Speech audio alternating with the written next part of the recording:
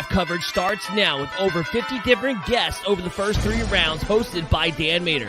Hello, everybody, and welcome to the Belly Up Sports' NFL Draft coverage. And Chris Dowhower, co-host of the MD's Fantasy Football Show and Belly Up Fantasy Live. Let's go to the pick here.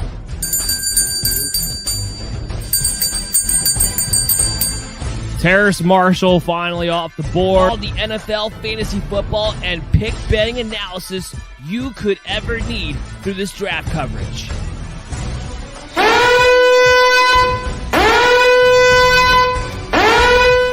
So the Detroit Lions are the ones on the clock. They're going to make their pick soon, but the Giants, I'm getting word, just traded with the Miami Dolphins from 40. It's time for your coverage to start now. Welcome in, everybody, to the second annual Belly Up Sports' MD's Fantasy Football NFL Draft coverage. Say that 5 times fast. For the next, 5 to 6 hours, however long this first round is going to be, we got commercial-free coverage coming to you. We have guests coming out throughout the entire time, and we're going to talk about our NFL analysis, our fantasy football analysis, our pick-by-pick betting analysis. That's right, we're going to win you money while we try to figure out what your fantasy teams are going to look like and what your favorite teams are going to look like after tonight. I'm your host, Dan Mater, for the evening. Also with me is Chris Dowhower. He will be with me throughout the entire time as well. Chris, do you have your pee bag with you on hand? I was wondering if Manscaped makes some kind of, something for like a man diaper, but I'm definitely making sure I'm staying fresh down there with the Manscaped thing for this long haul that we have for the next 2 days. Absolutely. There you go. Oh, yeah. We're always going to be plugging away Manscaped at all times. And Mike Brown, the co-founder of Belly Up Sports, joining us to kick things off. Mike, thank you for coming on. How you doing Absolutely. Today? Good. I'm hoping this time I make it my full 30 minutes without cutting out, so. That would be helpful. It's hard to do that in Ohio. I know. Yeah. I get it. It's fine. But we got to work with what we got. Speaking of working with what we got, Chaz, it's good to see you, man. You haven't been here since what? We ended our shows back in February. We're doing our DFS and our betting every single week. So it's good to have you back. And I can see in the background here, repping the new show coming up for you. Yeah, very excited. It looks like it's going to be the 21st, mostly because the Derby is so important to me, but I drink a lot. So the next week I'm useless. So the week after that, we'll put it together. We're going to have a lot of fun. I've been pumping the cannabis industry for a while now. It's going to be a lot of fun, but mostly we're going to cash chicken. What's better than betting and smoking and feeling good about yourself? Nothing's better than that. And that's what we're going to bring you guys tonight. Entertainment throughout the night is going to make you feel good, be happy, win money, and we're going to have a great time doing it. Guys, going into this NFL draft, it's much different than it was last year. Last year was all about the quarterbacks, the top, 3-4 picks all in a row. Who's going to trade up for the extra ones? We had 5 quarterbacks go in the first round last year. Now the argument is, do we even get 2? Do we get 1? And that's how much of a drop-off.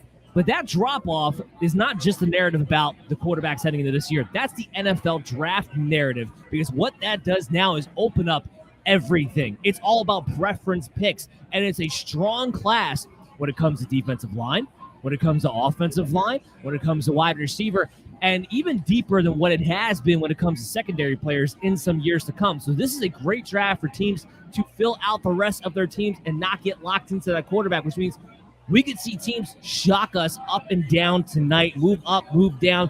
8 teams, I believe it is, have 2 first-round picks in tonight's draft. That's the crazy thing about it. Chris, what are your narratives that you're looking forward for tonight? Yeah, I think, the big one's going to be who goes number 1. I mean, it's kind of one of the better kept secrets out there lately. Usually you know by now. I think that's going to be kind of debatable, what kind of defensive guy or could be offensive guy and kind of surprise everybody. I think the other narrative you're talking about is how much depth is this offensive line in this draft. One of the things that's definitely been lacking in the NFL the last few years is offensive line. I know it's a fantasy show, but we always talk about in MD's Fantasy Football Show the importance of offensive line, and you're going to get a lot of game changers, and especially in this top 5, top 10. So I'm really excited to see the offensive linemen where they kind of wind up. A lot of guys in the trenches to win picks. Mike, you're a Detroit Lions fan, which is heartbreaking all the time. Yes. They got 2. They got 32. What do you want your team to do? Well, it's funny because, you essentially have the 2 almost that number one pick and the first pick and the last pick. You know, this is one of those drafts that you really don't want the first, second, third pick because, I mean, don't get me wrong. Detroit has a need definitely on the defensive line. There's tons of prospects, but you also really don't have an opportunity. There's nobody really wanting to trade up to get up there. You know, there's, you know, because like Chris said, you know, nobody knows what's going on right now, and I'm more interested to see what's going to happen on that 32 pick for the Lions. You know, to see can we get a quarterback? Can we get a stud there? Who knows? But it's going to be interesting because I feel like Hutchinson's the safest pick. Some people are saying he's the most talented. I think he's the safest pick. I don't think he's the most talented by any means. So if the Lions can land him, cool. I feel like the Jaguars could definitely go offensive line and surprise people that first pick to really help out Lawrence. But there's a lot of things in play right now. So at 2, you know, I would definitely be okay with Hutchinson if he's there. I can't say he's going to if he falls there to the number 2 pick. But this is one of those drafts that I feel like very few people are going to want to trade up to that top 5.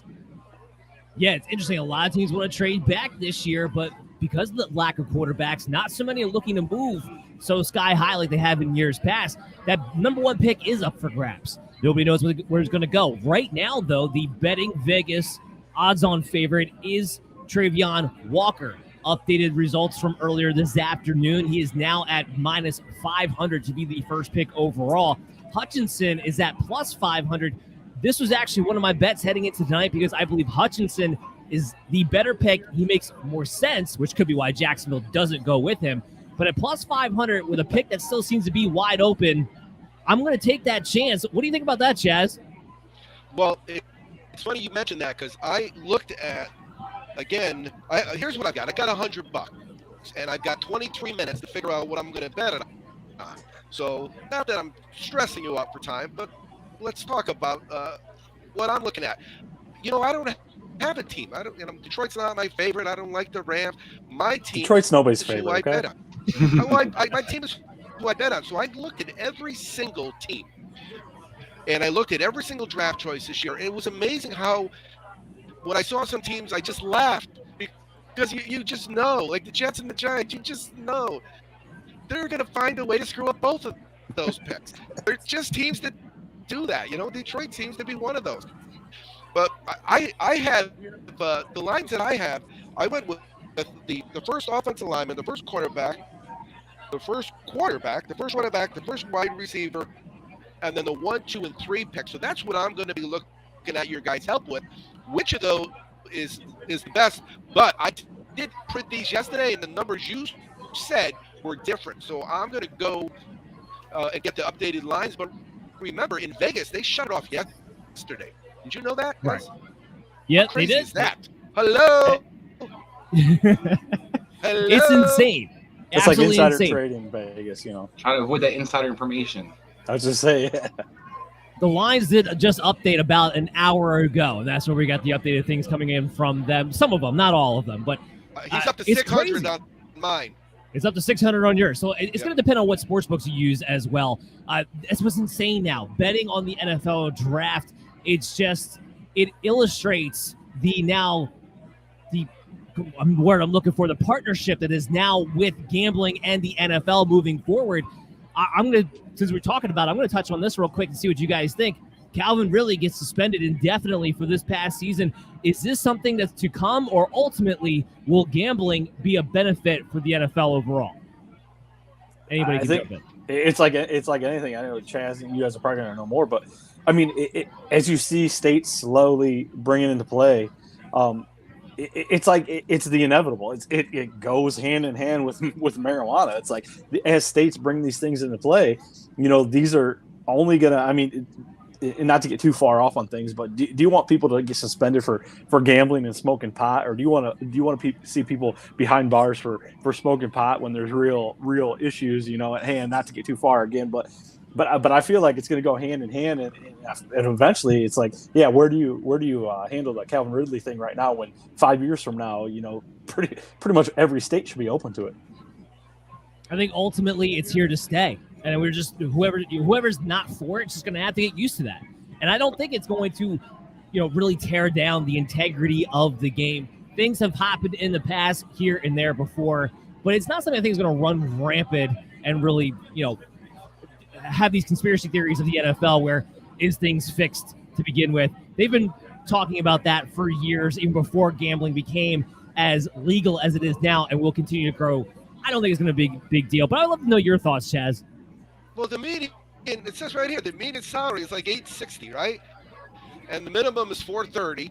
A lot of people get $2 million or more. The bottom line is, if you're making $860K, right? Stay away from the sports book, Einstein. What am I missing? Yeah, what is do you so need? difficult about that? You could drink Cristal anywhere you want. Just leave the sports book away. Go get it off your phone. It's ludicrous to think that you could have that much money coming in, you would risk it betting, a couple grand. Chaz, one more time, run through what's the 3 picks that you were looking that you wanted to try to bet on? All right, so who's number 1, who's number 2, and who's number 3, and then the other 5 are who's the first quarterback, who's the first running back, who's the first offensive lineman, who's the first receiver, who's the first cornerback. I'm going to kick this to Chris. Chris, start off with your number 1, number 2, number 3 picks. I think Jacksonville is going to shock the world, and I think it's going to be the tackle from North Carolina State, Akua. I think that you look at Doug Peterson's kind of track record in Philadelphia. He loved offensive linemen. They definitely need to upgrade. I know they signed Cam Robinson, but Akua can play outside or inside. So I think that's actually going to be the guy. I think they're going to kind of surprise people. I think they're kind of looking for somebody to move up for that defensive end. Maybe that they leak out they want Walker, they will leak it they want Hutchinson, hoping somebody to kind of jump up. But I think ultimately they're going to take the offensive lineman. You're going to take offensive lineman even after extending Cam Robinson. I think Akua's. I think he's the kind of guy that, like I said, can start on the inside, be immediate starter at the guard, and then eventually move out to tackle. Doug Peterson has kind of a history of doing these kinds of things. So, like I said, I think that's where they're going to kind of stick to. And I think Trevor Lawrence is the franchise, and I think that they realize they need to protect him ultimately, and they're going to make sure that the best front 5 they can possibly put out there. The problem, let's play that. The only problem is he's absolutely right. He's so smart, Chris, but this is Jacksonville. Well, Urban's not there. Well, I don't think it's smart because signing Cam Robinson at $54 million and then drafting number 1 offensive lineman when you took the guy Little last year in the second round, I think that is kind of spending too much capital. But I do think that that's what the Eagles history has. They've always went big offensive line. But is this the Eagles' history or is it the Trent Baalke history? The Trent Baalke history has been to take defensive linemen dating back to San Francisco. Yeah, but as we kind of saw this offseason, Trent Baalke's kind of holding by the grips of his his fingernails of that job. They brought in other guys to kind of advise, and I think Doug Peterson kind of has the say right now. I think he's going to be the one that makes the ultimate call. Well, let's play that out then. Let's say they do go offensive line. I'd have to think second pick, it would be a mishap, to say the least, if Detroit didn't take Aiden Hutchinson. No, Mike? No, I agree. And actually, tell you the truth, what Chris is saying is it makes a lot of sense. It may not be the sexy pick, especially the number 1 pick, and it may shock people, but you've got Trevor Lawrence, you've got ETN. They're invested in that offense. I know there's a lot of money there, but you're going to throw in that one guy because that one guy on the defensive line isn't going to make the huge difference. Same thing within Detroit, but you definitely got to go Hutchinson if he's there, number 2. Like I said, the safest pick. He's not a J.J. Watt. He's not a T.J. Watt by any means. I've heard some comparisons to Nick Bosa, nowhere near Joey Bosa. I know they have some injury histories, but you kind of know what his ceiling is and his floor is, and it's, again, the safest pick at number 2. Nobody's going to come up there and really offer you much to get that pick, where Detroit, I think,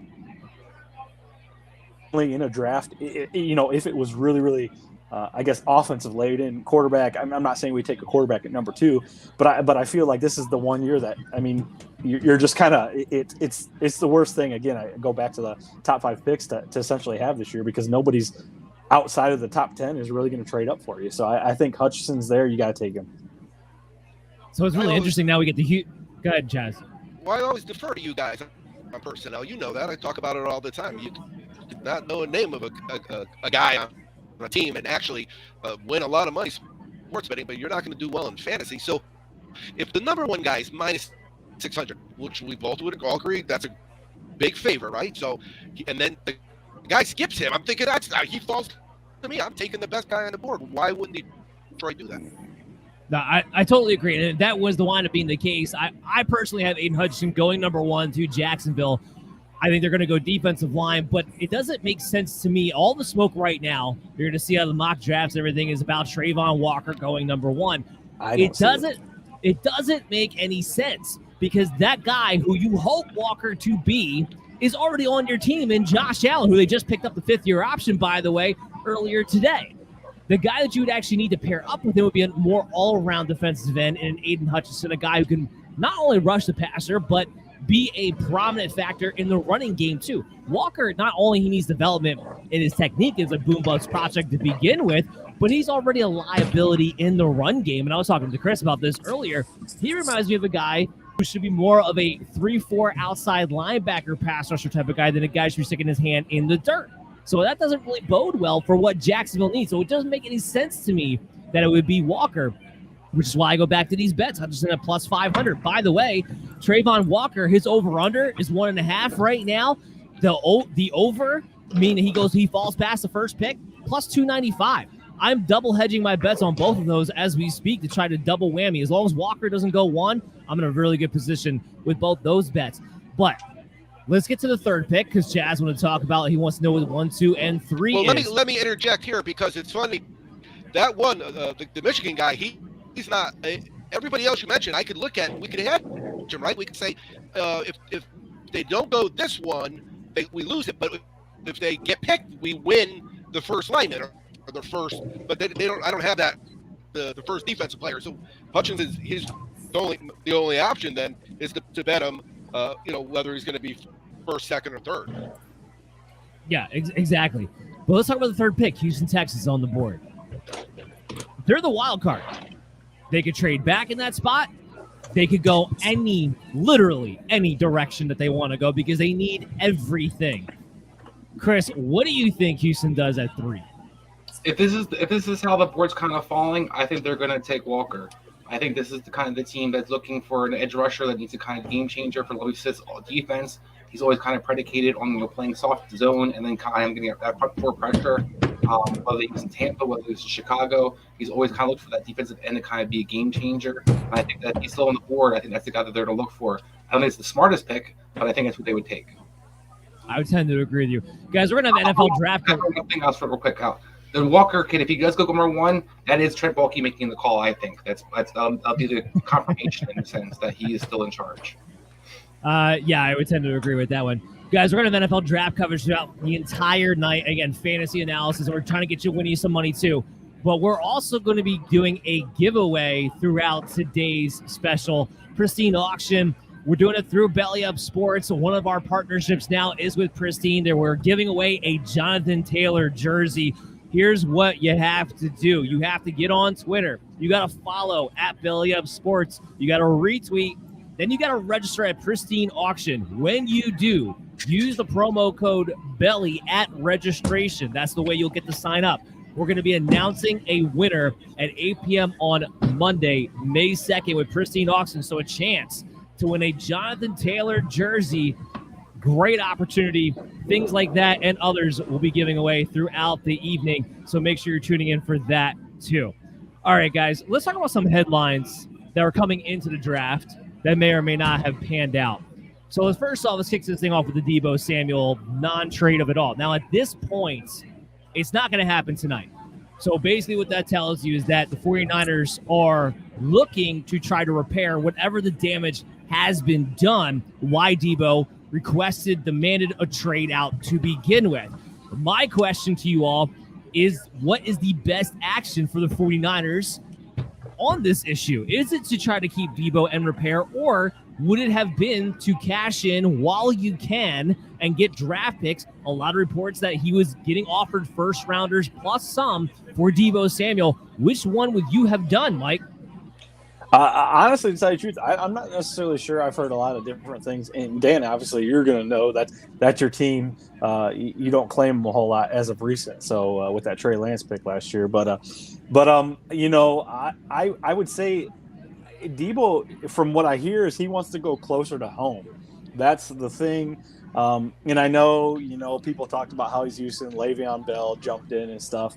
I mean, in a situation like this, I think there's there's a lot of opportunity, but when a player's like that, they have a year like he had last year, you know, it's unfortunate because even as an NFL team, as the money rolls in, you know, these are the only ways that these players really have any leverage, even though it doesn't mean you're going to ship them out. But do you want a guy to sit on your – I mean, he's going to play for you, but do you want him to sit in – I don't know. I haven't followed him enough, obviously West Coast, whether he's the big T.O. diva type.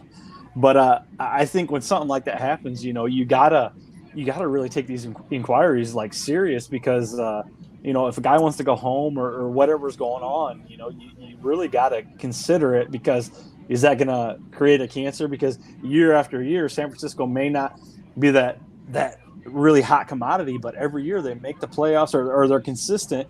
And I'm sure we'll talk about Garoppolo too because he's still there. So, but there's a lot going on over there that you almost gotta, you know, it's hard to part with a guy like that, but you got to see what there is kicking some tires.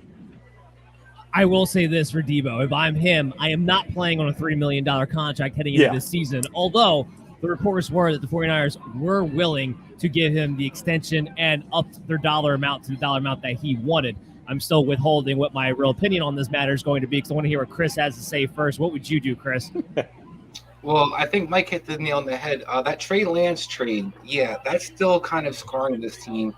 And if they could have got any kind of draft capital in this draft for Deebo Samuel, they needed to have done it. If these reports are accurate and they actually turn down some of these, you know, these offers, it's the stupidest thing the 49ers could possibly do. Now, I don't believe necessarily the reports because everything around San Francisco when it comes to reporting seems to be inaccurate. So I do question whether or not there's actual value that they turned down for Deebo, or do they wish they had gotten that value and nobody actually offered it, so they're trying to put it out there. Because this team seems to hold on to their commodities too long, and then they're able to capitalize on them. Talk about Garoppolo as an example, still $25 million sitting on your cap. I think Deebo Samuel is somebody you need to move on from. I think Brandon Ayuk was drafted for that reason. I think that he's a kind of an easy replacement in the sense. This team has a hard time featuring more than one receiver as it is. And you have all kinds of different mouths you're going to have to feed, including one of those Bosa boys that will be due for a new deal soon. So when you put all those things together, I think the 49ers needed to move Deebo Samuel in this trade, in this draft, I should say. And if they didn't, I think they're just basically playing with fire because I think inevitably they're going to want to trying to get pennies on the dollar moving forward. Yeah, that kind of sums up where I'm at. They needed to make this deal. You're paying Trent Williams. You're paying George Kittle. You have to get an extension done, which we know that's going to be a mega deal, with Nick Bosa this season. You just extended Fred Warner. You traded all your draft picks away for Trey Lance. So all of your money is going to be tied up, and you're not going to have top-end draft picks to replenish this team.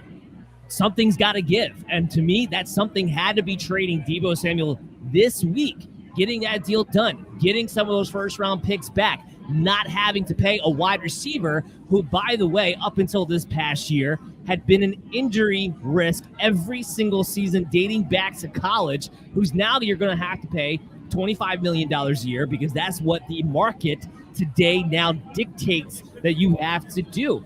This is the move that they needed to make. They didn't do it. So now you have one of two options here moving forward. It's either you repair the damage and you pay Deebo Samuel along with everybody else, and that's pretty much your team. You're not going to be able to do much to improve in other areas, or you're going to wind up getting pennies on the dollar because after this season, if you can't get a contract done, if you can't repair the damage that has been done, well, then you're going to be left in the situation where everyone knows you need to trade them. And even if you franchise them, you're not going to be able to afford to keep them on that franchise tag. You'll have to move them. The price tag will go down.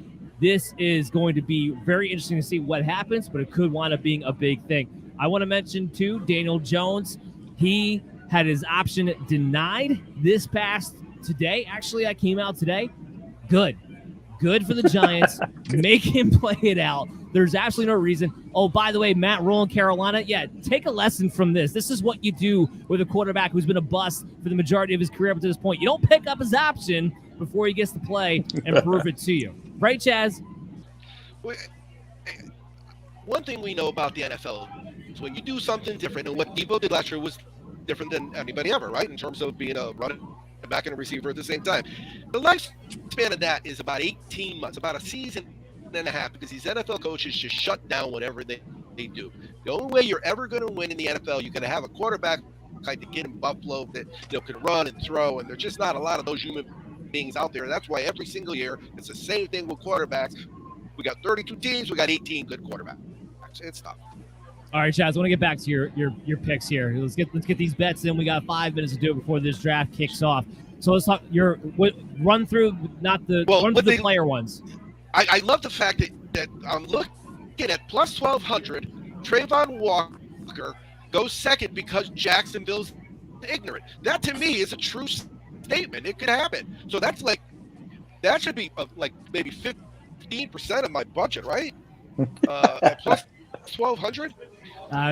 That's valid. Can't argue with that. Okay, and so if he's going to go second, then I got to look at the other guys, not necessarily betting who I think is going to go first, but if I can get him in their position, because this way I could still win if they go second or third. So that's what I need to do. I need to find the kid Chris mentioned is minus 275 to go first for the offense, the lineman. That seems to be a little tough. What about the quarterback, guys? Let's look at the quarterback. They're all pretty good odds. Who's going to be the first quarterback taken? Willis. No, it's going to be Willis. There's no doubt about it in my mind. All right, so right after the first is the quarterback. So that's minus 220. That's not. I mean, golly gee, that's not a heavy, crazy bet. We went with higher odds than minus 220. So that's what I'm going to do. I got to figure out what I'm going to risk. I'm going to risk 80. No, I'm going to risk 85 on Willis as the first quarterback at minus 220. And I'm going to risk the rest of the balance 15 on Jacksonville is stupid. And that's always a solid bet. I just want to say real quick. Sorry, go ahead, Dan. No, go ahead, Chris. I was just going to say, I always appreciate Chaz kind of, giving some people kind of tips that aren't necessarily professional bettors. It's not always about picking somebody. Sometimes it's about not picking, what the options are that are available to you. We call him second half Chaz for a reason, and there's a reason he doesn't have a team. He doesn't always pick the winners, but he picks what he's looking for, and he kind of has, a box he kind of sticks into and make sure that he pretty much make sure that he has a guaranteed winner or not. If he doesn't, he's not going to lose too much money. So I think that's one of the things that I really appreciate he kind of brings to a lot of betting people out there. Maybe don't know about some of these different ways to kind of angle this and kind of attack this draft. I do want to talk about some props that I have real quickly. Breece Hall going in the first round. I really like him going to Buffalo. That's at plus 160 right now. Just him going in the first round in general. I do think he's got a good shot for that one.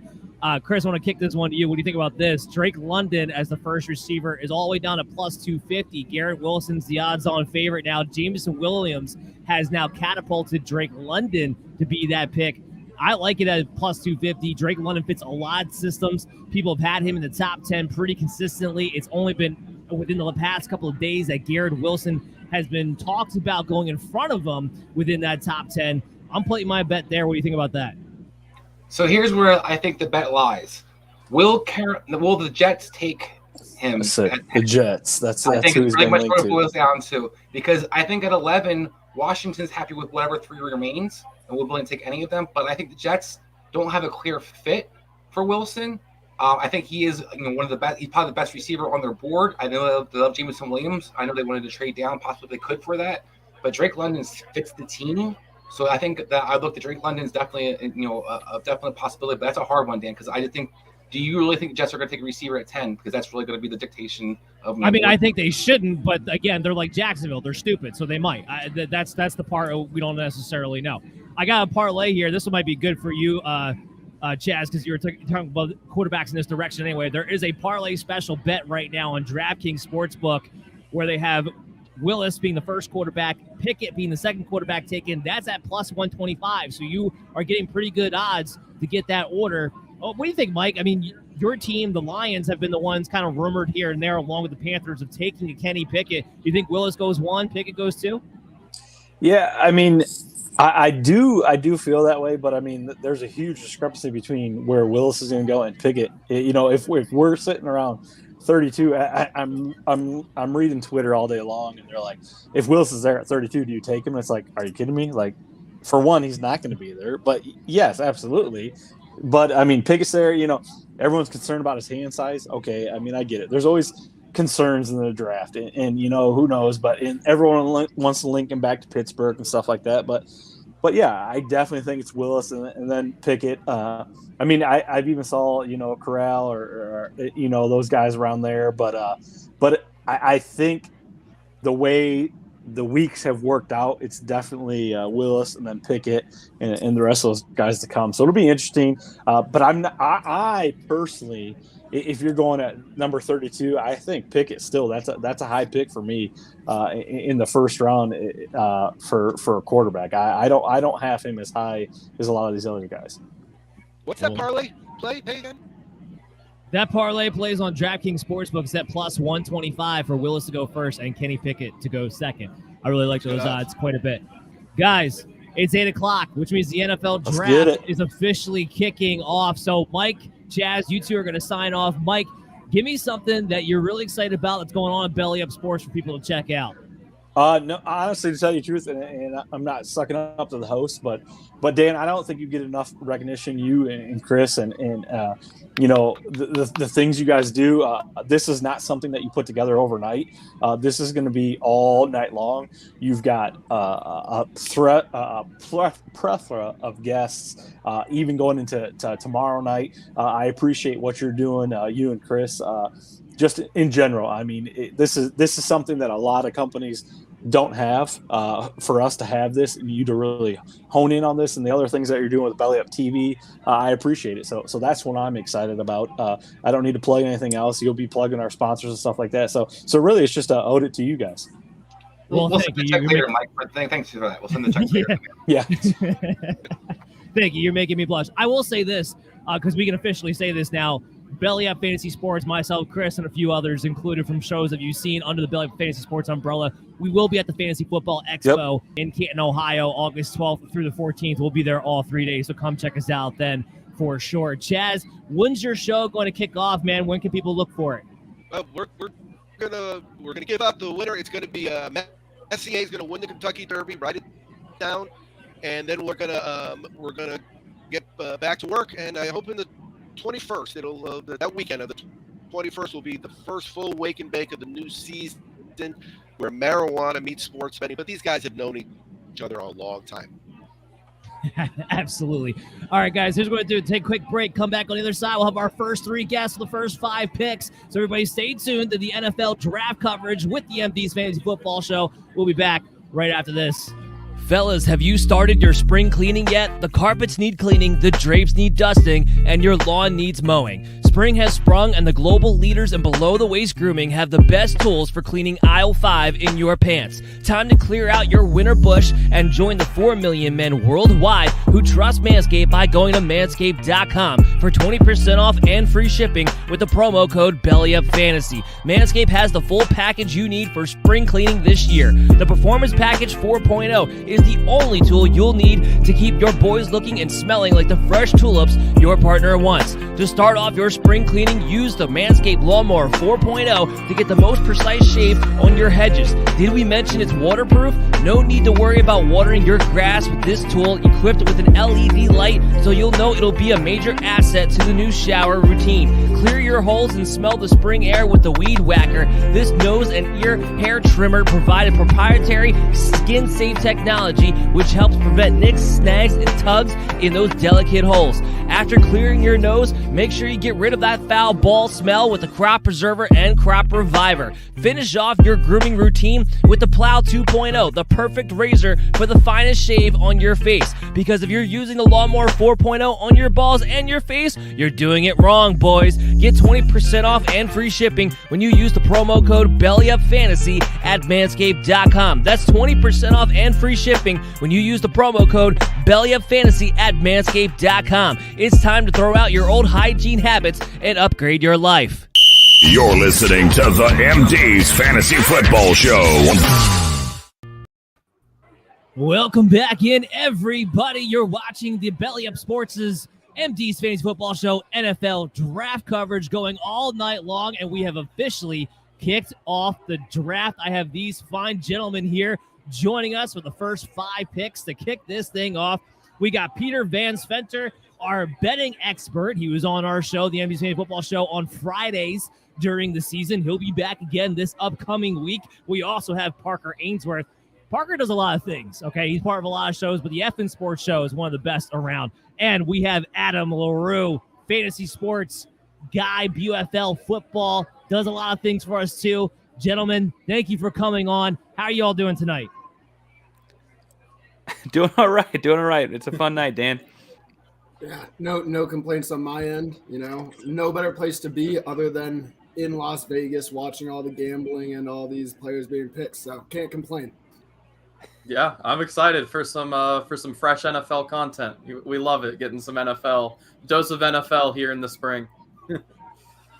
The NFL in the spring is, well, first of all, I don't know if you guys are in the Northeast. It's not springtime here, but I will take the NFL in any capacity that it might be in. I'm your host, Dan Mader. I'm joined here with Chris Dowhower, who will also be with me for the entire night. So, guys, Jacksonville will be on the clock momentarily. Heading into this draft, one of the big narratives is that we have several teams that have 2 first-round picks, and as a result of that, there could be a lot of movement depending upon where guys want to move up to get their guy, maybe even want to move back even more. But I have a list here of teams that I have marked down that I think are the most likely to either move up or move down, and I want you guys to tell me whether or not I'm wrong. So first and foremost, I have the Falcons. I think they are definitely going to move down. Parker, what do you think about that? Do you think they move down, and what are they trying to move down for? I think they try and move down with like someone like the Chiefs as a couple of picks kind of around the same area, and then get a lot more value there, I think, because they need so many things, right? And the Chiefs need so many less things, but they need someone to come and play right away. And so I could see them trading back. The Chiefs have a couple picks at the end of the first round. That would be my first guess, but that's just off the top of my head. Well, in that scenario, if you have the Chiefs moving up to the 8th pick, is that because that's a wide receiver they really, really love, or what? Well, yeah, I feel like there's like 3 consensus top whatever order you want to make them kind of guys. I feel like if Kansas City sees 1 or 2 go, then they'd be like, oh man, can we make this move to get one of them? And the question is, they move up to 8th to get one of them because 1 or 2 is off the board. Are they comfortable waiting to more like trading up to 12th or 15th? But I feel like Kansas City would move those picks in a package for a lot of different guys, for any of the 3, and then whatever they feel like that guy's going to be gone. They need to win right away. I mean, that's the way that is. I tend to agree. Now, quarterback. Even when our quarterbacks suck, that's all we have to talk about when we head into the first round. So, Adam, I'm going to dish this to you. The 2 teams that I have possibly moving up would be the Saints and the Steelers. Now, I think the Saints would be crazy because they have Jameis Winston, but that has been the narrative. Do the Saints or the Steelers move up for a quarterback? I think what it has to be following Carolina or to jump Carolina. It's one or the other. I don't know that Pittsburgh has the capital to go past or to really have the luxury to go past Carolina. And I don't see the need for New Orleans to do so because, to me, I think that they're a better situation for any of these quarterbacks. Even Desmond Ridder, who I'm not necessarily high on, I think he fits New Orleans very well. So for me, I don't see why New Orleans would trade up, even if they do end up getting one regardless. I don't think that they necessarily need to go up to get one. In Pittsburgh, I could see them jumping up to get a Willis at 5, but really that's about it. And I just don't see it for either of them. Chris, I'm going to kick this one over to you real quick. I had the Patriots dropping down, but I also, more interestingly, had the Panthers dropping down. I feel like the Panthers at 6, they're in a no-win situation right now. People were like, well, they got to take a quarterback, but they need so many other things. If they take a quarterback at 6, they're going to be completely reaching. If they're able to trade down, maybe that would be a better situation. What do you think the Panthers do? I think the Panthers want to trade down if one of those top offensive linemen are off the board. I think if they're sitting there and they don't have an option for Akua or Neal or even possibly Cross, if those 3 guys are off the board, I think that's when you're going to see Carolina scrambling to try to get back as quickly as possible in a sense, because that's their most obvious need. And that's the thing that they've kind of been leaking out that they're looking at hardcore with one of those top tackles. If they don't get one of those guys, I don't think the quarterback's necessarily something they want to take that high either. So I think they would kind of look to move it back. And I don't know who's actually going to have the draft capital. Kind of Adam's point. When you look at different teams, even the Chiefs don't really have the draft capital to jump up all the way to 9. Rarely do 2 late 30 picks or like it's 29 and 30 get you in the top 10. And I also think you look at the Saints and the Chiefs, the teams that have salary cap issues. I don't see these teams kind of wasting their picks in a sense, especially the Saints where they gave away some of their picks next year to kind of have this pick this year, that they kind of just move up and throw their money at a quarterback when they just paid Jameis Winston as well. So I think a lot of these situations, people are kind of looking for moves to happen, but I think both those teams really have, the salary cap issues that they have, want to keep the money that they have and kind of get 2 players for the price of 1 in a sense. So I would be kind of surprised if they would make those moves. The team I would shot for is going to say Seattle that could jump up. Is a team that kind of lurking, has the draft capital with the Russell Wilson trade and could need a quarterback. Seattle's a team that could be on the move up or down. There has been a lot of talk about either direction depending upon what they exactly want to do. Part of this coverage is that we want to win people money, and that's where I want to go to Pete with. Pete, coming into this draft, what were some of your favorite bets? So, first off, Dan, the number 74. It's been 74 days since you've been able to gamble on the NFL again, so I am very excited. First off, the first overall pick, those odds, those have changed drastically, and I don't know what to think of this. I saw a tweet that Adam Schefter said today that said, they think this is the craziest draft of all time, very unpredictable. I think that if I had to go number 1, obviously the odds say that it should be Walker, but I would take Hutchinson plus 400 just with the value. I don't think that you can really guarantee the Jags are going to take Walker. They've honestly made some crazy picks in the past, whether it be Blake Bortles, Trevor Etienne, Tyson Alualu. I think the Jags are a wild card. I think that Hutchinson makes the most sense. I heard that the owner really wants Hutchinson, but the GM really wants Walker. We'll see if the owner kind of just puts his foot down and says, no, we're taking Hutchinson. And I think that – I don't know how you don't take Hutchinson. It's Nick Bosa, Joey Bosa 2.0. It's a lock of a pick in my mind. I think you just got to do it, and plus 400 is great value at that. Well, speaking of, in case you guys didn't see the graphic, the Jacksonville Jaguars are officially on the clock after Roger Goodell brought up Ice Cube to the stage and had Derek Carr up on the stage, and finally we're able to kick off this draft. So the Jacksonville Jaguars are on the clock. Pete, I'm with you. Nothing makes more sense to me than the Jacksonville Jaguars taking Aiden Hutchinson. I really think because they just extended Cam Robinson, they're not going to take an offensive lineman. I really don't see that happening. Trayvon Walker makes absolutely no sense, which is why that could be the pick because it's Jacksonville and it makes absolutely no sense. But Aiden, if you want Josh Allen, who you just picked up his 5th-year option earlier today to work the way you want him to, he's already that purebred pass rusher. What you need on the other side is to be able to anchor down your defensive line and make it more all-around, which is what Hutchinson brings to the table. You put in a Trayvon Walker on the other side of Josh Allen in a division where you have to go against Derrick Henry and Jonathan Taylor twice a year. It absolutely makes no sense because teams are going to run all over you all day, every day. What do you think, Parker? Yeah, I don't think this has to be that complicated. I mean, we gave out awards for things like best players in college football and Heisman and stuff like that. He came in second. The guy that came in first isn't eligible for the draft this year, right? He was all the defensive player of the year type of things. He's been top of the until very recently. He was consensus number 1 across the board. And frankly, before that, it was Tibbs. I don't know why this is more complicated than it is. He had a great year. He's going to be a long-term, barring injury, knock on wood, he's a long-term pro. He's built to anchor a defensive line. You can build the rest of your front seven around him. I don't think it has to be more complicated than that. Yep. Chris, put your GM cap on me for a second. Throw the fact out that it's Trent Baalke and Doug Peterson and we hate their player personnel choices. Throw that out for a minute. You're the GM of Jacksonville. What do you do? I'm taking Evan Neal. It's not even a question for me. I think Robinson's already shown you he's not the answer, and even they paid him all that money. You have the other side. You have Taylor on the other side who can definitely be moved. I think Robinson's better served to play right tackle as it is.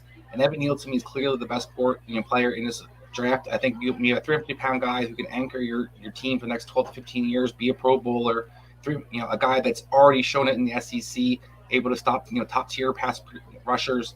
What else could you want? To me, this is guys, Jonathan Ogden, there's different tackles you can go through all the time, throughout history to see these guys are just dominant. Tariq Glenn, from Adams kind of Colts team, those kinds of players don't come around very often. And when I think we have a chance to get one of them, you definitely do. It served really well for Doug Peterson in Philadelphia to have those good tackles. I see no reason to, kind of gamble on average tackles at best with Cam Robinson and Taylor. So for me, it's no brainer. It's Evan Neal. Dynasty owners right now, they're trying to figure out, what do you do with Trevor Lawrence? What's with Travis Etienne? What's their fantasy value moving forward, and how does it get better? Because it didn't look great last year. So, Adam, what do you want Jacksonville to do? Do you want these guys to get better, or do you think people should just be trading away Trevor Lawrence? They'll be trading away Travis Etienne and getting out while they still might be able to get some value for him, or do you think they can turn this around depending upon this pick? I think depending on how the trajectory of Jacksonville goes, I absolutely think that Trevor Lawrence can turn this one around. I think he was, a wee bit overhyped coming in. That being said, he was still the QB1. I think he is a very talented quarterback. I think he does have all of the capabilities to be a franchise quarterback in this league. Now, Travis Etienne is a completely different question. He was drafted because they couldn't get Kadarius Toney. That's what we're working with here. Travis Etienne, I think, is going to be in a difficult situation. He's coming off of a severe injury. James Robinson is coming off of a severe injury. Despite James Robinson's injury occurring way later, somehow it seems, reports coming out of the building seem to suggest that they're going to come back in a similar time frame. And if that is the case, I would put all of the money on James Robinson being the one that gets the majority of the touches. Everything has shown me he is the better back. He was the first year. They should have never drafted a running back in the first. He was last year a very good back. In an awful situation, he was a very good back. If the situation improves, he'll be even better. If it doesn't, we know he'll still be good. In PPR leagues, ETN might still hold value, but ETN is going pretty decently high in startup dynasty drafts right now. I would sell. Absolutely. It's a hot take, Adam. He just spat in the faces of all the fantasy industry because everybody else wants Travis Etienne to come. But you know what? Depending upon his health, that is, I tend to agree. That James Robinson is the more complete back, and the big reason they wanted Travis Etienne was because of Urban Meyer, who's gone now. Will Doug Peterson want the same thing? A lot of that's up for a question mark. Guys, I'm getting word now, though, that the pick is in.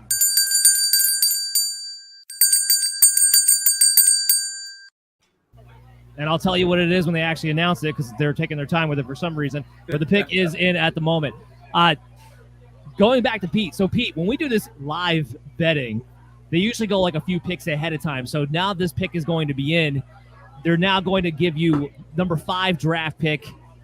Right now, Charles Cross leading the way at plus 125, Evan Neal at plus 200, Ahmad Gardner at plus 800. Any of those players you like there real quick? I mean, just as Chris talked about earlier, I think that you had to take Neal. Honestly, I completely agree with what Chris is saying with Neal would be the right pick first overall. I think given what the Jaguars did, though, giving Cam Robinson that extension, and I believe they got the player from Washington this summer, Brandon Schreff. So that's why I don't think Neal might fit there. I think Neal makes a lot of sense at 5. I think the Giants are a crapshoot. I think that they probably go offensive lineman, and I wouldn't be shocked if they just get a receiver at 7 too. Get a nice 1-2 punch because that I honestly don't think Brian Gabe will trust that offense for a second. I think he wants his own system guys in there. I don't think he really has anything to do.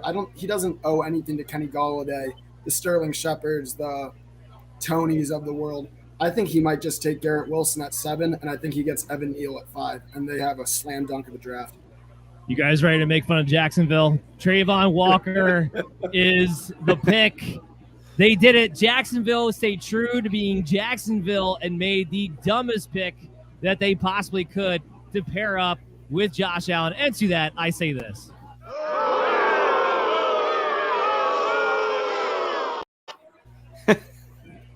Parker, fire away.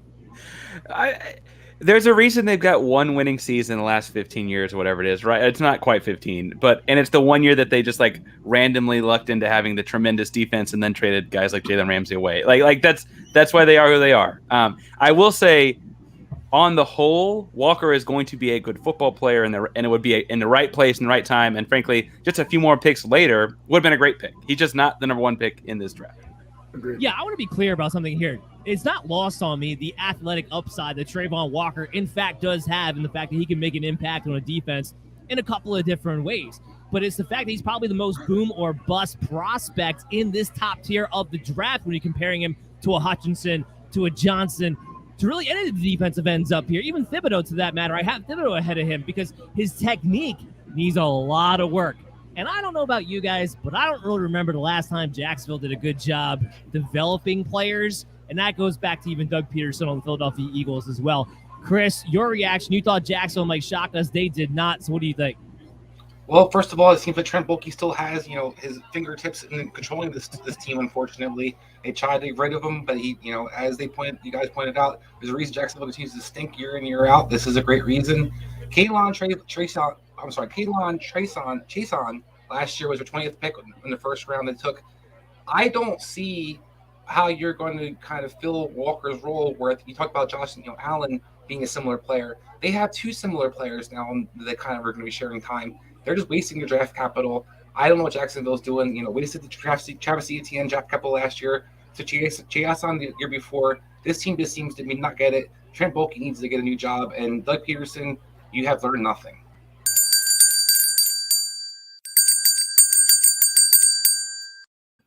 Detroit wasted absolutely no time at all and took Aiden Hutchinson, the smart pick that they could have possibly done right there.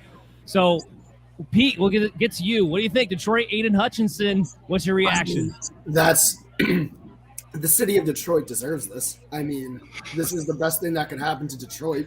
Like, that is so cool that he was at Michigan, grew up there, and he's going to be in Detroit. I think that he fits Dan Campbell's, just raw personality, going for kneecaps. They can build around that. They have a lot of draft picks. I believe they also have more draft pick capital because of the Matt Stafford trade. They have the 32nd pick. I think this was a no-brainer. They just got the best player in the draft. And you know what they did that I really love? They didn't tank last year. They didn't tank to get this pick. They continued to go hard throughout the season, and they ended up with arguably, in my mind, the best player in the draft. And no disrespect to Walker. He's probably a great player, great kid. I just don't think it's the right pick for them. So it's interesting. We got Detroit. They went Penny Sewell last year. Now they're going to the defensive line. They are trying to build this team inside out, which is what you need to do when you have to build up an entirely new foundation. So, Adam, what do you think about Aiden Hutchinson going to Detroit? What does that mean for them going forward? And what do you think they do now with their 32nd pick later on this first round? Well, I think they continue to do what they've been doing, which is to build through the trenches. I think this is actually a smart Lions organization, which feels so weird to say, but they are doing the right thing, and that they are building their foundational pieces through the draft, and they are filling the needs that they have to just fill out the roster in free agency. They did what they had to do to get an adequate receiver core in free agency. They don't need to get a receiver. Now, if they get incredible value at 32 for one, may they pounce on it? Sure. But I think that they could continue to, play best pick available. And if that's someone in the trenches, either on the defensive or offensive line, I think that they'll absolutely go in that direction. Now they have a great power rusher. Now they have great tackles. They have a great center. If they continue to build at a guard or on the interior of the defensive line, I think that that's somewhere that they would go. If not, linebacker, just take another step back a level. But I do think that they're going to continue to build inside out, kind of to your point. Parker, the Houston Texans are on the clock. This is like the deuces of wild cards that you could possibly have coming into this draft to begin with. What do you think? I don't even want to know what you think. If you're Houston, what do you do? How many guys can you draft with one draft pick? I think that the real trick, it's where the chaos starts, right? It's where all the unknowns happen. They can go a number of different directions. I've thought they're going to lean defense this whole time because there's value in offense later. And I really think that as far as Houston goes, they just need guys that can play pro snaps. They're a glorified minor league team in a lot of ways. Lately, I do think that they want to try this Davis Mills things out, so I think that they'll eventually go lineman. But for this pick, I imagine they go defense, corner. I'm a Sauce guy. I know some people are Stingley's guys as far as Houston sports Twitter goes. I think I'm with Sauce here at the 3 pick, though. Pete, let's go to you real quick. So now this pick is off the board, so now they're taking bets for the 6th pick. Right now, Charles Cross leading the way at plus 200. Ikawanu at plus 300. Evan Neal at plus 300. It looks like we're going offensive tackle with the 6th pick. Any of those values or anything else in there that you might like instead? I guess value-wise, That's Carolina, by the way. Yeah. I like Cross there, I guess, because as I said, I like Neal going 5th, so I don't think Neal falls to them. I guess Cross makes sense, but as you said earlier, I think they trade down. I think Carolina realizes that there are a lot of wide receivers on the board, and they are a team with a bunch of problems, but wide receiver is not one of their many problems. There are a bunch of teams with draft capital that can trade up. I think the Panthers should trade down. If you want to take a shot, maybe take a receiver value-wise in the 6th pick. I don't know. I don't feel very comfortable with this 6th overall pick with the Panthers. Well, no, and that's why I posed the question to Chris earlier, because like they're another one. They're kind of like Houston. There's a lot of different directions that they could wind up heading in, and they need a lot of different things. And they're also in a situation where I don't think their head coach and Matt Rule is going to be around after 2022. So how are you building out your team moving forward from there? But let's get back to Houston, Chris.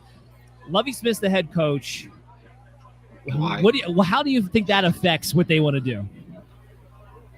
I don't know. I mean, I don't know how you build in Lovie Smith. I know he wants, cover 2 defense is what he's known for. I talked about a pass rusher earlier.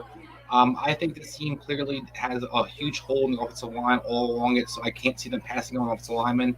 But I think that when you look at this team, a Lovie Smith team, you usually have a team that's going to have an edge rusher, probably a decent safety. The corner, I think, would make some sense. I love Gardner too, but I don't think he's going to go. I don't think he fits his system per se. Where I think they might not necessarily think they need to take a corner that high.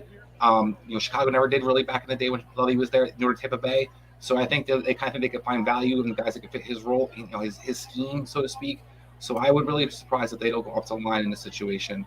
But I think it's probably a vanilla pick if Lovie Smith and his image, so to speak. Dan Campbell talked about pick Hutchinson. I think that's a great image for he kind of fits that team. I think you looking for a vanilla guy. You're looking for like some kind of boring offensive lineman probably, or somebody who's just kind of, Davis Mills is going to be your quarterback next year. So that's all I have to say. I mean, I don't think it really matters what they do. Well, as I was going to say, this is probably the first team that actually has a legitimate case to do they want to take a quarterback or not. And I think Davis Mills is just as good as these guys are, and that's how sad this quarterback class. Well, I was going to say, as an ex-Bears fan, we went through Rex Grossman for many, many years. Lovie Smith is never in a hurry to get rid of a good quarterback. So don't worry about it. All right. Well, I think we have our first surprise of the draft here.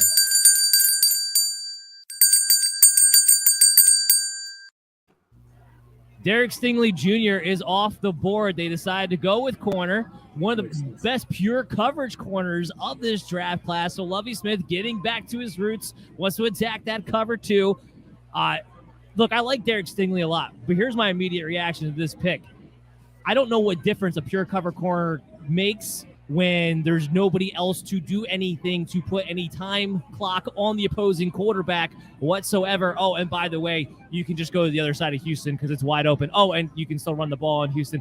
So this is why I talk about this all the time. These top picks, if there's not a quarterback that you want to change your team, you got to build from the trenches inside out. I love Derek Stingley, but I don't think he helps this team. Am I wrong? Anybody? Go ahead. No, and I think that somebody else can comment. I think Gardner, if you're going to go corner, Gardner's definitely the clear best corner in this draft. I love Stingley as well, but there's no way you take him 3. Yeah. You can go, Parker. I was going to say, I think the deal that you're thinking with Houston, they got, 13? I think that they're hoping that there'll be a decent tackle there. Whether or not that's the case, I guess, that would make them Houston if that was not the case. I feel like at the end of the day, that's the goal there. Whereas now, if you can get a top tier corner, and I thought they would take a defensive player. I was just wrong on which of the corners it was. I understand the idea of like getting a young corner right now because like it'll be less likely that you get that corner later, where you might get a good offensive lineman later because of how many there are. Well, I'll say this, and it made sense to me. 13, a lot of mocks at 13 had them taking Kyle Hamilton. And you know what? I don't think this pick deters them from doing that. It would not shock me because it's Lovie Smith that we're talking about. He would take 2 defensive backs in the first round. It'd be really interesting to see where Kyle Hamilton wilds up because that is one of my guys that I think as a safety, he could actually change the defense. And if you're going to take Kyle Hamilton, I would have rathered him over Stingley in this instance because he affects more levels of the field. But look, Derek Stingley, I'm not trying to crap on this kid. He is, like I said, I think he's the best pure coverage corner in this draft class. He will offer the ability to take away half the field here for them. I just don't know how much it matters for a team like Houston. What do you think, Adam? Sorry. Go for it, Chris. I think, you can comment this. Your Colts play cover 2 defense. I think Stingley's not a cover 2 corner, so I just think this is a bad fit for him as well. He's not a tackler, so I don't know how this is going to kind of hold up for him and how he kind of gets to show his shine of being that shutdown man corner that he is, because he travels, and if he's not going to travel, I don't understand why he's taking this high. Yeah. Yeah, go ahead. First and foremost, I agree with that point. This just doesn't really seem like it doesn't seem like a great fit. Yeah, I mean, Stingley is a great player. He's going to be tough to go up against looking at him from the other side. But with the rest of this defense around him, I just don't know that. And again, to Dan, your point, I don't know how much it matters. And we'll see what happens at 13. I just don't. This isn't something that can change a defense entirely, at least from my point of view. Yeah, I was going to say quickly, Dan, just first off, I think Sauce goes now. But quickly, for the 13th pick, you were talking about going into trenches and 3rd overall, how they need to build around the trenches. Do you maybe think that they would hypothetically think if Sauce goes right now at 4, Thibodeau, he might fall like to the late 9, 8 range. Do you think there's a possibility maybe Houston says, hey, we can just get the cornerback now at 3. We got a lot of capital from the Deshaun Watson trade. Let's just try to move into that 8th spot or something. Let's see if we can just get both of them. Both those guys should have been top 5 picks by a lot of mocks. I think it might work out for Houston. I mean, I know looking at it right now, it might not make sense, but what if there's a possibility? We talk about teams trading down. Thibodeau probably, do you think he's going to get picked by the Giants? Because I think they're going to go offensive line. I don't know what the Panthers will do at 6. I don't think anyone does. I think who's at 7? The Giants again. Maybe they go there, but I think they go receiver. I think Thibodeau might fall, and you can just jump right in there. I don't know. Well, to answer your initial question, and then we'll talk about the 7th pick because that's what the bets are now up to. You're forgetting one thing. Nick Casserly is the GM of this team, and he's a Patriots guy. They're not trading up. I'm going to tell you that right now. They are not going to, especially since they're rebuilding anyway to begin with. If anything, they'll trade back. They ain't trading up. So I don't think that's their thought process at all. But let's talk about that right now because now the pick 7 bets are up. That for now, until there's a trade made, is the Giants. Leading the way are the 2 defensive ends, Thibodeau and Johnson. Thibodeau plus 200, Johnson plus 300. But also tied with that is Evan Neal at plus 300. Ahmad Gardner, more of a long shot there at plus 600. So if you guys want to place those bets, you're kind of looking at it this standpoint. The Giants take an offensive lineman or a defensive lineman at 7. A lot of that could be dictated by what they do with pick 5. Yeah, 100%. Pete, do you have a value pick for that? Yeah, I was going to say, I think so. I think Sauce goes 4. I think 5, we talked about Neal. 6, we talked about Koss. So 7th overall, if Thibodeau's there, I guess you kind of have to take him. Like, he's that good of a value. But as I said, if I'm the Giants, I might want to trade down if someone would give me that ammo. But if he's there at 7, I think you got to take him. And as you said, build through the trenches. If you get arguably the best offensive lineman in the draft and arguably the 2nd best defensive lineman in the draft, that's what people were talking about the whole time. I mean, Giants fans got to be happy with that. That's a slam. I mean, that's easy money for them. There's something to be said, though, about like in September, Thibodeau was the obvious number 1 overall pick in this draft. Obviously, things change, but like there's something about just best player available at 7 too, right? Like that's potentially a lot of talent, like to get in the later part of the top 10 for all the other stuff that's going on since September.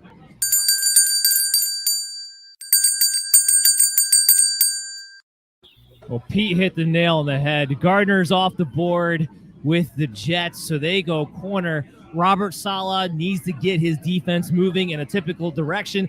I honestly thought he would go defensive end. They do have another pick, though, so maybe they'll go defensive end with their next selection at 10 if they want to stay on the defensive side instead of going offense. That would actually make more sense to me. But they get Gardner. They get the top pick. I'm going to kick this to Chris because Chris actually compared Gardner to an ex-Jets cornerback earlier in our draft analysis. Yeah, you're reminding a lot of Darrelle Revis. I think you look at what the tape he has.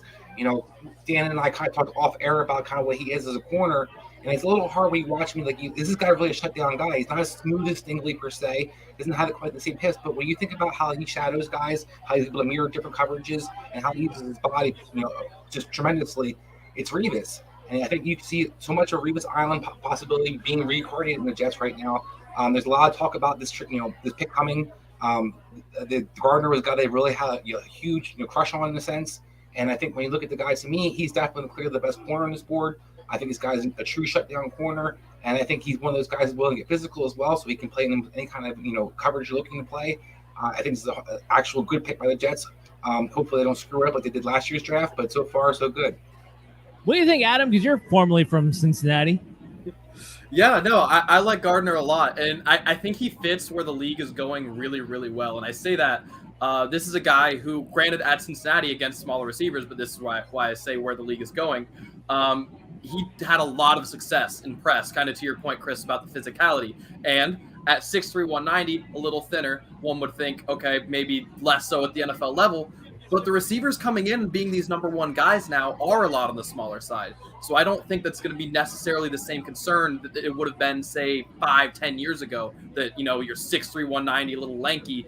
Can you be a press man corner? He absolutely can. And it's something he's shown a lot of ability to do so, even against talent at the bigger schools like the Alabama game.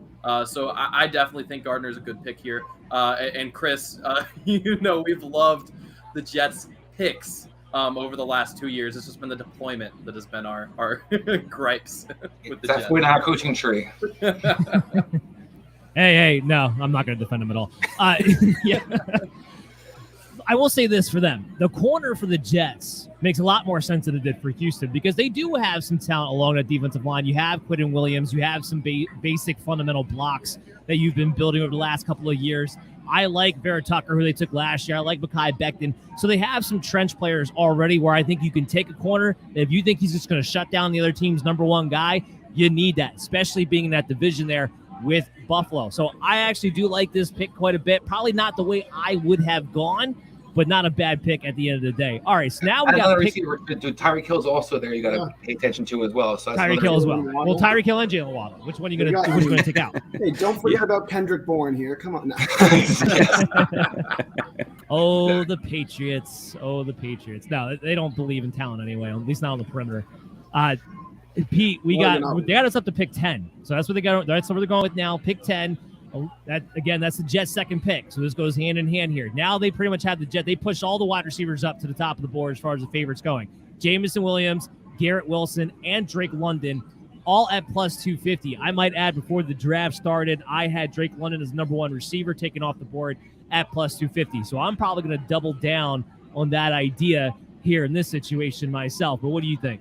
I like London. My question for you is this a little bit of the range where you're kind of sweating a little bit as a Niners guy, thinking, hey, maybe the Jets are thinking about Deebo Samuel a little bit? I hope to God they are.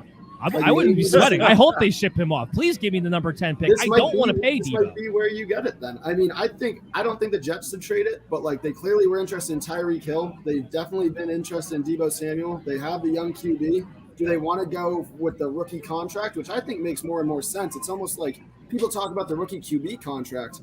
I think more and more we're going to start seeing the rookie receiver contract. You look at Jamar Chase, you look at Justin Jefferson, you look at just over the past 3 years, So Terry McLaurin, A.J. Brown, and Deebo Samuel, it's all about to be their fourth year in the league, if I'm not mistaken. They're all trying to get big deals.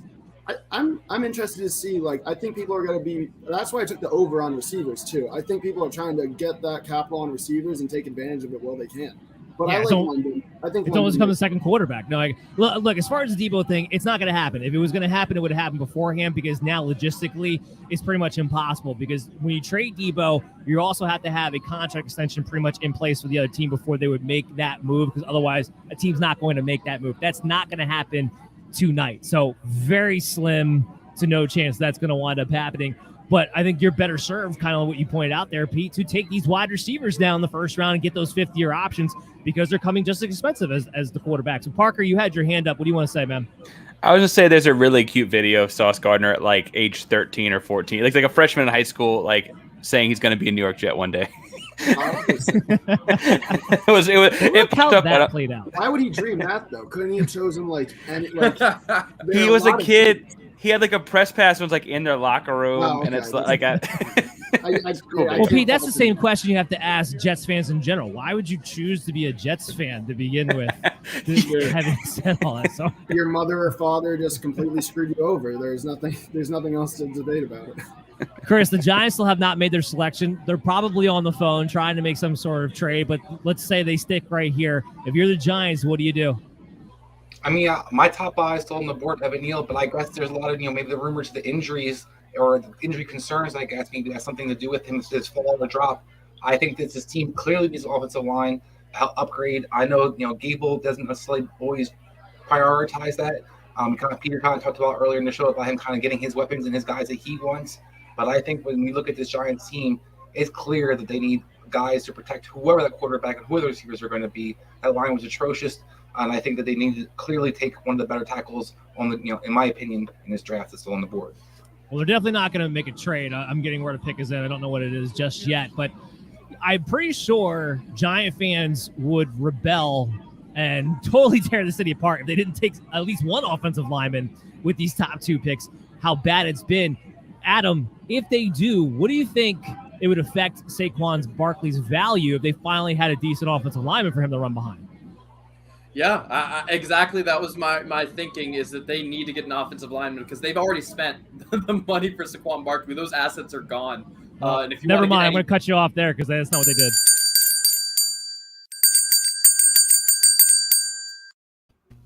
They went pass rusher. They went Kayvon Thibodeau.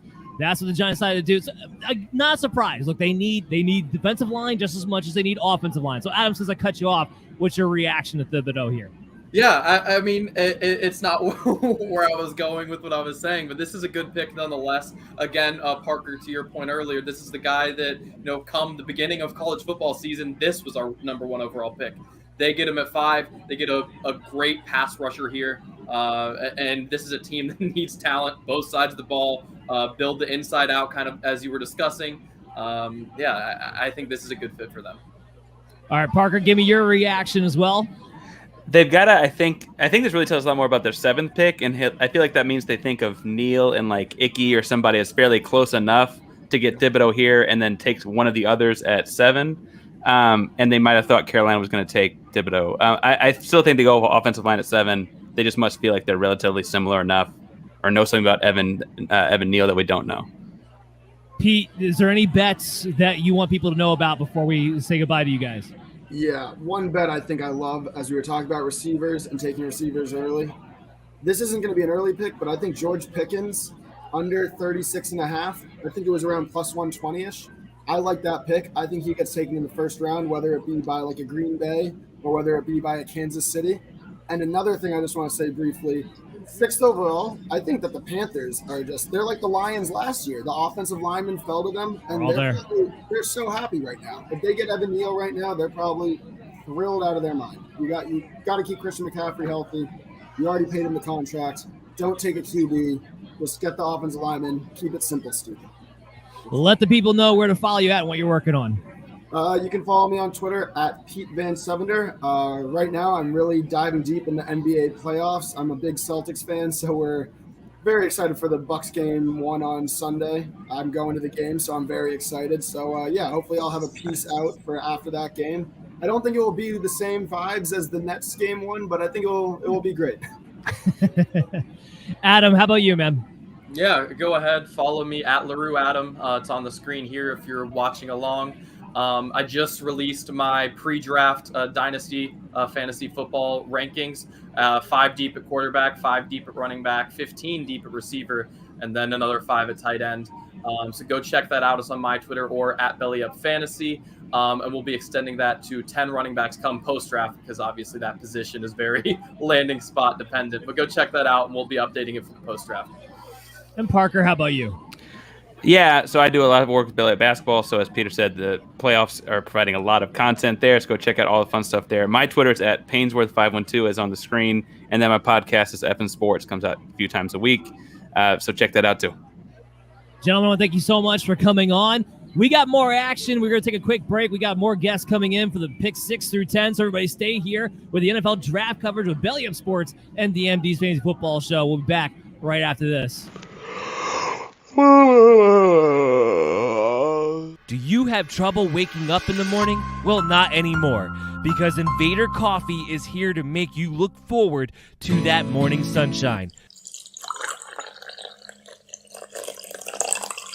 Rated one of the best, smoothest tasting coffees on the market today. Originating out of Texas, this rare coffee product is able to reach new heights in quality from its air roasting process, creating coffee beans with the most robust and smooth flavor you will ever find.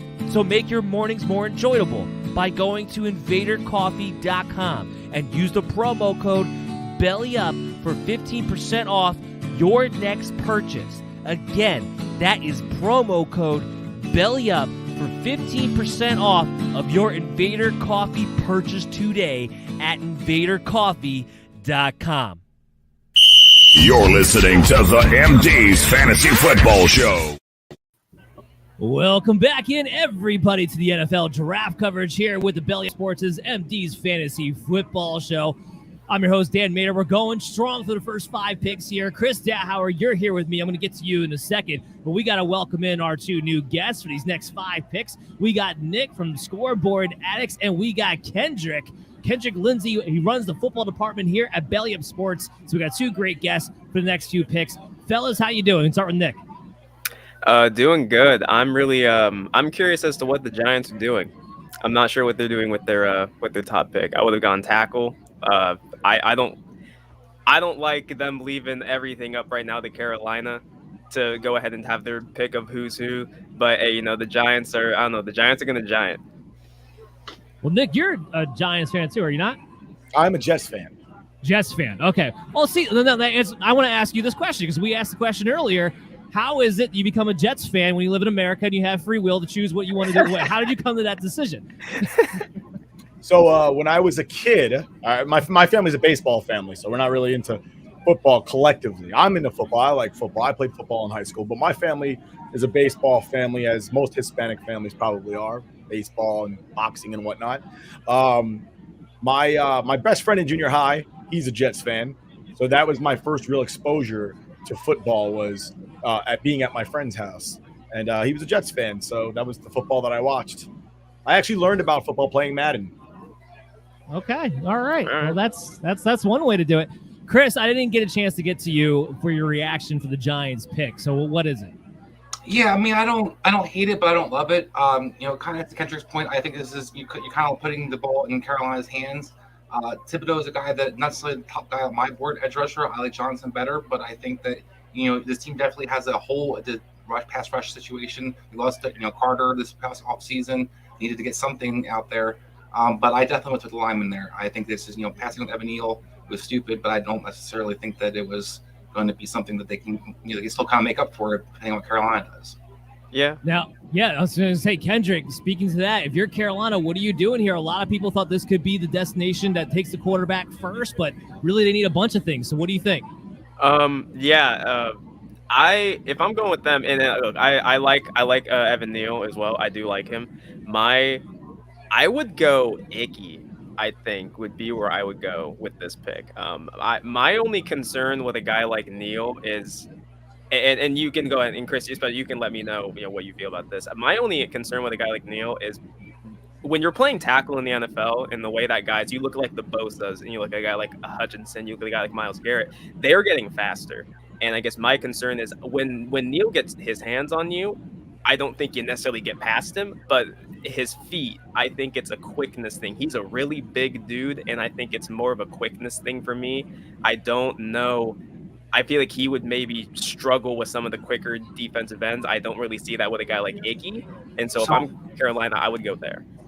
No, I definitely understand what you're saying. My thing with Icky, though, is his biggest knock is can he pass protect? He's definitely a road grinder. I think that he hasn't really shown you he's a great pass protector, while Neal has in the SEC.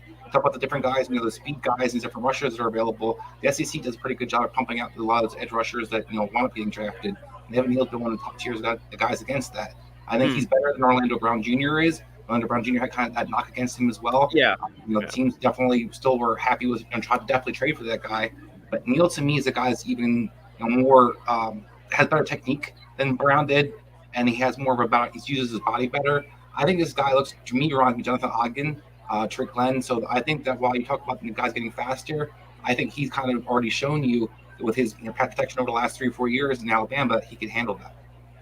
I do want to remind everybody real quick, in case you're one of the fans of the teams that didn't pick who you wanted, it's okay, because you can still get a great giveaway, get a great gift from us on behalf of Pristine Auction. All you got to do is go on Twitter, follow Belly Up Sports at Belly Up Sports, retweet it'll be right there. It's pinned to the top there, so you won't be able to miss it. Register on Pristine Auction. Use the promo code BELLY at sign up. We'll be selecting a winner at 8 p.m. on Monday, May 2nd. So something to just, kind of keep in mind. We'll lift your spirits up in case your team didn't get to do much.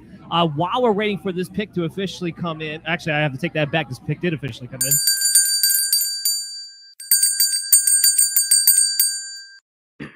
Well, there you go. The guy that everyone thought might go number 1 is now off the board with the Carolina Panthers. So, Kendrick, this is what you wanted to see. I want to get mixed reaction, though. Was this something you would have rather have seen the Giants or the Jets take? I think I would have rather the Giants take. I definitely didn't want the Jets to take a tackle again. Taking 3 offensive linemen out of your last 5 picks definitely is not a way to build a winner, especially when 2 of them play the same position. If they would have taken Aquanu, then it basically admitted that the entire 2020 draft was a waste of everybody's time and energy. And apparently Joe Douglas didn't know what he was doing that year, which makes me start questioning whether or not he knows what he's doing this year. So I'm glad the Jets didn't take a tackle, and they still have some faith in Mekhi Becton, who was a former first-round pick himself, and George Font, who is a top 10 tackle in the NFL as of last season. The Giants, on the other hand, I would have liked to see them either take Neal or Aquanu. It looks like they'll have the opportunity to take Neal. I did like Neal a little bit better than Aquanu, simply because he's starting to move into that fashion of being he's kind of lean. If you guys have seen him in the gym, I've never seen a tackle that's that lean. He looks like a lot of muscle. He's not a very big man, and that may be a bit of a liability in the run game, but this is a passing league. And nobody cares about your running back anymore. Nobody's even thinking about drafting running backs in the first round unless you're the Jacksonville Jaguars, and I wouldn't call them the marquee team in the league. So I think, they picked Kayvon Thibodeau. I don't think anybody's going to sit here and say that he wasn't, at least a top 7 pick. Maybe not for them because they have more glaring needs, but this is an offensive-driven league. Thibodeau is going to put pressure on the quarterback. But I guess the big question is how they're going to keep either Daniel Jones or I'm sorry, the backup escapes me right now. How they're going to keep them upright. And I guess they should answer that with the next pick. Yeah, we'll see exactly what happens. Do they just stay in the trenches? That they did want to trade back quite a bit, but we haven't seen any trades, have we, Kendrick? And is that surprising to you? I'm not surprised yet. For trading back. If there's any team I'm expecting to see trade back, I'm honestly expecting it to be Seattle, because it's Seattle's MO. And of course, I'm sure you're loving the chaos that's been ensuing in Seattle right now with everything. Oh, absolutely. Russell. But yeah, with Russell getting shipped out, I'm sure you love this. I know you do. This is painful for me. So I'm expecting them to probably trade back. That would be my bet. If I could put money on it, I would. But I'm not surprised yet. I think Atlanta is going to be the one I have my bet on as far as who I think is going to be trading first. Because I don't think the Giants are going to get somebody to move up here to take somebody off their hands. I do think they're going to make their pick here in a few moments. Chris, going back to Carolina's pick real quick, does this help Christian McCaffrey? I mean, I know the big issue for McCaffrey is just staying healthy. But at least when you look at this move, you think, okay, if you're out there on the field, you might even have more room to run.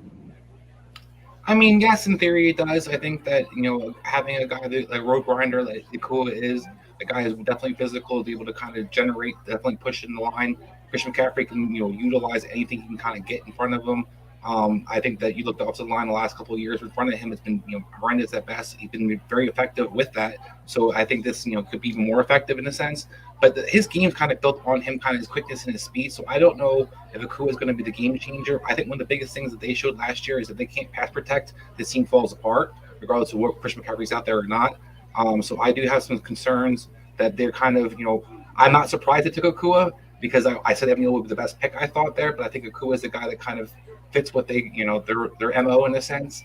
A team that's Matt Rule wants to be this run-oriented team, wants to be a team that's physical, but I don't think that Carolina's really building their team the best to kind of be successful. I think Matt Rule and you and I both kind of agree with us off the show that Matt Rule's days are numbered. I think this isn't going to necessarily help him or Christian McCaffrey that much to save either.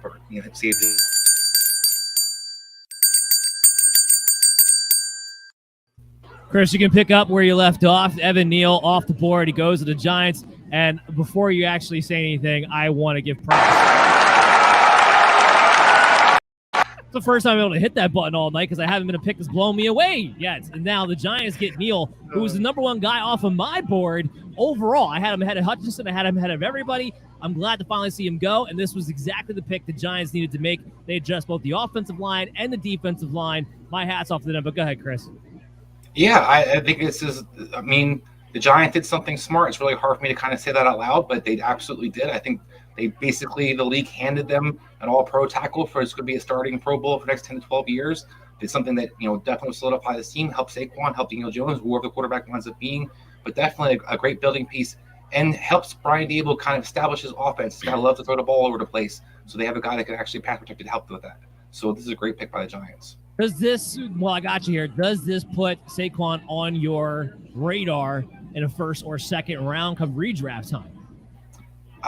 Second round, yes. First round, still not quite there yet. I still think that you kind of saw last year. Saquon, while the holes will help him, isn't necessarily built for his vision. What you're looking for is explosiveness to return, and that doesn't return. It's not going to matter who's kind of opening holes. I don't feel like for him to be a top-tier guy. I think it's going to depend on, can he be explosive as he was 2-3 years ago versus what we kind of saw last year. I tend to agree as well. It's going to be more about him. Again, it's kind of like McCaffrey. These guys are so good, it's more about them than the offensive line, but the offensive line certainly does help. So Kendrick, earlier today, Daniel Jones, they didn't pick up his contract extension. What does this pick do for Jones, who has struggled with fumbles being the biggest issue? Do you think this is going to ultimately help him perform, or do we just think Daniel Jones is a bust anyway?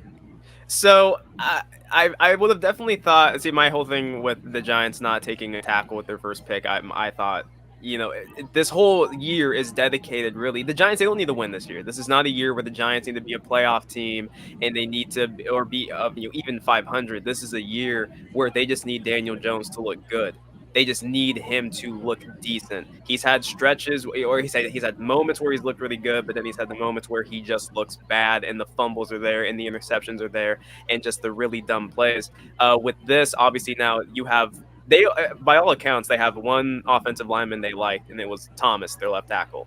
So I'm assuming now with Neal, they're going to have him play right. So at least now they'll have two bookend tackles that you would assume can at least protect his two sides. It's the middle of the offensive line that still is the question mark. But I mean, this is Daniel Jones's last year. I think with them, especially declining his fifth-year option, they're letting him know this is your year to show that you have something. I don't know if they plan on, if they see any receivers maybe in the second round or third round that they really like and that they want to build around. I know there's some people who think they might end up, the reports are they might trade Kadarius Toney, which I think just kind of maybe goes to show again how big of a disaster Gettleman was with his draft picks and his selections there. They have one of the most expensive wide receiver rooms in the league, and it was one of the worst last season just in terms of overall production. Don't know how much of that's the receiver's fault as compared to just the play calling and Daniel Jones, but I mean, this is all on Jones now to get this done and to show that he has something, or else this team is going to be probably drafting in the top 10 again, maybe even the top 5 again, and they're going to go into a draft that is much higher in terms of the QB rankings. I 100% agree. Daniel Jones is a bust, and he'll be gone after this year. Nick, I want you to help me look into the future here. We want to win people some money. So right now, it's a either or situation. Pick 11, which is as of this moment is Washington, unless there's a trade. It's minus 250 for them to take an offensive player, plus 180 to take defense. So I want to take the value. But do you think they go offense or defense more likely with that 11th pick? Honestly, with the way the NFL is now, I think you have to go offense. You've got Carson Wentz, who I don't have much faith in, but you don't want a rookie to come in next year or the following year or even this year and be an understudy and not have something to work with in the future.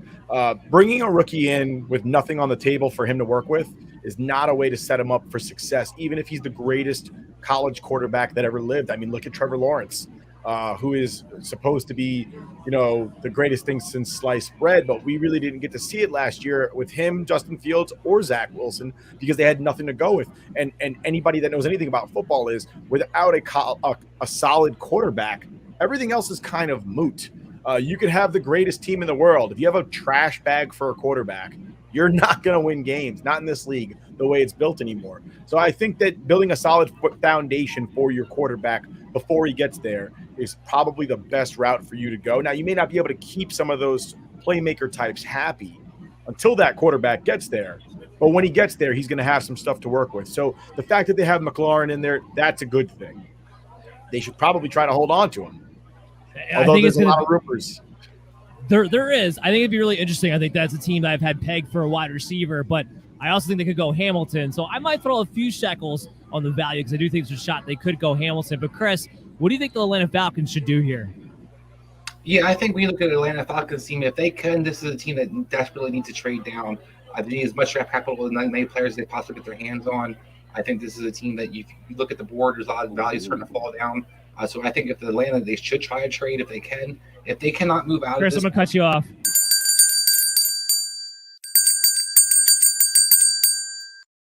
And the first receiver, I won my bet. The first receiver is off the board. Drake London goes to the Atlanta Falcons.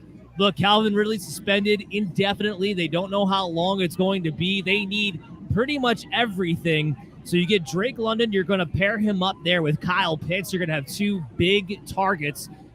I do think it's a little bit of an interesting fit, and now we can kind of get some fantasy of it all. But both those guys operate largely over the middle of the field when they're at their best. But I do think London's a very complete receiver. Chris, give me your reaction here.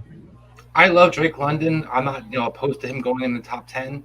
I don't love the pick for Atlanta necessarily. I think they have other holes. I think that they do need a receiver, and I think that's something that they need to address at some point in this draft. But I think right there they needed to look at some different, whether it was Jeff Cross or they look at some, a game changer at the offensive line or a tackle. Defensive tackle. I think they need somebody to kind of build a team around. And I don't think Drake London's a great player, but they have some other pieces they really need. Yeah, I'm not a big fan of this pick as far as our organization goes. And from a fantasy standpoint, looking at Drake London, you're looking for a dynasty right now. He was going to be somebody, depending upon his landing spot, you might take him as the number one receiver. I probably will not. It probably will be either a Jameson Williams or a Garrett Wilson, because now they're looking like they're going to fall into the better locations. Because Marcus Mariota is still the quarterback of the Atlanta Falcons, guys, and I don't know when they're going to get their next quarterback. That's going to be the issue as well. So now his dynasty value plummets. I don't think he's going to be following the same trend of some of the rookie wide receivers that we've seen the last couple of years, like a Jamar Chase and Justin Jefferson. He's not going to be in that situation. But Nick, I see you laughing, so I want to hear your reaction here. I don't like the pick. I honestly, I don't love the player. I really don't. There was a lot of mocks having the Jets pick up Drake London, and I thought that was a terrible pick for us because of all the players in this draft. He had the highest drop rate with his peers. And when I say all the players, I mean the ones in the top tier wide receiver persons that could be drafted. He had the highest drop rate. And drop rate to me is like, okay, so your quarterback's struggling today, and you're just going to add to it. And like you just said, Marcus Mariota is their quarterback. So how much is he going to help them? And now a lot of people said that those were mental drops, lack of focus. If you can't focus when there's people coming to hurt you on the field of play, when can you focus? I don't understand that mindset of, oh, he wasn't focusing, that's why I dropped the ball. That's the worst way. A physical problem you can fix. A mental problem, that's a whole different world, and we just saw that in basketball where Ben Simmons had mental problems, and it caused him not to play in the playoffs. They say he catches 50-50 balls great. So does Denzel Mims, and he's not doing much for the Jets either. He doesn't get much separation. He's a big man that doesn't get good separation. I guess he could beat some of the smaller corners in the league, but a lot of these corners are getting long and lanky. They're getting to be Richard Sherman types, Antonio Cromartie types, 6'1", 6'2", and they're playing on the outside. Gone are the days of Ty Law and Darrelle Revis being 5'10" playing on the outside. You're going to get Jalen Ramsey's. You're going to get Derek Stingley's. You're going to get Ahmad Gardner's that are 6 foot plus that can compete with these guys. I honestly am not in love with the pick. I didn't think he was the top receiver in this draft. I want the truth. You can't handle the truth. Now, for those of you who don't know, that is our debate button. So, Chris, you're going to get a chance to rebuttal now to what Nick just went off on. Go ahead. So just a couple of things about Drake London. I hear about the catch rate and the contested catches. That seems to be a knock on him. except for he led the NFL in college in contested catches, and the reason he did that was because he does have very strong hands. He doesn't drop the ball all the time. This guy is very consistent, and one of the things I like about him is he can line up on the outside and in the inside. He can play the slot. He played majority of the slot receiver at college. A 6'5" guy who can move all around. And Dan, I'm gonna challenge you a little bit for this, just fantasy wise. When you look at what AJ Brown's success was, and you look at kind of the way they used him in kind of those slants and those easy crosses and the easy kind of having him in that glorified slot role, like a Jarvis Landry was in Miami. You look at a guy I think that can be easily featured in this offense in a lot of ways because Kyle Pitts can kind of open that up, and you have a guy that can kind of run that underneath stuff in Arthur Smith's offense. But I do say, Drake London to me is a guy that people kind of, I think get down on him because of the contested catches. They compare him to Mike Williams. I think this guy, when you look at him, to me, he screams Cooper Kupp. Cooper Kupp wasn't, a guy that necessarily had all the greatest separation in college, a guy who definitely was able to kind of line up on the inside and outside, a technician at that. And I think Drake London brings all those kinds of things. And you look at the quarterback play in USC. This guy made things happen with a pretty shitty quarterback situation at USC while he was there. I will challenge you with this. Mariota pretty sure lost his job to Ryan Tannehill, and that's ultimately my problem with Drake London, at least for 2022. We'll see how the quarterback situation works itself out moving forward. I love Drake London. I think he is the best receiver in this class, an all-around guy, but when a receiver falls into a situation like this, it's hard for them to live up to their potential, at least anytime soon. But I want to kick this over to Kendrick because this team's up on the board. So, Kendrick, what do you want to see Seattle do here, man? Take Cross. My next bet. I mean, they have a lot of holes, but if they're gonna go forward with Geno and Drew Lock, then they need to. Their offensive line's awful. It's awful. The team's awful. You might as well go ahead and start rebuilding this offensive line. Dwayne Brown's gone. I don't believe in their ability to develop anything either. Really, it seems like players seem to kind of max out in their second year. They've had a few different rookie offensive linemen be on the all-rookie team, and then they never seem to get better. But if I was them, I'm taking Cross because, depending on who you ask, some people believe he was probably the best pass protector among tackles in this draft. And so, kick him up, put him on the left side, have him protect the blind side, give him that year to develop, just go through the season, try and, establish some type of culture, whatever it's going to be, and look into this next draft to get another quarterback.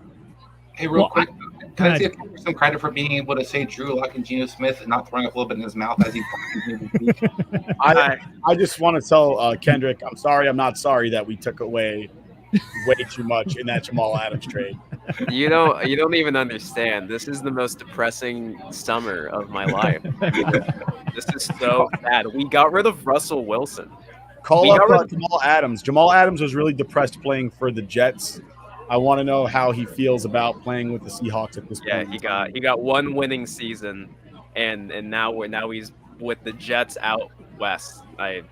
I feel like everybody should have known it was going bad when he lit that cigar in the wrong direction.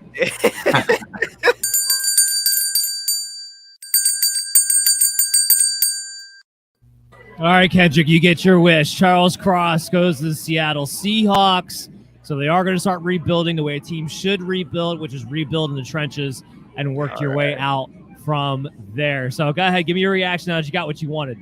Yeah, hey, I like it. I like the fact they didn't trade back. I would imagine maybe the reason they didn't trade back, I don't believe there's not a team out there that wanted to, I believe there's a team somewhere that would have traded up with them, but I think it may have just come down to the fact that Cross fell to them. The fact that they went all defense in the first 5 picks, and all of a sudden they have their choice, maybe of one of the 3 tackles, and it turns out that Cross is there. Again, depending on who you ask, some people believe he was the best pass protector. Other people might like Neal. So I think that my hope for Seattle is just that they've learned how to develop offensive linemen. Damian Lewis, who they drafted 2 drafts ago, made the all-rookie team. In his second year, he didn't seem to get any better. I remember when they drafted Ethan Posick, and they played him all over the place. Another guy, he made the all-rookie team, never seemed to get better. So that's a concern, I guess, on how much better could Cross become with this regime here in Seattle. But, hey, if we've noticed anything, though, this summer, it is that Seattle has no idea what they're doing. Pete Carroll's trying to sell us on Drew Lock leading this team.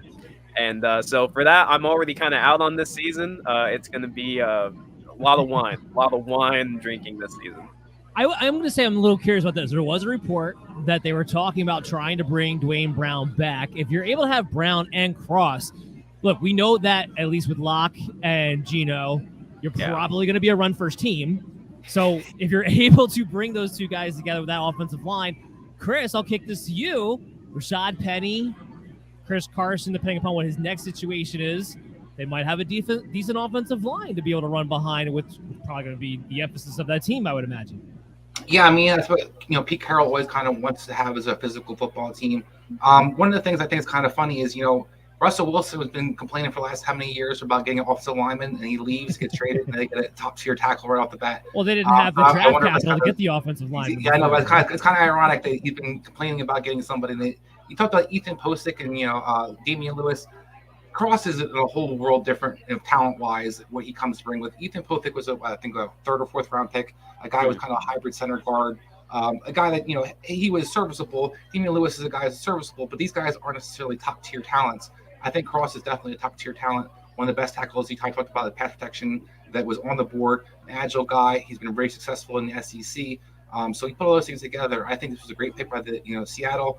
And I can't imagine. I know Pete Carroll does some crazy stuff, but I there's no way in the world I can believe that Seattle was going to have Drew Lock or Geno Smith be their quarterback purposefully starting next year. I think they got to trade for Baker. I'm still on the trade Baker or sign somebody. There's just no way I can see those two guys actually being the options. Hey, listen, let me go ahead and throw it out. Right, I've been campaigning for two things.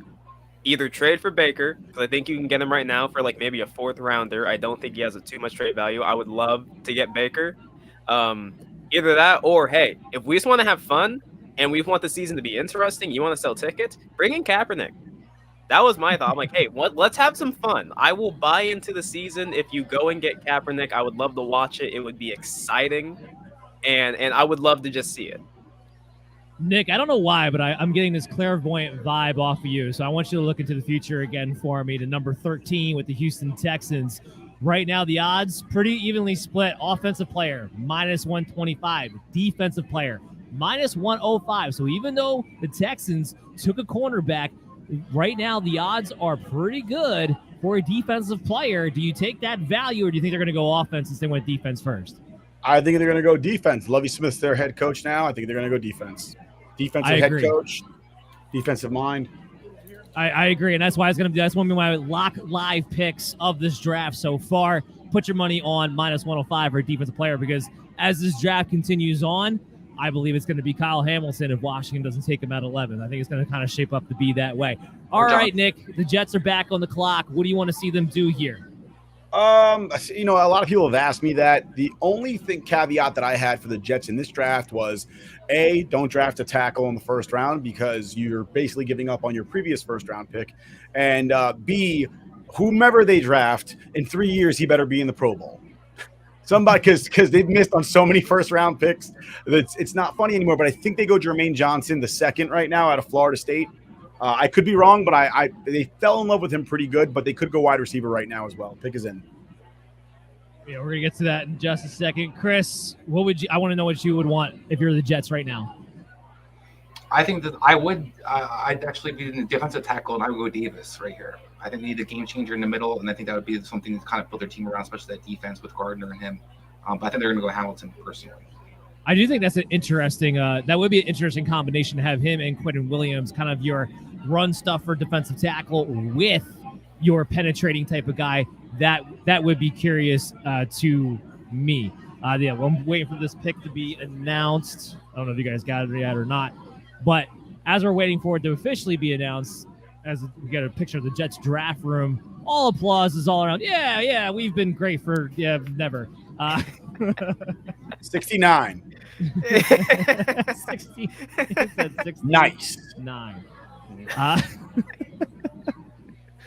Man. Chris, actually, the Jets also have pick 69. Just throwing that out there. Oh, there you go. That's the magic number. Maybe this is your year that you're able to put it all together. Chris, they need to get Zach Wilson going. We were a big fan of him. What do you think they need to do to get Zach Wilson back on track? I think they need to kind of solidify the offensive line and continue to do so. Whether it's another tackle, I hear you with I love Mikael Becton. I'm not a guy down on him. I'm not a big George Fant fan. I mean, maybe Kedrick can kind of speak about what he did in Seattle. I think that we kind of caught this lightning in a bottle last year. I don't think it's going to continue necessarily for the Jets. So I think that they definitely could upgrade offensive line. I think Zach Wilson needs some protection, especially How about pressure. receiver?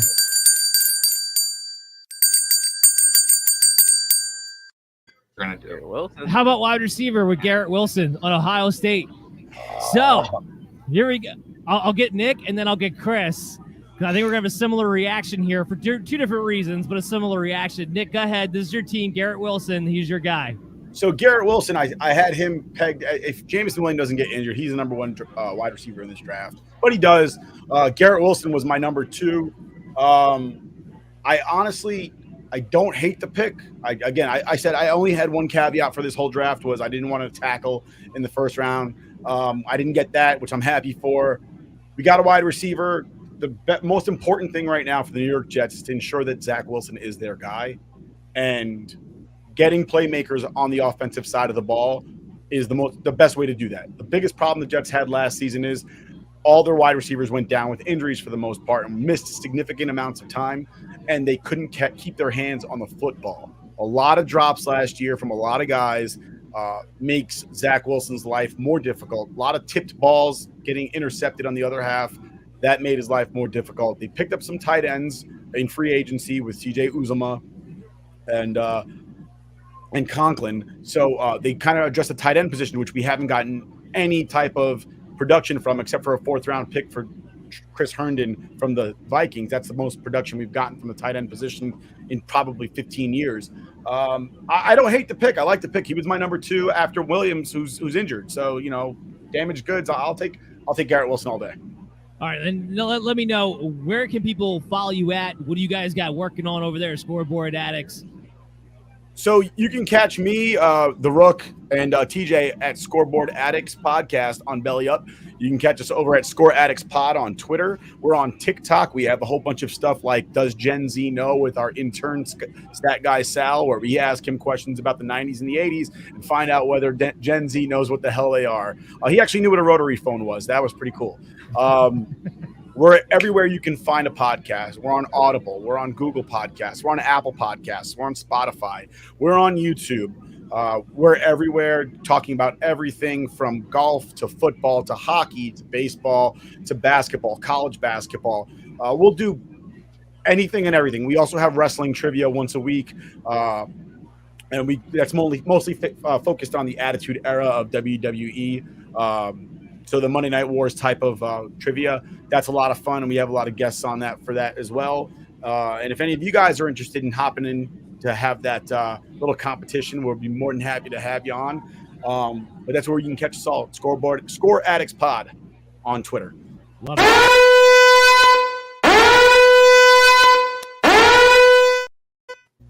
Washington has traded the pick. I am to the New Orleans Saints. The Saints have moved up. So, Kendrick, real quick, I want to get your reaction to the pick from Garrett Wilson to the Jets, and then tell everybody where they can follow you. Yeah, their pick of Garrett Wilson. It gives them. He's probably going to be now their deep threat. Obviously, they already had Barrios. He's mainly their slot guy. They had Corey Davis, who, I would believe he has the measurables of being their number 1 receiver, but he had one really good season with AJ Brown. Outside of that, wait and see kind of how that all works out. Elijah Moore seems like he's probably going to be a lot of their gadget guy, but he himself can also, make plays all over the field. They can hand the ball at the backfield, jet sweeps, whatever the case may be. So, I like the pick. They need to make Zach Wilson work. I as well would have maybe focused on helping buffer their offensive line, but I get it. You want to run it back with Fant and Becton, get Becton's weight under control. You have at least 2 solid tackles to help make this thing work. Give it another year, see how Zach Wilson works. He did show flashes last year of what he could be. Outside of that, I'm going to be monitoring Seattle's draft, and I'm going to at least watch it throughout the first few rounds, see kind of how it's all going, and I'll do a piece on that. You guys can follow me at Kendricks, where the I is an L on Twitter.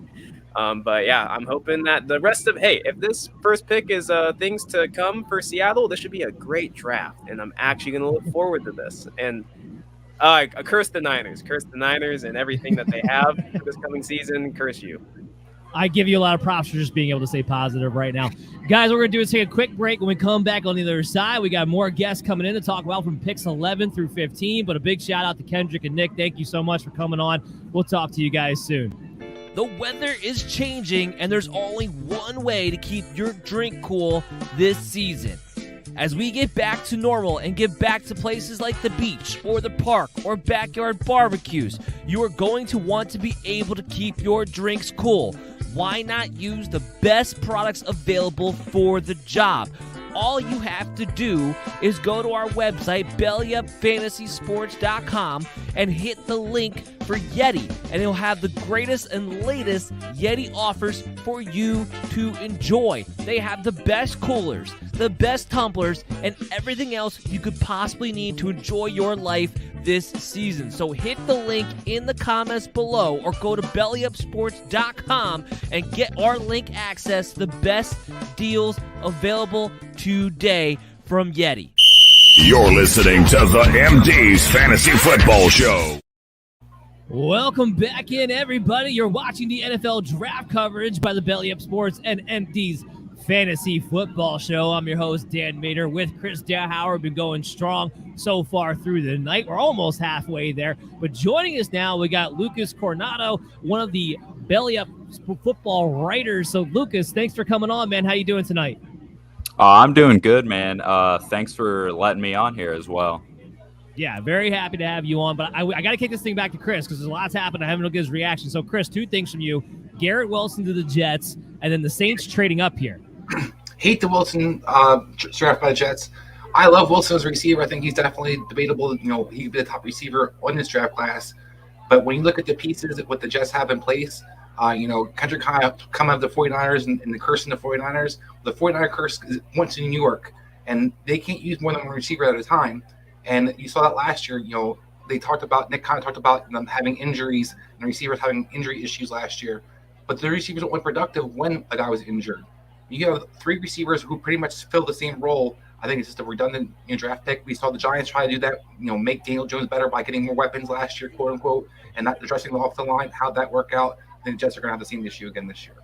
Finally getting some details on this trade. So the Saints gave up their 16th pick, 98th, and 120th pick for this 11th pick to move up 5 spots with Washington. So quite a bit to move up 5 spots. And the pick is almost, it's in, it's not officially announced yet. We'll get that to it in a second.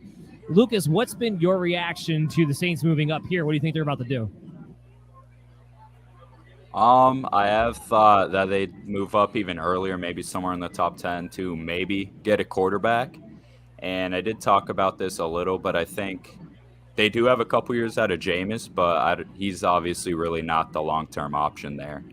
I think it's going to be a quarter. I mean, look, usually when a team trades up, it's for a quarterback. I just don't know why they thought they would have to get in front of Minnesota, because Minnesota, I don't think, was going to take a quarterback, being that they are trying to compete this year, even though Kirk Cousins is on a 1-year contract. I don't see that being the direction they were going. So maybe it is, maybe it is. I tend to lean towards it might not be. But I want to go back to Garrett Wilson real quick, just from a fantasy standpoint, to go to Chris's point. I don't know how he's different than Elijah Moore, who you weren't able to use until Corey Davis went down, until Braxton Berrios went down. They play very similar roles where they need to play inside, outside. So from that standpoint, now you're going to be cramping on Elijah Moore's fantasy value. I don't think Garrett Wilson's set up in a situation where this is a pass-first team. So the volume amongst having a target share with Moore, with Corey Davis, this is just not a great fantasy location for him to wind up in. And I don't think it was that smart for the football team. No, and not a clear red zone target to have either. You know, when you look at the guys they added at the receiver core, there's no guy for Zach Wilson to throw a jump ball necessarily to either. But I think this real quick on the comment of the Saints, I think this is obviously Jameson Williams. I think that's the only guy they'd move up for to kind of make sure that they solidify to get. You obviously wanted a receiver. You saw the first 2 go off the board. If you have him as the next guy on the board, you know Minnesota's kind of rumored to be interested. So that would be the guy I think that they're jumping ahead to try to get. I hope they don't. I hope it's not for a quarterback. All right, because I know we're in the post Sean Payton era. Maybe he comes back someday. Maybe he doesn't. But I really hope it's not the jump up for a quarterback here, because neither of the quarterbacks that are likely to be taken in the first round here today are going to change your franchise. And either way, they're both projects. Sticking with Jameis Winston for another 2 years and figuring out your quarterback is going to be is I think long-term wise is going to be better for that. But actually, before we get to the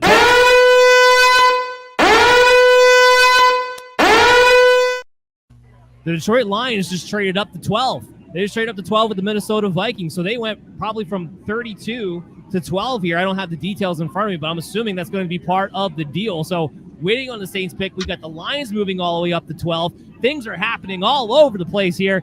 And that's why we got your NFL draft coverage, and we're trying to break it all down and keep up with this. But guys, yeah, with this, I love the idea of Jameson Williams. He would be the perfect fit with a Michael Thomas. I think there's absolutely no doubt about that. They need to get a speed burst on the other side. They were lacking. I am a little bit curious, though, with Dennis Allen now being the head coach, so they wouldn't want to try to go defense. I mean, what do you think, Lucas? Yeah, that does make sense too. I guess with this trade, you said they probably did trade from 32, and that does make sense. They do have a number of directions they could have went at 32, in my opinion, but moving up to get another good, solid first rounder, I think makes sense for the Lions. Chris, as we go along here, we're trying to win people money, so let's go to pick 15. Pick 15 off. What is pick 15 off the top of my head? I'm all over the board here now. That it would be the. Oh, yeah. See, now we're both drawing blanks here. We got the Eagles. The Eagles at pick 15. Eagles at pick 15. Right now, offensive player minus 145, defensive player plus 115. I like either one of those bets. So what do you think they're going to do there as we look into the future here? I mean, it's really hard. I think that they're looking to see if Hamilton falls to them. If he was a fall, I think it's going to be a defensive player. I think he's a clear fit for them for what they need, especially at safety. But I think that, if he's to come off the board next 2 picks, of course, I think they're going to look for offense because what's the best players available? Probably next are going to be offensive players. I think, though, that right now where they sit, if he's still on the board, I think that's going to be their guy. I'm getting some details. Well, hold on. I got to go back to we're all over the place. I'm getting some details on the trade with the Vikings and the Lions. So the Lions, gave up 32, 34, and 66 to move up from 32 to 12. So they gave up quite a bit there to get up there. And now I also have the Saints pick officially in.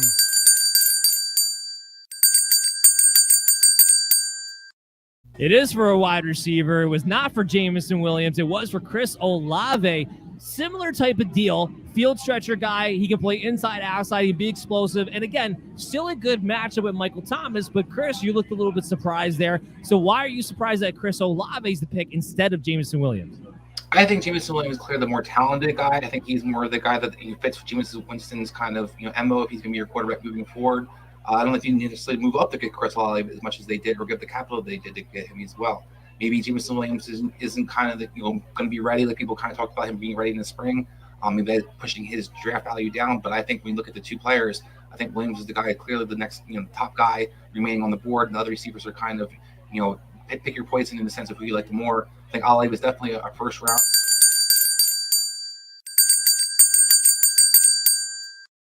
Sorry to cut you off, but the Lions didn't waste any time here. They took Jameson Williams, so they move up to the Vikings. Back-to-back wide receivers, Olave and Williams. So finish your thought on Olave, and then talk about Williams, your top guy over Olave, but he's going to the Detroit Lions. Yeah, so as the guys are saying, I think Olave is still a good player, definitely a guy that was our first-round talent, just a little too high for my taste, especially with draft capital to give up. Jameson Williams, to me, is a taller Deshaun Jackson. This guy's a game changer, a guy that, can stretch the field. I don't love his fit with Jared Goff necessarily because vertically, but because this guy can run slants, crosses, all kinds of things, putting the ball in his hands. He's an Olympic sprinter basically out there. A guy can make you miss when he gets the ball in his hands. I love this pick for them. He balances what they have kind of in the receiver room really well with St. Brown, with Swift coming out of the backfield. This team definitely has a lot of different playmakers in place. And Jameson Williams is a guy that, if you get up and get him, you definitely wanted to. I think there's a home, Detroit definitely kind of put all their eggs in the basket in a sense in this draft, moving up that way. But I love it. Big talk was about how good these wide receivers were and everyone wanting a piece of them and how many were going to go in the first round. We're getting all this action now in the middle of the round. So, Lucas, we got 4 that came off now because we had Drake London top 10. Then we had Garrett Wilson, Chris Olave, Jameson Williams. They've been the last 3 picks. Who's your next likely wide receiver to come off in this first round? That is kind of tough because I feel like there is a drop-off that I've seen after those guys. But I'd probably say maybe George Pickens sometime here mid to late first round. And I do like Pickens. He's a pretty solid receiver. And I do like Jameson Williams. That pick is good. He is honestly just like a game changer for that offense. So I don't think it's going to be George Pickens. I think it will be Treylon Burks will be the next receiver taken off. He's just more versatile. First of all, George Pickens, we don't know what we're getting because this guy has a large injury history when it comes to college. But I do think it's going to be somewhere between a Burks, maybe a Pickens, maybe a Dotson, who's been talked about a lot going in the back end of that first round, maybe a Sky Moore. But these wide receivers are going high. They're going fast. And I'm loving the action that we're getting here in the middle of the rounds on top of it. So, Chris, let's take this back. Fantasy standpoint, this is what it's all about when it comes to this. Oh, hold on. I can't do that yet.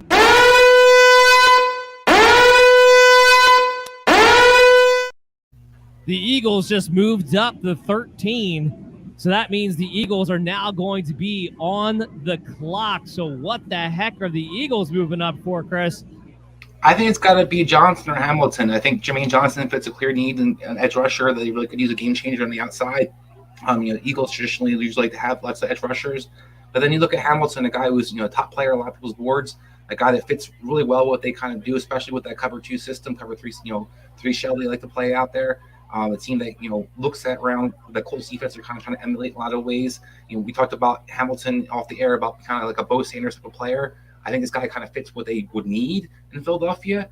So I think it's going to be one of those two guys. I think it's definitely going to be defensive. Yeah, I tend to agree because now with those wide receivers off the board, that's really the only offense I could see them going with.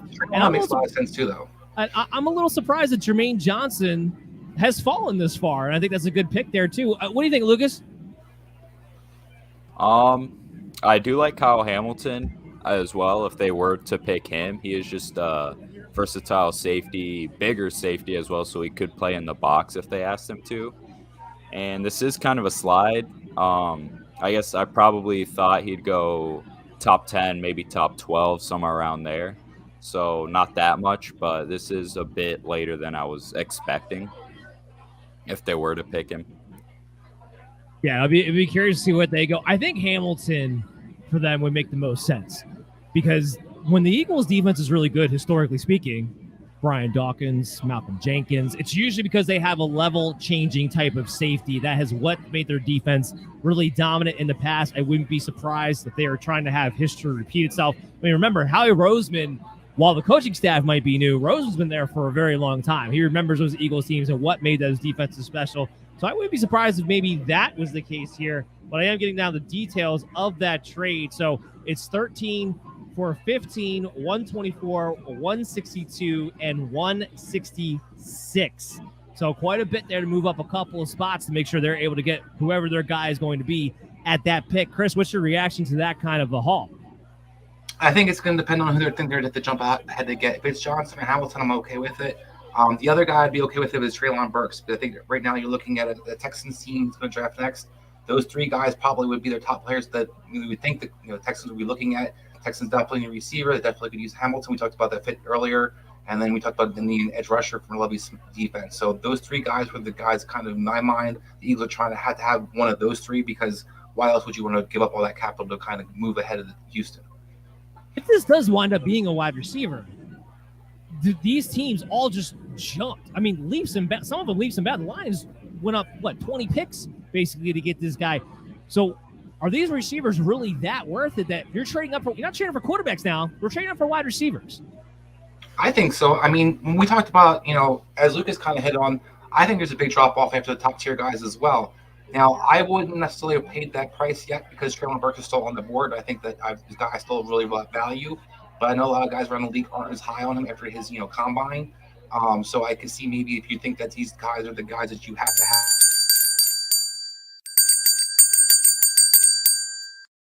Eagles went defense, and they got their replacement for Fletcher Cox with going with Jordan Davis. You know what? I got to hit this button for this pick because I really like it. So not only did he use your replacement for Fletcher Cox, but for the next year, maybe two, depending on what he has left in the tank, you're going to have two of the most dominant defensive tackles in all of football.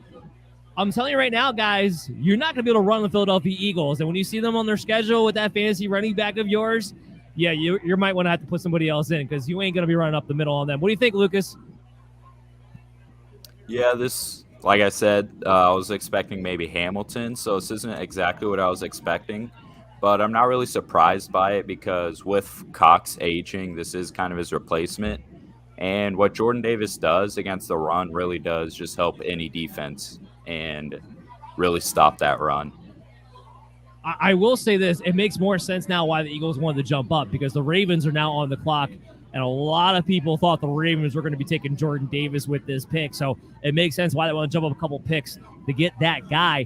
But now that he's off, what do the Ravens think to do? I mean, I think they're still in a really good situation. There's still some good offensive tackles on the line. They could address that. I personally think, even though he's been falling in draft boards recently, Tyler Linderbaum, the center, would be a great pick for them. You want to protect the eventual investment that you're going to make in Lamar Jackson and solidify the interior of that offensive line. That's what I would do, although it seems like the value in him has come down. I don't understand why. I mean, Chris, can you explain to me why? Yeah, I guess because he plays a position that the NFL seems to not realize is so important. He plays center. A guy that, to me, center is one of the most important positions that could be on the field. As where the quarterback faces the easiest pressures right up the middle.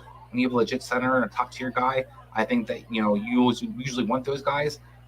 Linderbaum doesn't seem to be the guy that people are valuing because, like I said, the position he plays, he can play guard as well. So I'm really kind of surprised that, people don't value it in the NFL. They haven't kind of caught on yet, in a sense. Davis pick for the Eagles, you hit the buzzer, and congratulations. The Giants and the Eagles both had tremendous picks, the Neal and Davis pick. Davis is one of the top guys. I have him top 5 in my board. This guy reminds me a lot of Vita Vey. Dirty Naha, a guy who's not just a run stopper. I think a guy who's basically a defensive line crusher in a sense, where he just kind of collapses the offensive line and brings guys, gets in single coverage. The Ravens right here, though, I think your Hamilton guy, I think is a great fit for them, especially traditionally where the Ravens usually have a good safety, and what they kind of have in place right now with their secondary. And I'll add another one. Johnson's another great fit for them too. I would definitely like the offensive line idea. But I think if you're going to look at the Ravens team, they don't really have an edge rusher, and they really don't have a great top tier safety. And 2 of those guys are sitting on the board right now. Yeah, Lucas. I mean, put your GM hat on. I don't want to hear about what you think they'll do. I want to hear about what you would do. Honestly, like I said, Kyle Hamilton, not really a big slide. Like I said, I was thinking top 10, top 12 for honestly even better talent, maybe even a top 5 player in this draft. So I'd probably just go Kyle Hamilton because he is one of the guys that I think will be probably one of the better starters in the league out of this draft.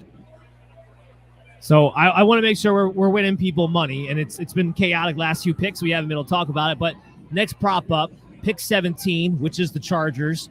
Offensive player -125, defensive player -105. Now their team, I think, is a likely candidate to trade back, or they could just go best player on their board because they are a pretty strong team. They can go pretty much any direction that they want to go to. So that's kind of a wild bet. But Chris, do you think the Chargers have a preference there? I think if they can, they're looking at offensive line. I think was probably their preference. I wouldn't be surprised if they're going to take a tackle or a guard. Penning is the guy kind of jumps to my mind. The guy that's been kind of projected to them in a lot of mock drafts. This team definitely is missing another part of their tackle position. Pipkins isn't the answer. So I think if Justin Herbert's your kind of franchise quarterback, he did a great job with Slater last year. You need another guy on the other side. Balaga didn't necessarily pan out for them. I think this kind of makes a lot of sense for them to take off the lineman. And so I'm going to hit you guys with a back-to-back double pick. Lucas, you can chime in on this one. 19. The Saints are still sitting at 19. That wasn't part of the deal they made to trade up.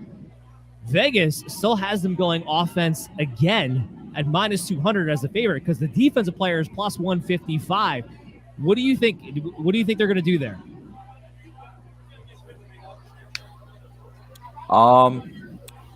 I'd probably say defense. I don't really see them doubling down on this offense, really. At least not yet.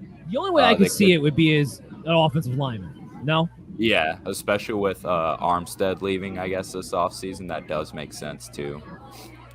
That would be the only way I would see it, but I'm willing to put a little bit of money on the defensive side. Plus, it's good value, +155. They just went wide receiver, so unless they go offensive lineman, I don't see them going back to the offensive position again. But Chris, do you think it's that sure of a thing that they'll go offensive lineman at 19? No, I think if Johnson's still on the board as a guy that clearly have a Saint that he's not a pass rusher as well. Their guys are getting a little older in age. So I think that would be a guy that could definitely still be in the play for them. And I think Hamilton's still a guy I talked about for their last pick. He's still on the board as well. It still fits a need for them as well. So I would be a little surprised if they're going to necessarily have to go off the line because I don't think their value is necessarily there for them. And I'm kind of interested to see if they're looking at those guys that are kind of still kind of falling down the board. I think what they're basing it on is that a lot of mock drafts had the Saints at 19 taking Penning, the offensive tackle. I think that's kind of what they're going off of. But, yeah, there's a good value bet for you guys right there as we're looking ahead at the 19th pick. All right, so we're still waiting for the Baltimore Ravens to make their pick. After them, we have the Houston Texans at 15. Chris, what are you going to say? Were you going to say something, Chris? I was going to ask you a question real quick. Sure. What do you think? Now, the Ravens have a lot of different needs. We talked about offensive line, defense. They could go. One of the picks that I'm kind of would be intrigued by would be Treylon Burks. What would be your thoughts about that? Say that again. Treylon Burks to who? The Ravens. Right now, the Ravens have a lot of different holes. Up to the defense, there are holes they could go offensive line. But I also, I don't necessarily need him.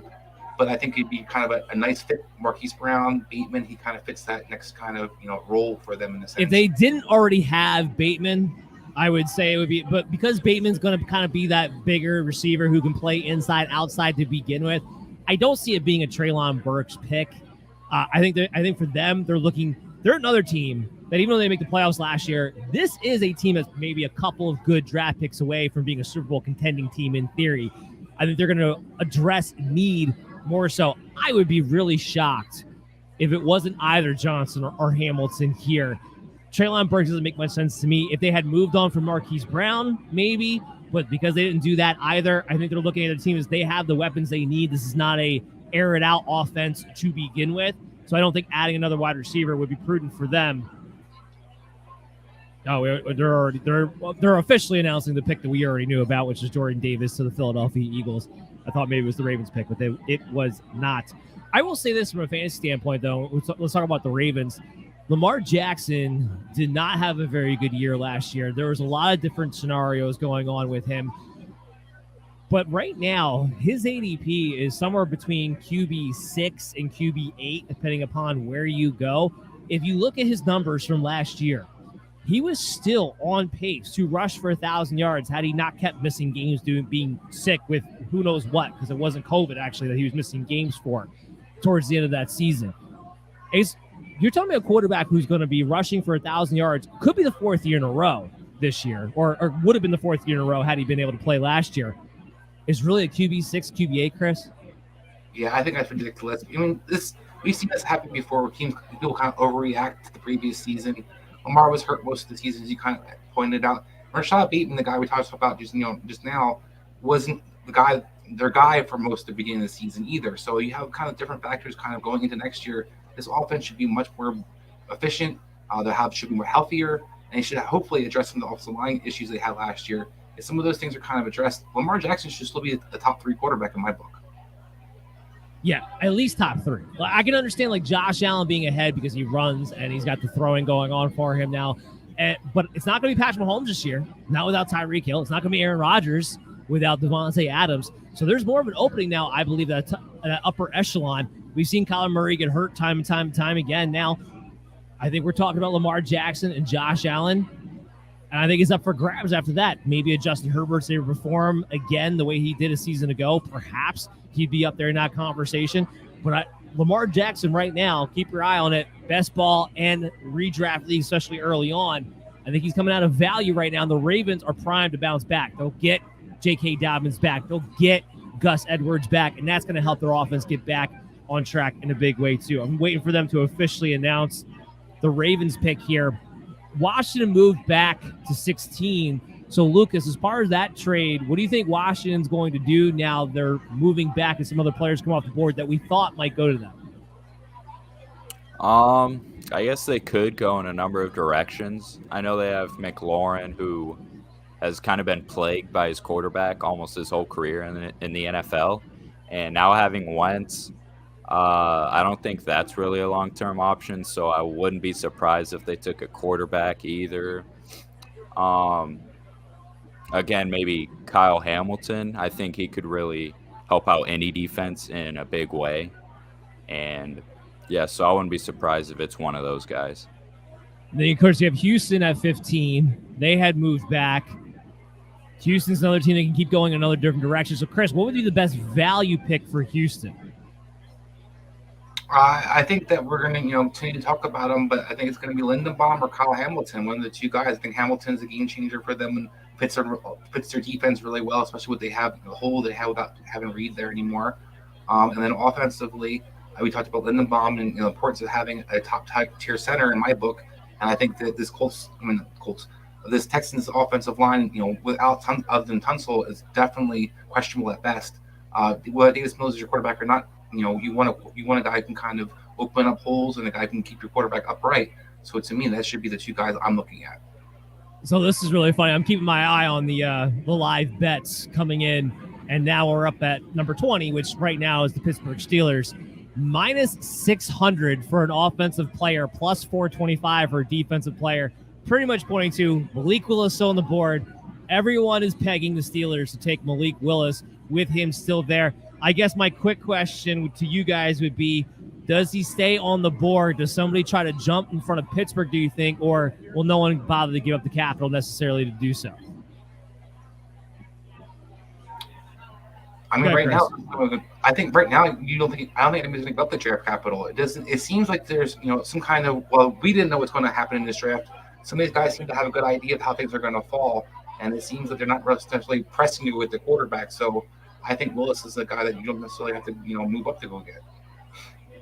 Yeah, I agree. And you know what? Look, I'm still not a big fan of Malik Willis going in the first round. I don't think he has the skill set. I don't think he's accurate enough. I think he's too raw. But for the Steelers in the position they're in, I do think that would be the best possible landing spot for Malik Willis. One, he doesn't have to start right away this year. They're known for being able to develop their players. They'll be patient with him. And the Steelers are also a team, they're not afraid to build a system around the guy they have at the helm. Remember, Roethlisberger the last couple of years, he's been terrible, but they built a system for the fact that, frankly, he can't move around anymore. So they built a short passing system all the way around him. They have Najee Harris. They've made some improvements in their offensive line. It wouldn't surprise me if they ran a Ravens-like offense if they were to draft Malik Willis and find a way to be competitive and successful with it. Now, ultimately, Willis is not the passer that Lamar Jackson even is. I don't think he's the passer Jalen Hurts is, which is who I comp him to most of the time. So I'm not so keen on the idea of Malik Willis being their future franchise quarterback, but I do think if he's going to have a shot to prove me wrong, to be that guy, the Steelers would be the location for him, and now we finally have the pick officially now.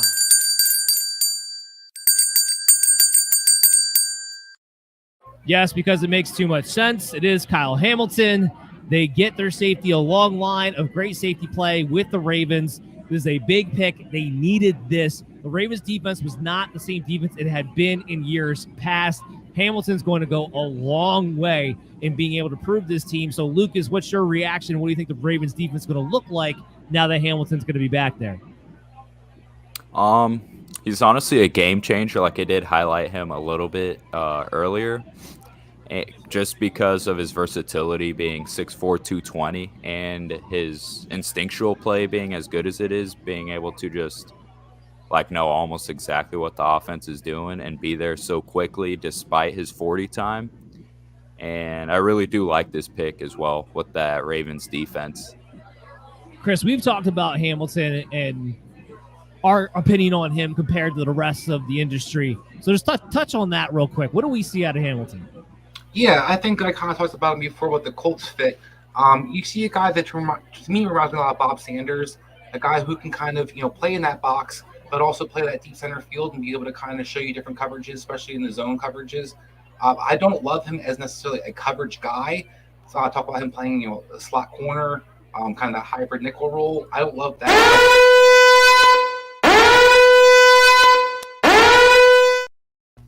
I'm sorry, but we got huge breaking news right now. The Ravens have just traded Marquise Brown to the Cardinals for the Cardinals' #1 draft pick this year at number 23. So the Ravens moving on again. Marquise Brown now an Arizona Cardinal, and they get the number 23 pick. Chris, you asked me about Treylon Burks. If he's there, that's going to be the pick there for the Baltimore Ravens. Give me your reaction. I mean, I better be. Because right now, Marquise Brown was your game breaker, kind of opened up a lot of things for Lamar, that running game and everything else. But I also wondered why I brought Jalen Perks' name up. Is Marquise Brown's in the last year of his deal? They haven't extended it. You talked about, receivers. We talked about this earlier in the show about receivers getting paid this big time money. So the Ravens, where they are salary cap wise and what they kind of have needs wise, and with Lamar Jackson waiting for his big contract, I think it's the kind of move they made to kind of move ahead in the game in the sense salary cap wise, and hopefully to kind of reload. If they don't get another receiver there with that pick, then I would definitely be disappointed. But otherwise, it might be one of the smarter moves for the Ravens. I just find it fascinating. We've heard all offseason to this point, since all the big trades happened earlier in the season, we've heard about, is A.J. Brown on the move? Is DK Metcalf on the move? Is Deebo Samuel? That was supposed to be the big one tonight on the move. The guy who kind of got left by the wayside, although being in the same situation as those other guys, was Marquise Brown, the Baltimore Ravens. No one had really been talking about it much. Lucas, Marquise Brown on the Cardinals now. What do you think his fit is? What do you think it does for that team? Honestly, I do think that offense is just going to be electric with Kyler and him. And because they were kind of lacking at receiver once they were missing DeAndre Hopkins, obviously being one of the better ones in the league. So I think that does help out a lot for that team. It's huge. It is huge. Look, they had lost Christian Kirk. Marquise Brown, I think, is infinitely better than Christian Kirk, and he gives you the same type of development. You're going to have you're going to have Rondale Moore, you're going to have Marquise Brown, and you're going to have DeAndre Hopkins. Kyler Murray's not, as he gets his contract extension, I don't think he's allowed to complain about anything anymore. Yeah, I mean, he definitely has weapons that you could want in place. And I think this kind of shows you, they're looking for Andy Isabella kind of be that field stretcher. They drafted him a couple of years ago. He never kind of materialized for this team. Marquise Brown is a guy that's going to fit perfectly in this offense. We saw A.J. Green kind of lose a step. He got re-signed. Hopkins is definitely getting older. But when you put all these guys on the field together, 3-4 receiver sets, they fit each other perfectly. And I think Rondale Moore is going to actually be the biggest beneficiary of all those guys because he's going to have nobody really pay attention to him underneath in his short routes. Marquise Brown and Kyler Murray and the rest of his offense is definitely way better today than it was yesterday.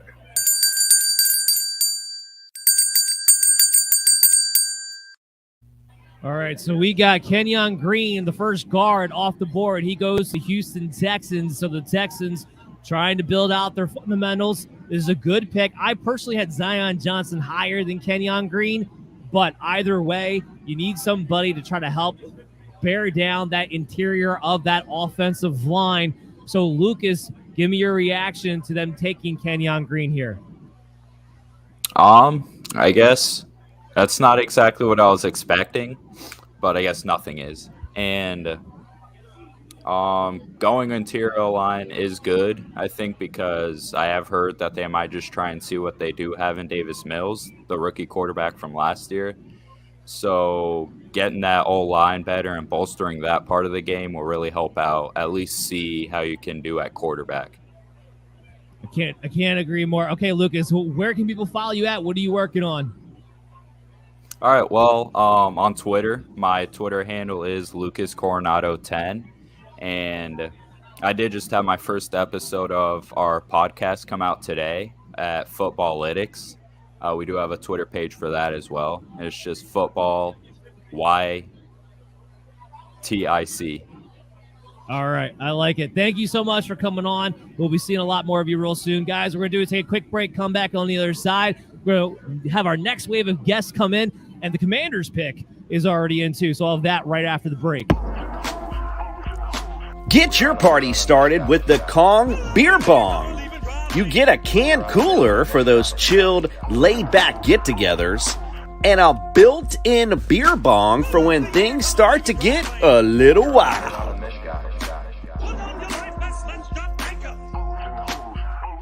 It's portable and ready to party no matter where you are in the world.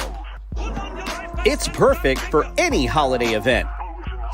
And the party doesn't stop there. They have an assortment of fun party accessories to take your party to the next level. Be the most wanted party animal for any get-together with the Kong Beer Bong. Visit bellyupsports.com today. Click our partners tab. All shipments in America are free. All right, welcome guys back into the Belly Up Sports' MD's NFL draft coverage. We got a full group for the next 16 picks to 20th right now. Guys, we have two Philly guys, actually 2 Philly podcasts, I should say, 3 guys total. So it's going to be a real battle here. Now the Eagles have already kind of moved around a little bit, so we're not going to get as much excitement. But we got Don from Fired Up. He's over here. We got Mike, and we got from Fired Up, and we got Rich. He's from Drunk on Broad Street. How we doing today, fellas? Good. How you doing? What's up? Doing good, fellas. How we going? We're doing good. So we got to go to the Commanders pick right away.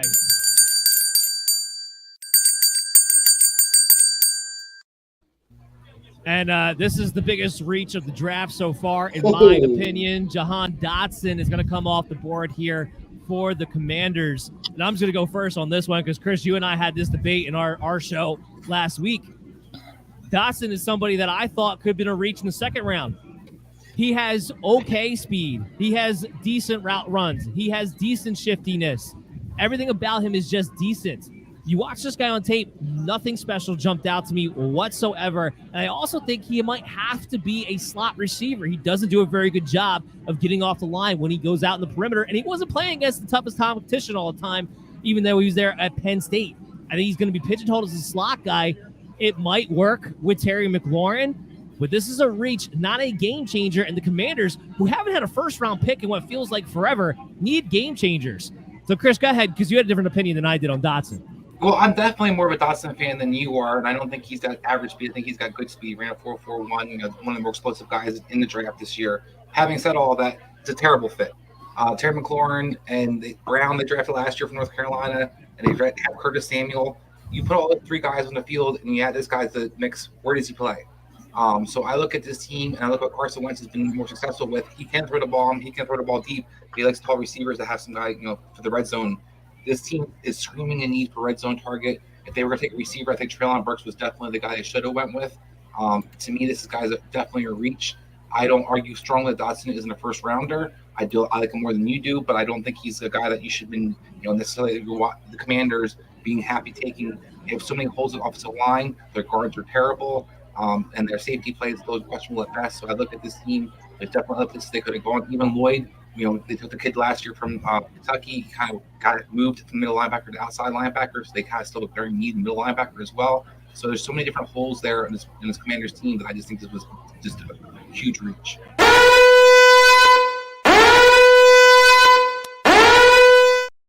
This is not officially done, but this is the best time to have this news come out. Adam Schefter is reporting that the Titans are planning to trade A.J. Brown to the Philadelphia Eagles. Let's go! I am still getting details about this as it comes in. Again, this trade is not officially done, but it looks like this is what is trending towards that direction. Receivers are on the move. We talked about Debo being the guy. He's not the guy. Marquise Brown just got shipped off to the Arizona Cardinals from the Baltimore Ravens, and now it looks like A.J. Brown might be on his way to being a Philadelphia Eagles. Guys, go ahead. Take it away. Howie Roseman, the silent assassin. I assume that would be for pick 18 coming up here, I'd imagine. I would imagine. Again, this is not done. This is being talked about as it is the Titans are planning to trade A.J. Brown to the Philadelphia Eagles. It could be, or you know what? The Eagles traded up to take Jamison Williams. Maybe it's for Williams. I was going to say, I think this means that the Tennessee's looking at Treylon Burks as a guy on the board right now that they could easily fit that A.J. Brown role. We talked about earlier in the show, you can pay a lot less money in that rookie contract than you're going to pay A.J. Brown right now. So I think this might be a salary cap move more than anything for Tennessee. Right. Oh, it's definitely a salary cap move. It's definitely a salary cap move. But go ahead, Don. I mean, totally. Like you think, though, that any guy that they were going to pick at 18 – they were never going to get the productivity from A.J. Brown. And if you want to find out what Jalen Hurts has, why not surround him with more talent, right? Like, I was a guy, like, I wanted them to go get a wide receiver.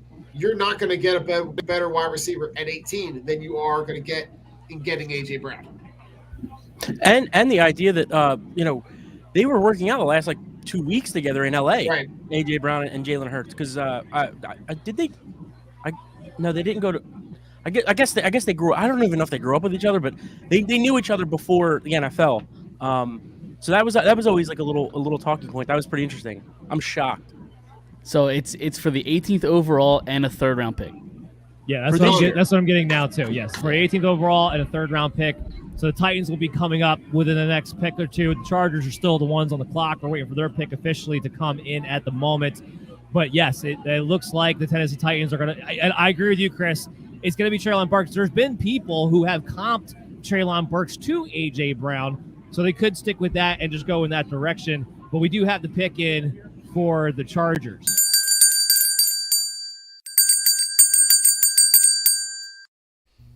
And it is Zion Johnson, so the Chargers looking to solidify the interior of their offensive line. He was my number 1 guard coming into this. This is great news for Herbert. It's actually great news for Austin Eckler because Zion Johnson really explodes and gets moving off the line of scrimmage. So let's go to Mike here first. Mike, what's your reaction to the Chargers taking Zion Johnson with the 17th pick overall? Yeah, no, I like it. It makes a lot of sense. Obviously, protect Herbert, their franchise quarterback, and Eckler, as talented and explosive as he is, he's dealt with injuries the last couple of years. So no, I think it makes a lot of sense to bolster that line. Yeah, I mean, really, anything you can do to protect, your franchise quarterback and your game-changing running back in order to be able to get time for your game-changing wide receiver, like that pick just makes sense on a ton of different levels. Yeah, 100%. And they were in a position where they could go whatever was the best on their board. And clearly Zion Johnson was that guy. You can't really go wrong with that. All right, Chris, Tennessee Titans are on the clock. What are the Titans doing here again? It's got to be Treylon Burks. I mean, I think the two guys they would have considered over them would have been probably the Green and Zion Johnson. They have an obvious need at guard. So that was something that I think they were looking to try to upgrade with those two guys off the board. I think Treylon Burks has got to be the top guy. They're replacing A.J. Brown, a similar kind of built player, a guy who can kind of do the similar type of things. Will be able to be an asset in the running game as well because he can block. So you put all those things together, I think that's what they're probably looking to do. The only guy I'll throw one more curveball in and just kind of keep in mind is, you still have Jermaine Johnson still on the board somehow. This team could definitely use another edge rusher on the other side. Dupree was, good, but he wasn't great. Landry's good, but they could maybe add another guy that kind of, add another pass rusher like Buffalo did a couple years last year. So I wouldn't be surprised if they kind of look at that. But to me, it's with this draft that, Capella just gave up basically what A.J. Brown got. They've got to go with Treylon Burks here. Yeah, it's a first and a 3rd rounder is what the Eagles gave up for him. And you know what? This makes sense for the Philadelphia Eagles. They have salary cap space. They're not paying too many people right here at the moment. Right. A lot of their offense is young. Devin Smith, Jalen Hurts still on rookie contracts. I mean, most of the spending money that they do have is going with Fletcher Cox and the offensive line. So, but here's the question. With A.J. Brown's injury history, and you guys are all Eagles fans, so I don't care which one of these answers first. I want to hear from all three of you. Are you willing to pay him the $25-30 million he's likely to get now? Well, I don't know if it's about being willing. It's going to have to happen at this point, No, but I think what Don said was right. He's a game-changing receiver. You just kind of hope, the quarterback can get the ball to him down the field. Yeah, you guys have anything to add? For me, like I look at what he's able to do in terms of being able to get the ball in space, be able to go up and get the ball. He's a guy who, when you line him up, right, you're going to have to pay attention to him, which is going to create more space for Devontae Smith, more space for Dallas Goedert, more space for, Miles Sanders coming out of the backfield. It only is going to help Jalen Hurts.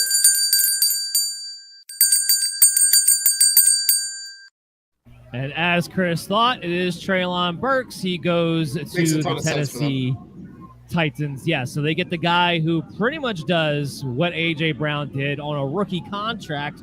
Maybe doesn't have the same health concerns as an A.J. Brown. That's quite potentially so, but in comparison, we know A.J. Brown's shown that he can perform at a high level in the NFL. Now they go with Treylon Burks, who hasn't necessarily done that. But do we have the confidence? I think I do at least. But do you guys have the confidence? We'll start with Mike. that he's going to be able to adequately replace A.J. Brown from day one? That's a tough thing to ask, especially because, I mean, as impressive as Tannehill's looked at times, he's not a world beater, right? Like he's an average to slightly above average quarterback. So it's not like he's going to make any receivers look great. The receiver's going to have to come in and kind of do it themselves. So it's a tough thing to ask, but why not? Why not? How about you, Chris? Because you wanted to see this pick happen anyway. Well, it's not necessarily I wanted to see it happen. I think it was going to happen. But Arthur Smith's no longer the coach there, so that's going to be a big thing to kind of see how this kind of transitions for this offense. Todd Dowling's now the offensive coordinator for this team, and last year A.J. Brown didn't have the greatest year. Now I know he's banged up a part of the year, he was injured part of the year, but he definitely wasn't as productive as he had been on Arthur Smith. And I think as a result, I do have some questions about Treylon Burks and kind of hit the ground running. And then if you're a Tennessee Titans fan, I'm gonna be a little bit down on this trade as well. While I understand salary cap wise, while you're doing it, your team kind of fancies yourself as a Super Bowl contender. Rarely does a rookie receiver kind of carry a team. It can happen, but it's kind of a lot to ask for Treylon Burks. As Mike kind of emphasized, Ryan Tannehill isn't Aaron Rodgers. He's not Tom Brady. So when you put those kind of factors together, I think Treylon Burks has got a little bit more ahead of him in a sense. I think he can be productive, but I don't necessarily think he's going to be a guy that you can trust to be number one receiver for your team next year. So I think it's going to be really interesting kind of see how that kind of materializes moving forward. Well, I'll jump in here on the fantasy side of this.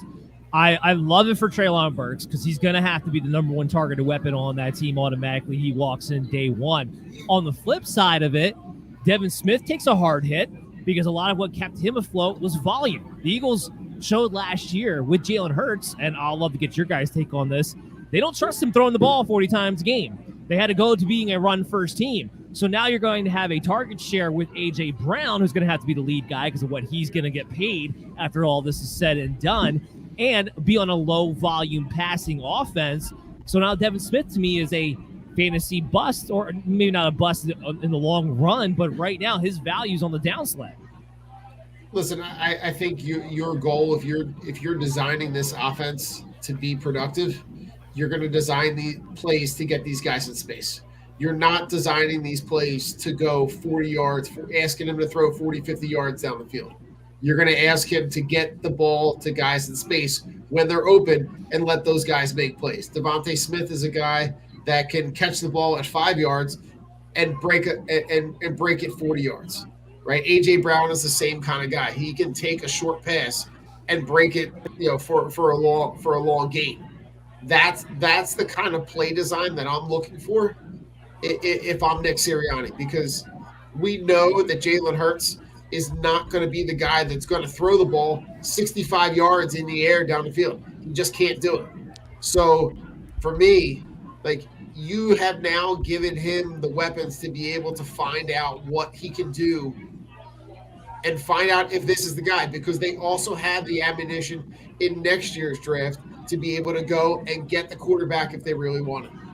Yeah, I mean, this having A.J. Brown on the other side of Devontae Smith just creates so many more opportunities for Smith than having a guy like Jalen Reagor next to him. So this kind of slides Reagor down the depth chart a little bit, and now you can let Devontae. Well, I'm pretty sure your team just wants to move on from Reagor if they can. Yeah. Like, to be honest, I hope it slides Jalen all the way Reagor off the depth chart. Off the depth chart. Also, too, you have to think about too, Devontae's young, You get a guy that's a top 5, top 10 receiver in the league, whatever he is, wherever you have. I mean, he's a good player. A.J. Brown's a really good player. You pick that guy's brain and you watch him what he does in practice. That only helps.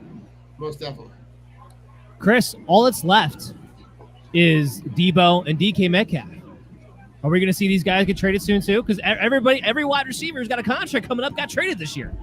Yeah, I mean, I think that this should show you, as I talked about earlier in the show, that maybe the 49er reports were being exaggerated, what Debo's value was, what people were going to be willing to offer, or what the 49ers wanted for him. I think A.J. Brown going for this price tag shows you that Debo probably wasn't going to be a top 5 or top 10 pick was going to get him, or multiple first-rounders people wanted. I think Debo's probably going nowhere. I think we talked about it at the beginning of the show that was going to happen. That should have already happened. As for DK, I think he's in the same boat. You look at a kind of situation where if they were going to move on for DK Metcalf and you wanted a first-rounder, you probably would have moved on from him by now. I think Seattle does want him. I think Seattle, kind of has the cap space to kind of, allow to kind of be able to keep him. So I think right now these guys definitely will be there at least for this year. And the team that seems probably going to franchise him, I would imagine, moving forward. So I think this DK is not necessarily going to be a guy who has to be moved sooner than later. All right, guys, we do want to keep up to date with the live betting, so we're up to pick 22 here, which as of now is the Green Bay Packers, although there's been trades happening all over the place. Talk about a team who need a wide receiver. It looks like they're going to be left holding the bag again, but I digress. So right now, the Packers, minus 400 to take an offensive player, plus 300 to take a defensive player. With all these wide receivers off the board, unless they go offensive line, I like my money on the defensive value in that standpoint, though, because of how this draft is folded out. And I think at plus 300, that's a hell of a value. I mean, what do you think, Don? I mean, to me, like if you don't look at a guy like Jermaine Johnson at this point in the draft, right, that's a guy that was projected anywhere between 10 and 25. So to get a guy, at value, right where he slotted in, I'm also looking at guys like Nakobe Dean, like Devin Lloyd, Devontae Wyatt, Andrew Booth. Like those are guys that are going to be impact players. They're going to have value to your team right away. So if I'm picking right now and I'm looking at the Saints and Pittsburgh, right? Like I look at those guys, and any of those guys can have an impact, day one. All this excitement, we've kind of forgotten the Saints are on the clock here. So let's go to Dom here. Go from Don to Dom. If you're the Saints, not what they want, not what they're going to do, what would you do if you were the Saints here? Oh man, I don't know. I think it's tough. Man, I don't know. Do you go? I mean, they don't need offensive line, so I mean, do you go defensive line? Well, they do need offensive line, I would say. Oh, they lost Teron Armstead, yeah. Oh yeah, so maybe Penning then, right? That is where a lot of people have had him mocked out to go to. That's why we talked about, Chris, we talked about the live bet from a few picks ago. That's why it was very heavy for that minus 200 for an offensive player. We thought maybe they could go defensive. Kyle Hamilton was still on the board, right. But Jermaine Johnson being there, if I'm the Saints, it'd be very hard for me to pass up on Jermaine Johnson right now, especially with Dennis Allen as the head coach. Right, Chris? Right. Absolutely. I mean, like I said, they have a defensive, that's getting aging. Cameron Jordan's not, spring chicken anymore out there. So when you look at kind of what they have at the end position, what they can use pass rush wise, it makes a lot of sense for them. Lloyd, the linebacker, makes a lot of sense for them too. I think defense, there's a lot of different guys on the board still that could really help them. Offensively, I think Penning could be considered, but I wonder, is he truly left tackle? And that's where it's kind of going to be interesting. You paid Ramczyk a lot of money to play right tackle. So are you going to try to chance that to kind of move him to left tackle? Penning to me is a guy that you should not play at left tackle, in my opinion. I think he's clearly not that. I think he's a right tackle at best. He's more of a mauler. So I'm kind of curious to see if they will go that route. And that's for the Packers. That's a team I would definitely think is going to offensive line. They lost a lot of offensive line in the last couple of years. Lindsey at the center moved on as well. So if you look at the interior of the line, I think you can't even name the two starters of Elgin Jenkins right now inside. So I think Green Bay is definitely the team that's going to be sniffing the offensive line. This just in, A.J. Brown, the hottest selling Eagles jersey out there right now. Yeah, I just ordered one. You didn't. It was Dom. Would you say that? Can I comment on the A.J. Brown thing real quick? Go ahead. But I do have – I think the Eagles, these guys make great points. I think that A.J. Brown fits his offense to a T. And the guy that I think you guys want to see, Rager move down, I think Quiz Watkins is the guy who's going to move up for Rager. And when you put those three guys on the field, they all fit really well. I think that's going to help Smith be, as I think Mike pointed out, that, Smith is going to have a much easier time than having Rager across from him. You're going to have a lot more attention kind of drawn off of them. And you look at these three guys, I know you know where to volume. The guy I'd worry about most, production-wise fantasy is going to be Dallas Goedert. It was already kind of hard for Jalen Hurts to look for him as it was, I think, as the beginning of the season. As the season kind of progressed, he looked for him more. But I think that's the guy who's probably going to suffer most in his offense. I think receivers will be just fine. He's going to be the safety. He'll end up being like the safety valve, right? He'll be the guy. But I think as a guy that you don't really – they weren't.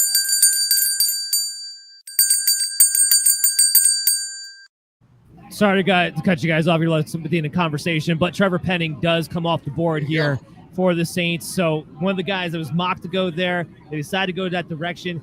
Chris, I'm just going to give you my quick reaction to this because you talked about it, and I totally agree with you. Trevor Penning's not a left tackle.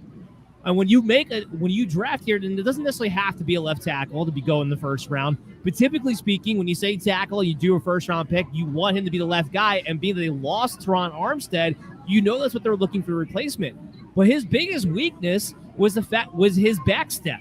he overextends way too often. He leaves the inside open on spin moves and on inside rips.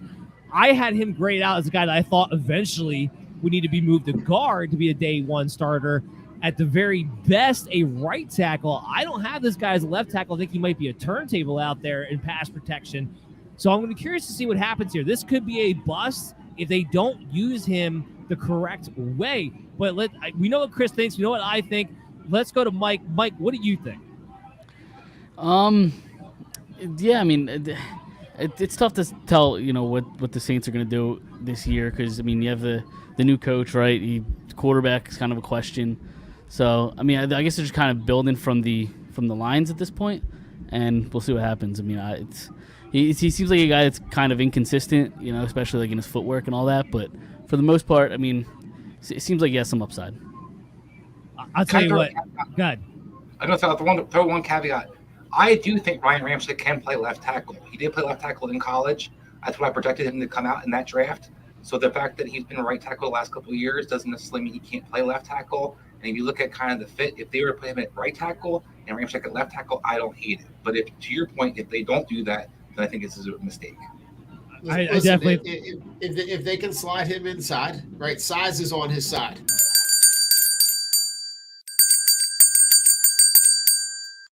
Get him to slot in the Steelers. Sorry, I got to cut you off real quick. The Steelers go good. Kenny Pickett. So is not Malik Willis number one. Kenny Pickett stays in Pittsburgh, goes to the Steelers. They go with the pocket passer. And where this gets real interesting, other than it being the first quarterback taken off the board and the future of the Pittsburgh Steelers and the fact that they just took him over Malik Willis, because Kenny Pickett is touted as this guy who's supposed to be a day one NFL starter, now all of a sudden we have a quarterback controversy right off the bat for day one between Kenny Pickett and Mitchell Trubisky. I know you guys are Eagles fans, not Pittsburgh fans, but we'll stick with the same state. I want to get your reaction anyway. Don, go ahead, because I had to cut you off for the last thing. What's your reaction? I mean, for it, like if I'm Pittsburgh, like it's not really to me a quarterback competition, right? Mitchell Trubisky has showed you exactly what he is, which is a career mediocre, middle of the line, like middle of the road guy.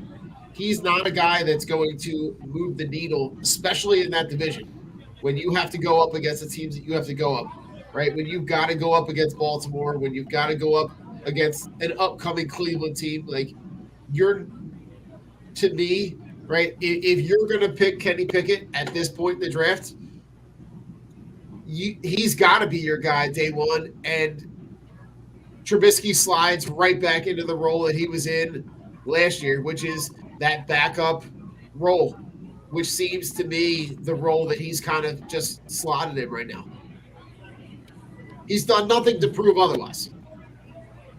I agree. I think Kenny Pickett's going to prove really soon to do nothing otherwise either, though. That's kind of my problem with this whole thing. But hold on, guys. Breaking news.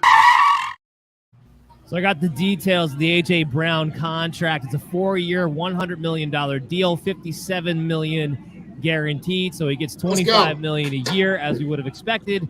Probably front-loaded those first 2 years with the $57 million guaranteed. So that's the details of the contract for pay A.J. the Brown. man. It ain't my money. Pay the man. Listen, man, if you need somebody to pick him up at the airport, I'm available.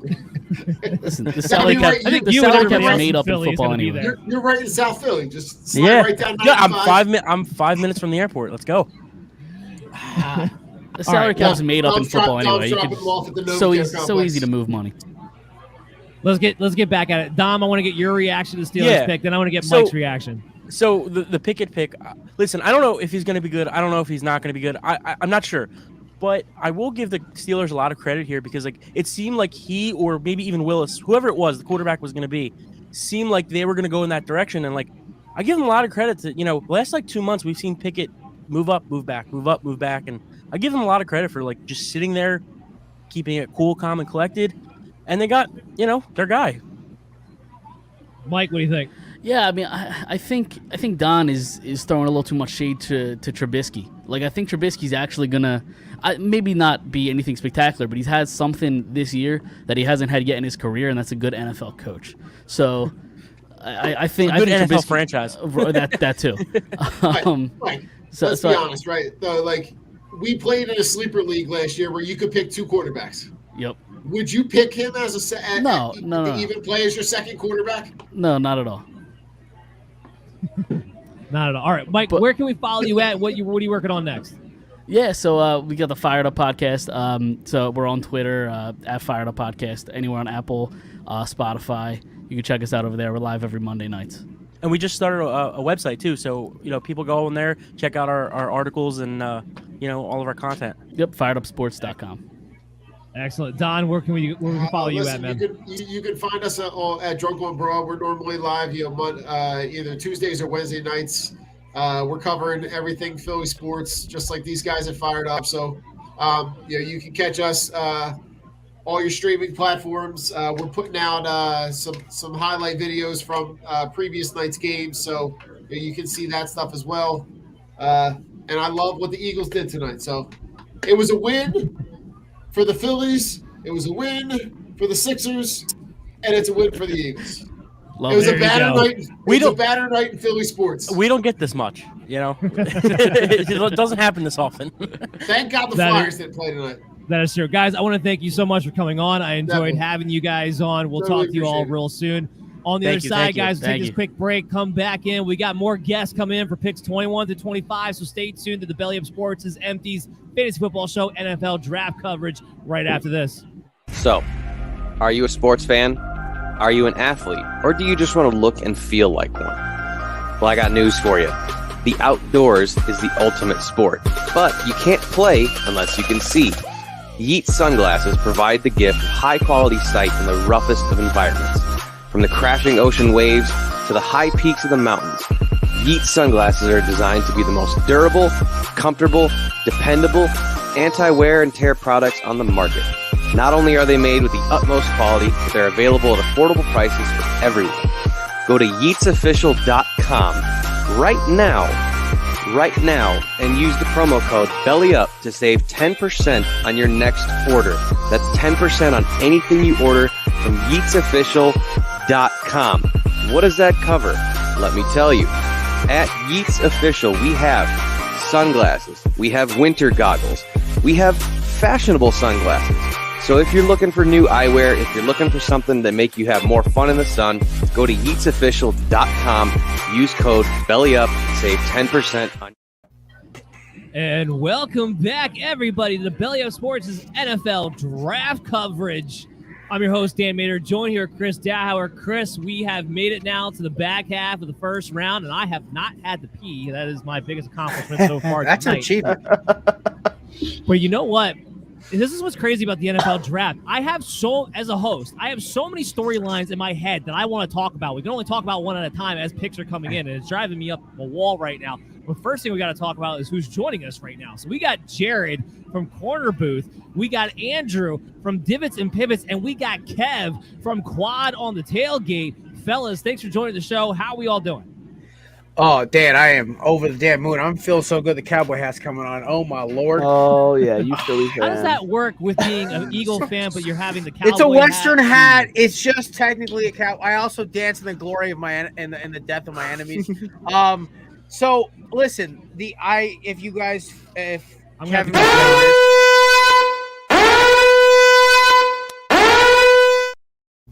So the You Chiefs kidding just, me? The Chiefs just traded up with the Patriots. What? And now the Chiefs are going to be on the clock. So, I mean, this is typical for the Patriots to trade back. There's no shock there. I think the question now becomes, and Jared, since you're introducing yourself, we'll kick it right to you. What are the Chiefs trading up for? I think the Chiefs, like, all the big wide receiver names are off the board now. Treylon Burks was the last one. They can still get Sky Moore at the back end of the first round, regarding they didn't trade both their picks away. I think they go get an edge rusher. I think Jermaine Johnson's coming off the board finally. I think it's either Jermaine Johnson or I think it's Tyler Linderbaum. It's going to be one of those two. That would be my guess. Yeah, Let's introduce Andrew here. Andrew, what's your thoughts on the draft so far, man? This was my fear. My fear. Because Andrew's a Patriots fan, so that's why I had to kick it over to him. Every fucking year.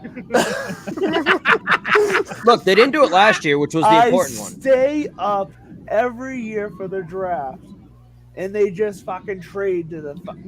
What did they trade to? What pick? All right, so I do have the details of that right now. So the Chiefs traded their pick 29, 94, and 121 for the Patriots' 21st pick. So the good news is the Patriots are still in the first round Still in as the of first right now round. until they trade out again later on tonight.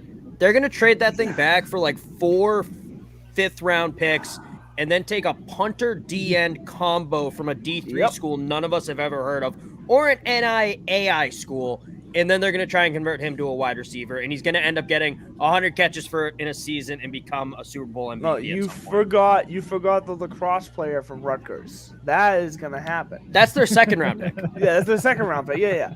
No, this was of all years for Belichick to freaking squander this and trade out of the first round. Are you kidding me right now with trading away the 21st pick when you need top end talent on the New England Patriots? Come on. Oh my God. All right, Chris, I'm trying to keep up with the sports betting on the side here. So we're jumping ahead to pick 25 right now. Defensive player minus 185, offensive player plus 150. How are we feeling about those odds at pick 25? Who's pick at 25? It's a great question. Right now, it's Buffalo. It's the Bills. It's the Buffalo Bills. Oh, Buffalo. I think it's going to be. Ooh, that's a tough one. I probably go offensive player. I think they do take the running back. But with some of these guys falling, yes, Chris. There's a corner they might look at as well because they definitely have a hole in the second corner. I think that's why Vegas is now making it minus 185 for the defensive player. I'm still on the board that I think they take Breece Hall, so I'm going to put my money on plus 150 for the offensive player. That's what I'm going to do there. Two mock drafts, Dan. I agree Two mock with you, drafts. Dan. I had a Breece Hall going to Buffalo. That is my home run. I mean, also I can see them taking Andrew Booth as well out of Clemson. I think he fits perfectly across the way from Tre'Davious White. But I think Booth or Gordon. I could see him go in that direction as well. So Yeah. That's where it's not out of the woods Totally yet. agree. The Breece Hall pick makes too much sense for Buffalo, considering what they already have between Singletary and Moss and the rest of that offense. The Breece Hall pick just makes too much sense. If he's still there, I don't see how they don't pick him. They need a guy who can fall forward for 6 yards. Chris, from a fantasy standpoint, if Breece Hall were to go to Buffalo, what would his value be? Would it be I first think round rookie year? I think it could be definitely, RB1 or at least RB2, definitely. We look at what kind of offense is going to transition out of Brian Dable's moved on. Ken Dorsey's going to be the coordinator. They're talking a lot of talk about them being more run-oriented moving forward. So a team that kind of has all those weapons in place, Josh Allen, a mobile quarterback. Bryce Hall has, sky's the limit for this guy. We saw Najee Harris kind of do it last year. There's no reason he couldn't emulate that in a lot of different ways.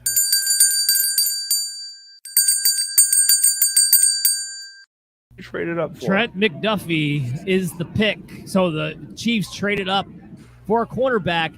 This is you know what? I think I kind of have to hit this button.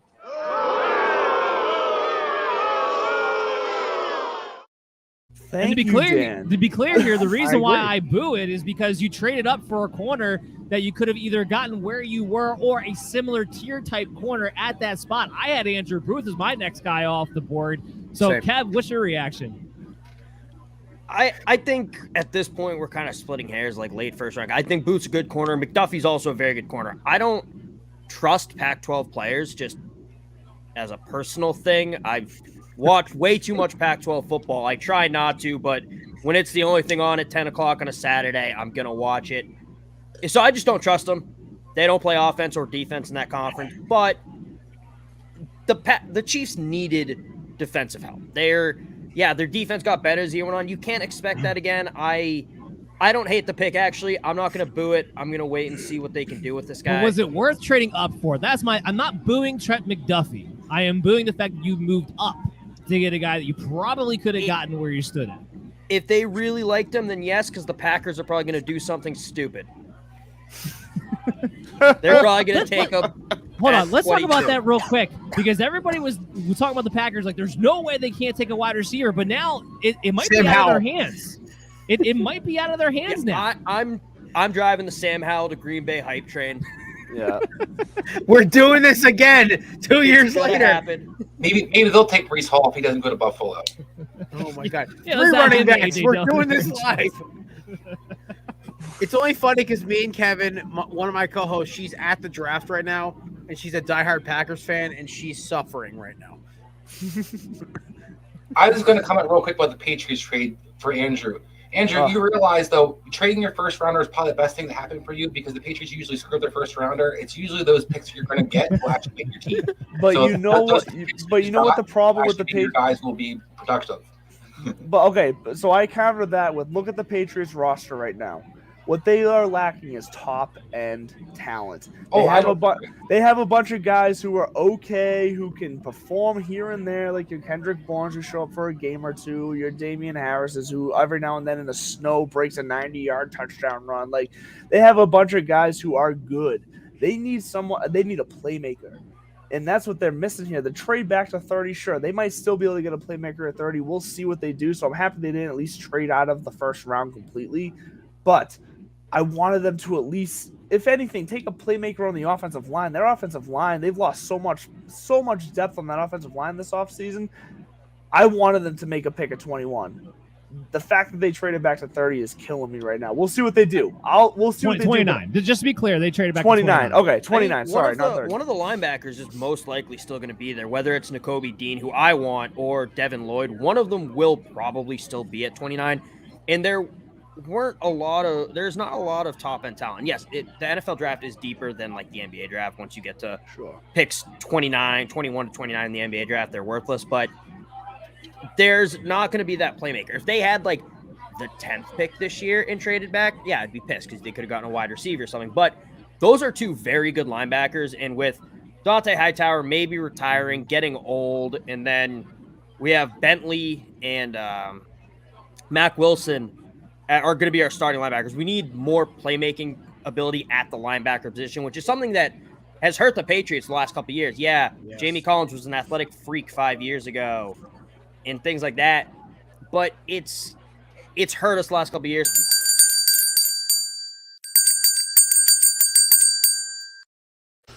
I'll go back to you since we got to cut you off. Quay Walker is now a Green Bay Packer. They go linebacker. Wow. They do it again.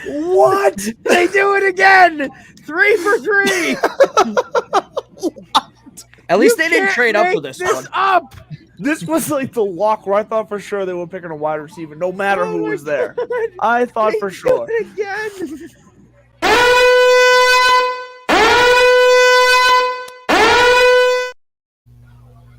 So I'm getting this. The Bills trade pick 25 to the Ravens. Ravens trade away pick 23 and 130. That's got to be. Wait, that's got to be messed up. I think I'm reading this trade wrong. right there. If that's the case. Bills just fleeced the Ravens. I'm gonna guess the Bills picks? just moved up. Yes, the Bills are on the clock. So the Bills just moved up to 23 and traded 25 and 130. This news alert came in ass backwards. And then the Ravens have moved back to 25. So the Bills are on the clock as they move up here. So we got a bunch to react to. Jared, let's kick it to you. Quay Walker, just react to that real quick for us. Not even the best linebacker in the Georgia defense. Like I'm trying to figure this out right now. Like Kevin is hyped because Nakobe Dean's still on the board, man. Like, okay, so my biggest thing about Nakobe Dean was he could stick a guy up in the hole at his size, solo tackles. The problem with this kid is that he's always the second guy to the ball. He was the 5th most impressive guy in that defense, and the 4th most impressive guy is coming out next year. That's my problem with this. It's like they're like trying to reinvent the wheel for the 3rd time this year. I'll tell you my problem with it is that Devin Lloyd was the best linebacker period to me in this draft class. So, Chris, what do you think? I'm with you with Devin Lloyd. Devin Lloyd's my top 10 players in this draft. I think Devin Lloyd's a game changer. I think he's a guy who can play inside, outside. He can blitz. He can cover. I love him. I think this is great for Patriot fans because I think Devin Lloyd should have been the pick there or Lindenbaum, either or, but it looks like either one of those guys could still fall to them. The Packers, I'm trying to figure out where their value is. You have DeAndre Campbell, you paid all that money to at linebacker. You only can play 2-3 linebackers the most, usually play 2 in today's NFL. So I'm trying to figure out what the hell the Packers are trying to do. You talk about Walker being the 5th best player on Georgia's team defense-wise. This is a guy that I think shouldn't never sniff the first round to begin with. And I cannot understand what they're trying to do You have a huge hole in the offensive line. You have weapons that you still definitely need, and you could use extra players. Definitely, pass rushing, for example, would have been a nice player to have. The Smith kids, Smith is getting a little older. They're paying the other guys a lot of money. So I just really surprised by it. Well, I shouldn't be surprised. The Packers used some stuff, but it's just a stupid pick in my opinion. Well, and what's getting lost in all this right now? Go ahead, Kev. I know why they made this pick. So all of our lives are fake. This world is just Aaron Rodgers' own personal hell, and Brian Gutekunst is the devil, and he's just punishing Aaron Rodgers for spitting on his family or something in his life. So that's why I think this move was made. Mark Murphy is literally just trying to plot Aaron Rodgers' downfall. You know what? I'm with you guys because fuck Aaron Rodgers. So. Whoa! I love Aaron. That's not it. I love his interviews on McAfee, but it's at this point I'm just look. It's great. I feel content. bad for Packers fans. Everyone likes Rodgers on McAfee. No one likes him when he's not on the show. That's the problem. Whenever he speaks not on McAfee is when everyone starts to hate him. I mean, listen, listen, ask that his family or Shailene Woodley. I think he's still dating Shailene, which is the funniest part. They just call off their engagement. My favorite part about this is like, it's like, dude, man, like, what are you trying to do? Like, I don't understand. I don't get it anymore. I really don't. All right, well, there's two things I want to touch on here. One is, I am utterly shocked that Jermaine Johnson's falling this far right now. Yeah, that's the big one. 23. Amen. And then the second one is, all right, guys, what do we think the Bills just traded up for?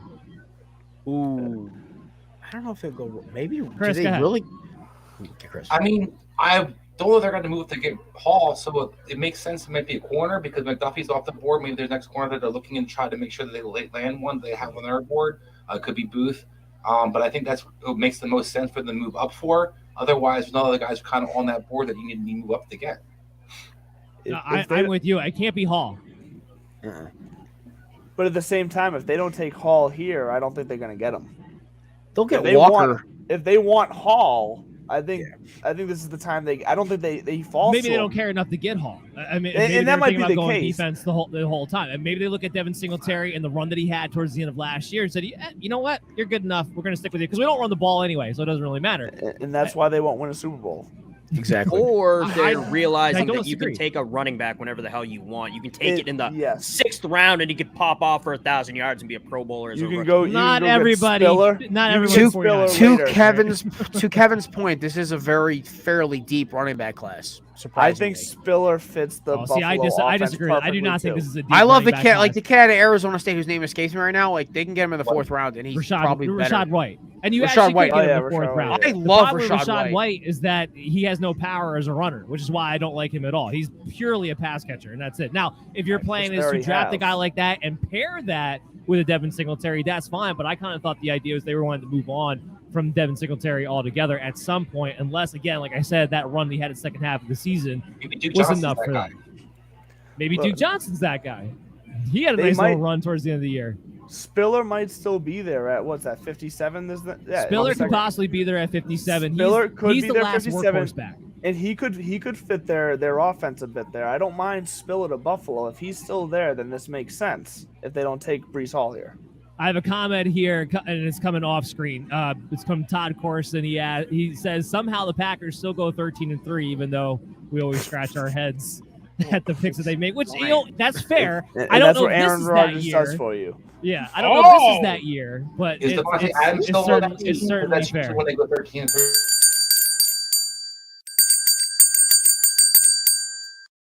Yeah, Amen, I really hate Amen, this Chris. pick. Oh, I really love hate this pick. God. I love this pick. All right, well, go ahead, Jared. All right. Well, so first of all, with Kazir Elam, sorry. My biggest thing with him was his range, his athleticism. He's like kind of the discount Sauce Gardner. If you can't get Sauce, but you want a rangy quarterback who's being able to cover bigger receivers, yeah, his tape isn't immaculate, but overall, I like his tape better than Andrew Booth. It's just Andrew Booth had better numbers, and I think Kazir Elam was a projected top 10 pick preseason this past year, or at least top 15. Now they're looking at him end of the first round. I think honestly with Tre'Davious White, it's not a bad pick, especially with where Buffalo's biggest issue was the second they couldn't stop anybody once Tre'Davious White went out. I think it's a solid pickup. I really do. I like his take. and I'm looking at the future picks here right now too. I don't. You know what? I'm changing my opinion. I don't see how Breece Hall falls to Buffalo at 57. I'm looking at Tennessee. I'm looking at the Jets, who have 2 picks in the second round before Buffalo has another pick. I'm looking at Seattle, who has 2 picks in the second round before Buffalo. Like, there's some teams here who want a running back. I don't see how Breece Hall is going to fall to them at 57. Well, if Andrew, they wanted Breece Hall, you. this was the time. Andrew, well, I got you. We're looking back at some sports betting right now. 29, that's the Patriots. Right now, It's defensive player at minus 450, offensive player at plus 310. Do you think it's that sure of a thing they're going defense? Look, I agree with Chris. It feels that way and with actually Kev, who also made the point that it feels that way that they're going to go linebacker here. And if they go linebacker and get one of those 2 top linebackers, I'll eat my crow, whatever it is, and I'll freaking be all right with it. But I'd be all right with that. But if they go ahead and trade again, then I'm going to be pissed off. So the Dallas Cowboys now on the clock. And look, if I'm a Cowboys fan, which I'm not, but if I was, if I took anybody besides Linderbaum right here, I would be screaming for everybody's head. You have to get the interior offensive line put back together. You lose Connor Williams, you lose Collins. You have Zach Martin, who's aging and getting hurt. You have Tyron Smith, who's aging and getting hurt. If they were to take Tyler Linderbaum here, they could get back on track, do what they do best, which is running up the middle in a power scheme offense. To me, that has to be the pick. Or at least that would be the logical pick here. Let's see what they wind up doing. Kev, what do you think they do? I think Jared is going to take Breece Hall. Just because. I don't know why. It's the most Jerry thing ever. Or he's going to just take Sky Moore just for fun. Or Christian Watson out of North Dakota State. I wouldn't be shocked by the Sky Moore pick. I don't hate that, Kev. Look, I hate it, but I wouldn't be shocked by it. What do you think, Chris? John Mechie, the Pats, second round. I think that you make a great point. Linderbaum should be the pick. Another guy I think could be the pick or should be the pick could be Jermaine Johnson. They could use another edge rusher for sure. But I do think that there's a good chance this is Dallas. They're going to make something kind of head-scratching. Probably a lot of talk about them getting an extra receiver. I don't think they need another receiver, but I wouldn't be surprised if they reach here. Especially not in the first round. Yeah, I mean, absolutely shouldn't. But I think that it's Dallas, so you never know. But I think Linderbaum or, like I said, Johnson should be the picks. But I'm really curious to see what Jerry does. I like the Breece Hall thing. That's kind of funny, but it's Dallas. Well, why don't they just draft Malik Willis while they're at it too? If they're going to be doing that. Right. You know what? That was my answer. Let's just really throw a monkey wrench in it. Look, and I don't disagree with you that they don't. So, well, okay, I do disagree with you.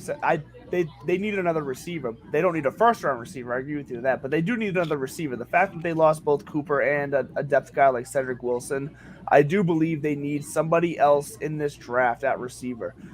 First round, I agree with you. No, they should not be taking a receiver first round here, but second or third round, I could see the Cowboys taking a receiver. So the Baltimore. Sorry. No, go ahead.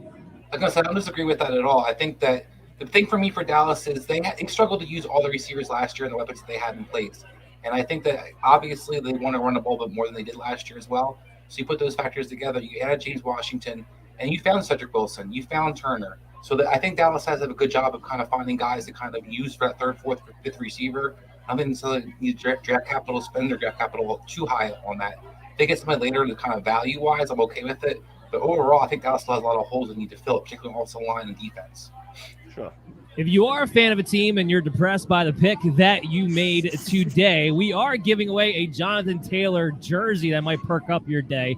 All you got to do is follow Belly Up Sports on Twitter, retweet this giveaway tweet, which is pinned to the top there, and you have to register on Pristine Auction. Use the promo code BELLY when you do so. That puts you into the tournament. We'll select a winner on May 2nd at 8 p.m. Eastern Time. So something to look forward to in case you're like Andrew and you're pissed off the Patriots traded back yet. If they take a linebacker in the first round, I'll be all right. But right now, I'm still a little mad.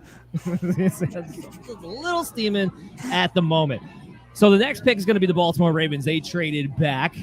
They've had a solid pick the first time around there, to say the least, and made some moves there with Marquise Brown going to the Arizona Cardinals.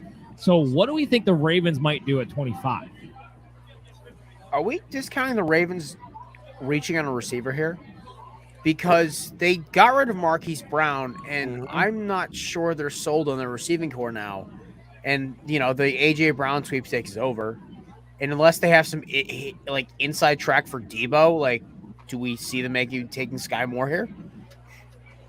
I think that could be a valid pick. I mean, yes, a wide receiver certainly becomes a part of the question with them moving on from Marquise Brown. I just don't. I mean, maybe. And Sky Moore has a similar type of style to him that a Marquise Brown would. I think it's definitely within question. I think the Cowboys didn't go Tyler Linderbaum here, that's another team I think that needs to go that route. But we'll see exactly what happens here in a few moments. What else, Kev? What do you think they'll go? The Ravens. Yes. I think Sky Moore. Honestly, I think. Let me cut you off.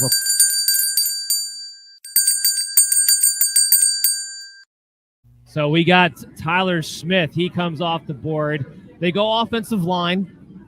Not who I would have went with. As you can see on the graphic here, didn't have him going in the first round, originally speaking, either. So a little bit of a reach in my book. I will say this about Tyler Smith. He can either be a right tackle or he could be a guard. So he has some versatility from that sense, and they need to get back to getting their offensive line up. But what do you guys think? Go ahead, Chris. Yeah, I hate the pick, honestly. I don't think he should be going in the first round. I think Smith's a good running, blocker. He's definitely going to have a challenge, pass protecting. He's very raw. I think he could be guard. I mean, right tackle maybe. But I even think that's a stretch for him. I think he's clearly just a guard. And I'm really surprised by this kind of the move of the other guys that are on the board right now. That's why I just think it's something that doesn't necessarily going to move the chains for them. A guy I won't be surprised without a league in 3 or 4 years. Hey, Cowboy guy up there up top. What do you think? Oh my God! All right, listen. I love when. So I have 2 things here. One is it's a Travis Frederick kind of fear where it's like the Cowboys knew something we didn't and pick like a potential like multi-time Pro Bowler who should have been in the 3rd round. But at the same time, I look at the pick. Like your projection was on point. I didn't have him. I think I saw one mock draft where they had him at 32 to the Lions. That was the only one I saw him going in the 1st round. I think it was like Charles Davis, like back in like February or something like that. So I think they totally reached on this one. They even could have taken Trevor Penning was still available. I don't get it. Well, Trevor Penning's off the board. He went to the same. Oh my God! I haven't flipped to Linderbaum. My bad. Sorry. Sorry. Midwestern school. It's like what the Saints should have done. That's what the Saints should have. Yeah. Sorry. Yeah. No. They could have taken Linderbaum here. Sure, up the inside. I. You know what? I'm happy because good job, Jerry. You made my night even better. I don't think anything can top AJ Brown. This is nice little sprinkles on it. They probably could have got him at 56, though. Let's be honest. Oh no, easily they could have got him at their 3rd round pick. Look, this feels like such an anti-Cowboys pick, in my opinion. Like this is just not like. So on one hand, it feels like. Well, is it a Jerry Jones pick or is it a Stephen Jones? It does not feel like a Jerry Jones pick at all. What it feels like, though, is that a dedication to the run game, like we were saying. So if you have not already bought into Tony Pollard, I think you got to buy into Tony Pollard here because I think they're going to commit to that 2 running back system now that we're seeing take more of a form in the NFL right now, where we got your Javonte Williams, your Melvin Gordons, your Gus Edwards, your J.K. Dobbins, your Elliott's and Pollard. Like I think it's going to be we're seeing a trend towards a 2 running back system being more regular, and I think they're committing to that right now. So if you haven't bought into, from a fantasy standpoint, bought into Tony Pollard yet, you can probably still get him at some value, at least for tonight.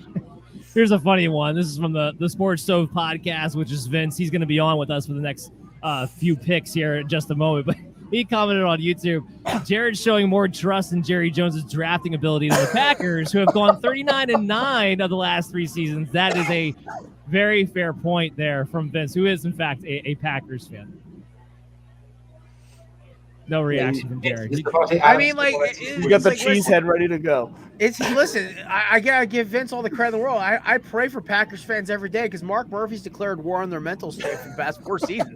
But it's like I don't know how much they can just rely on Aaron Rodgers and some pieces on defense before they just all snap. I don't know. But listen, Vincent, love you. But listen, I have no faith in Jerry. Are you kidding me? I'm loving this because I'm loving the fact that Josh Sweat and Brandon Graham are going to get home on this kid. Dak's going to be on his back a lot this year. So, Chris, help me out here. I'm looking into the future. I'm going to pick 31. Talk about the Bengals. Right now, even odds, -115, whether it's an offense or a defensive player. Now, they're in a position. They could just go best player available, so that's why I think it makes it interesting. But if you're the Bengals, what are you leaning towards? I think it's going to be offensive line. I think that Joe Burrow is your future. That passing attack and Joe Mixon are your weapons. You need to continue to solidify the offensive line. There's definitely holes all through it, so I think that's where they need to keep their attention and should be focused on. I tend to agree. All right, let's rewind here to the Ravens, who are still on the clock at the moment. We're trying to figure out what they should do. Now I know what I want them to do, and I'm going to put it this way too. If they take Linderbaum, I'm going to go to a fantasy standpoint here. J.K. Dobbins coming back off Achilles, Gus Edwards coming back. Yeah, guess what? Don't care about their injuries. They take Linderbaum and put him in the middle of that offensive line with what they have with Lamar Jackson right now. Dobbins shoots up easily to the high-end second round in my book, even with having to split time with Gus Edwards. What do you think, Andrew? Well, I think we've seen that proven in the time that we've seen Dobbins and Edwards together, and just multiple running backs in the Ravens system in general. I think we've seen that they're committed to that type of style of play, and that you can have a guy be very successful and high-end talent in a fantasy standpoint, and Dobbins who can catch the ball and run the ball. I think it makes a lot of sense. So if they're going to shore up that offensive line, then yeah, Dobbins definitely could be a steal this draft if people are going to doubt him because of the injury. Yeah, and that's why I think it'll be really interesting going through with that. And look, the Achilles injury, that is the one injury that can still put players behind a year. It still takes a longer time to recover, normally speaking. But now we've seen it with Cam Akers, who was able to come back and play 5-6 months later. Now, he wasn't Cam Akers himself that we're used to seeing being explosive and everything like that. But it's just amazing now that even with a running back coming off an Achilles injury, I'm not that concerned. I agree. I think J.K. Dobbins has proven that he's got the skill to where he can overcome it. As long as he's feeling close to 90%, I'd say, I think he can make something happen out there. He can make some plays. He's a playmaker who likes the ball, and that's what you want on the field out there as a running back, especially in the type of offense that the Ravens run. What do you think, Chris? Yeah, I love J.K. Dobbins. I think he'll definitely come back with today's recovery with surgeries. People, I think the injuries that used to kind of end people's careers or kind of make you lose a step or make you the same player rarely happen anymore. So I think this is a guy that could definitely bounce back. He got hurt early in the season last year. It wasn't like it happened late in the season. So he's got plenty of time to recover, plenty of time to kind of get used to getting hit again. So I love J.K. Dobbins moving forward. So wait for this pick to officially come in as they're trying to announce it. Tennessee's on the board next. You guys won't be around for that. So what does Tennessee do now after all? Trading away A.J. Brown, taking Treylon Burks. What direction do they head in? Do they attack the defense? I think that's the move. They have to. They couldn't stop anybody. Mike Vrabel turned into like the best chess player I've ever seen, besides his mentor Bill Belichick. I was like, I think what was it? They had 90 plus different players suit up for them last season. Something along those lines. It was an insane number. So maybe go get Jermaine Johnson, who's still, because they couldn't rush the passer. I think besides Harold Landry, I think they have nobody on the edge who can get after a guy. So if I'm Tennessee, I just say stop the madness, go get Johnson. Like it's time. It's pick 20. They did it. There it is. They did it. Thank you, Ravens. Makes me up sense. for Lamar. Sign me up for J.K. Dobbins. Sign me up for the entire Ravens offense. That's going to be one of the most dominant offensive lines in football next season. Go ahead, Andrew. Give me your reaction.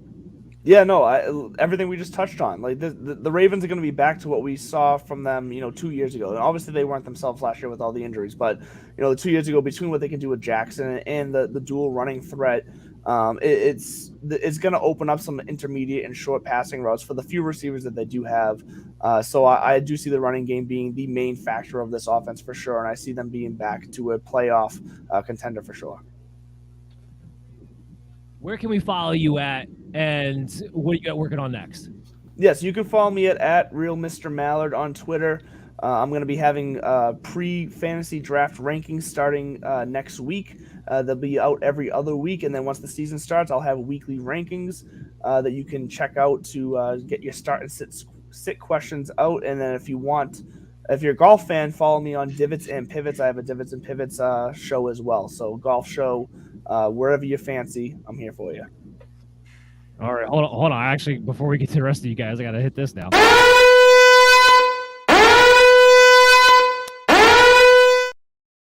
The Jets just traded into the first round. So I got to get you guys off the show real quick. So, Jared, where can we follow you at? What do you got working on next? You can follow me at this name right here, Belly Up Jared, and also at Corner Booth Podcast. Right now, we're working on just getting a lot of nice guests in for the offseason, of course, because, post-draft, it gets a little slow. So, we're going to have a few guests. We're returning guys. We might do some fun stuff as well, but it's going to be a good time in the offseason. And, Kev, what we got going on, man? At Belly Up Kev or at Quad Tailgate. It's tailgate on the quad, not quad on the tailgate, like Dan said when I first got on.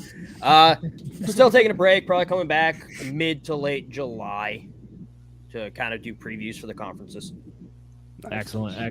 Guys, I want to thank you so much for coming on. We'll be talking to you all real soon. It was great having you. We got a next group of guests coming on to round out the first round, coming to a close. So everybody stay tuned to the Belly Up Sports' MD's Fantasy Football Show NFL draft coverage, and we'll be back with all of you right after this. As summer begins to heat up, there's only going to be one way to cool down this season. I know when I hit the golf course, Yeti products keep my drinks cold until I tee it up at the 19th hole. I'm Andrew LeDuc from the Divots and Pivot Show on Belly Up TV. As we get back to normal and get back to the beach, the park, backyard barbecues, and the golf courses, you are going to want to be able to keep your drinks cool. Why not use the best products available for the job? By going to bellyupsports.com and hitting the sponsors tab, you will have access to the best deals that Yeti has to offer. Yeti offers free shipping on orders $20 or more and qualifying orders that can arrive in 2 to 10 business days. They have the best coolers, the best tumblers, and everything else you could possibly need to enjoy life in the summer. So go to bellyupsports.com to get our link to access the best deals available today. And remember, free shipping on qualifying orders. I'm Andrew LeDuc.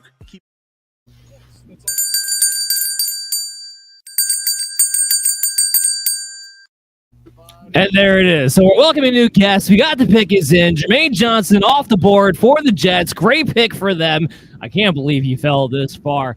Let's introduce our guests and get their reaction. So first up at the top, we have Commissioner Cooper, Jason Commissioner Cooper of TSS Fantasy. How you doing today, sir? Doing great, my friend. Appreciate you having us on. And wow, you guys been running a marathon today. Congrats to you and Chris, and a great job on the show. Been enjoying it so far.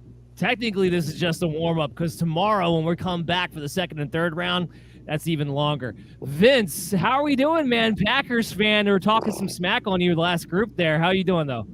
Dan, man, that was a hard segment to watch. I'm doing great, man. I'm doing awesome. Thanks for having me on. Looking forward to these last several picks. Real happy to have you on. And we got the Duke the Uke. He's our big-time NFL draft writer right now on Belly Up Sports. Happy to have you on. Let's kick it to you right away. What's your reaction to Jermaine Johnson on the Jets? I think that's crazy, man. The Jets getting Garrett Wilson and Sauce and Jermaine Johnson. Those are 3 top 10 players. Seriously, what a haul for the Jets. This is a masterclass in drafting. They could not have done this any better.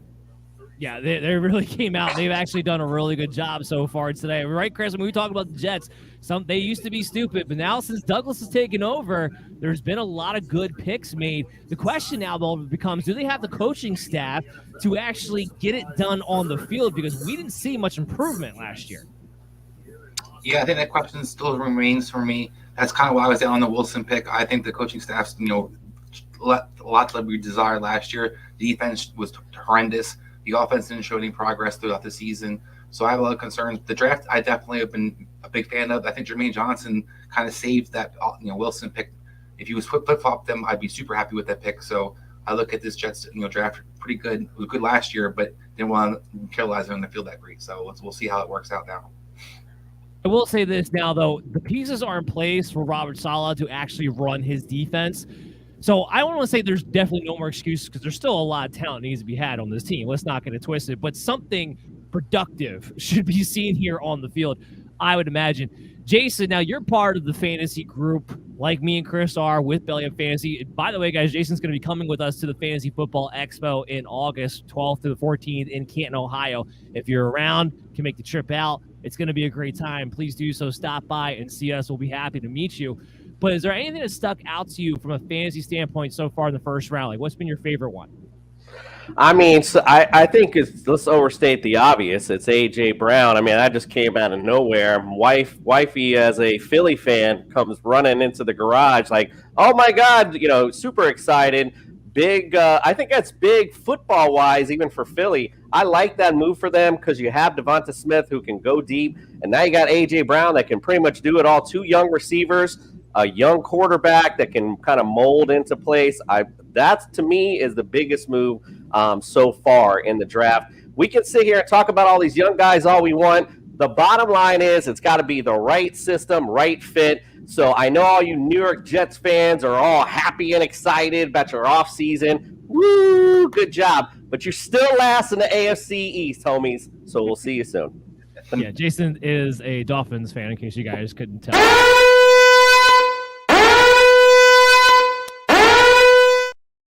The Jaguars are on the clock. They just traded up with the Buccaneers.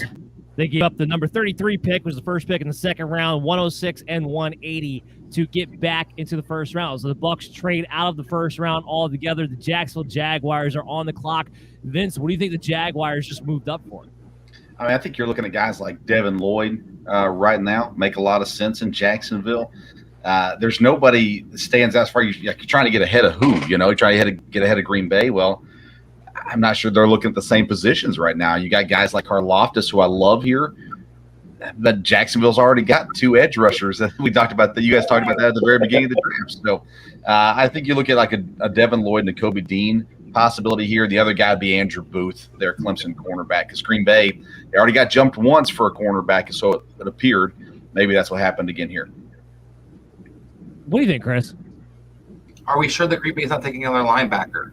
I'm not sure. They'll be one of the few teams in the NFL trying to pay. I think they have about $47 million committed to the linebacker position and 2 first-round picks the last 2 years. But, yeah, so I do think that it's probably going to be something, defensively.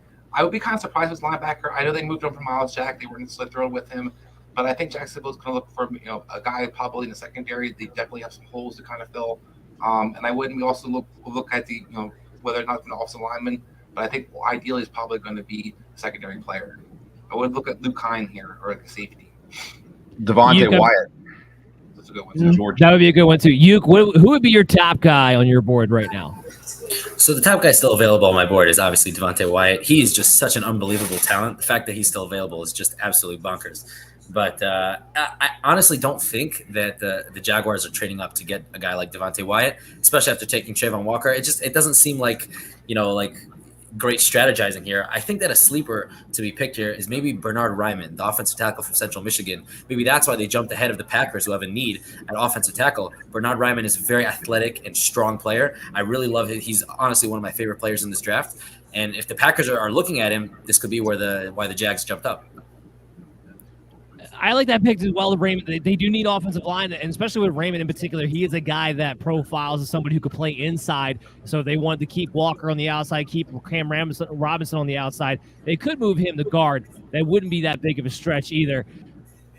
I do think that's what they're going to do. I think in Jacksonville's own weird way, they're like, we're going to follow what the mold is as far as we're supposed to get offensive and defensive linemen to rebuild our team. We're going to do it in the most ass-backwards way we possibly can by kicking it off, by taking Walker for no reason to kick the thing off to begin with. But that could be something we could be seeing in just a few minutes. Oh, guess what? The pick is in.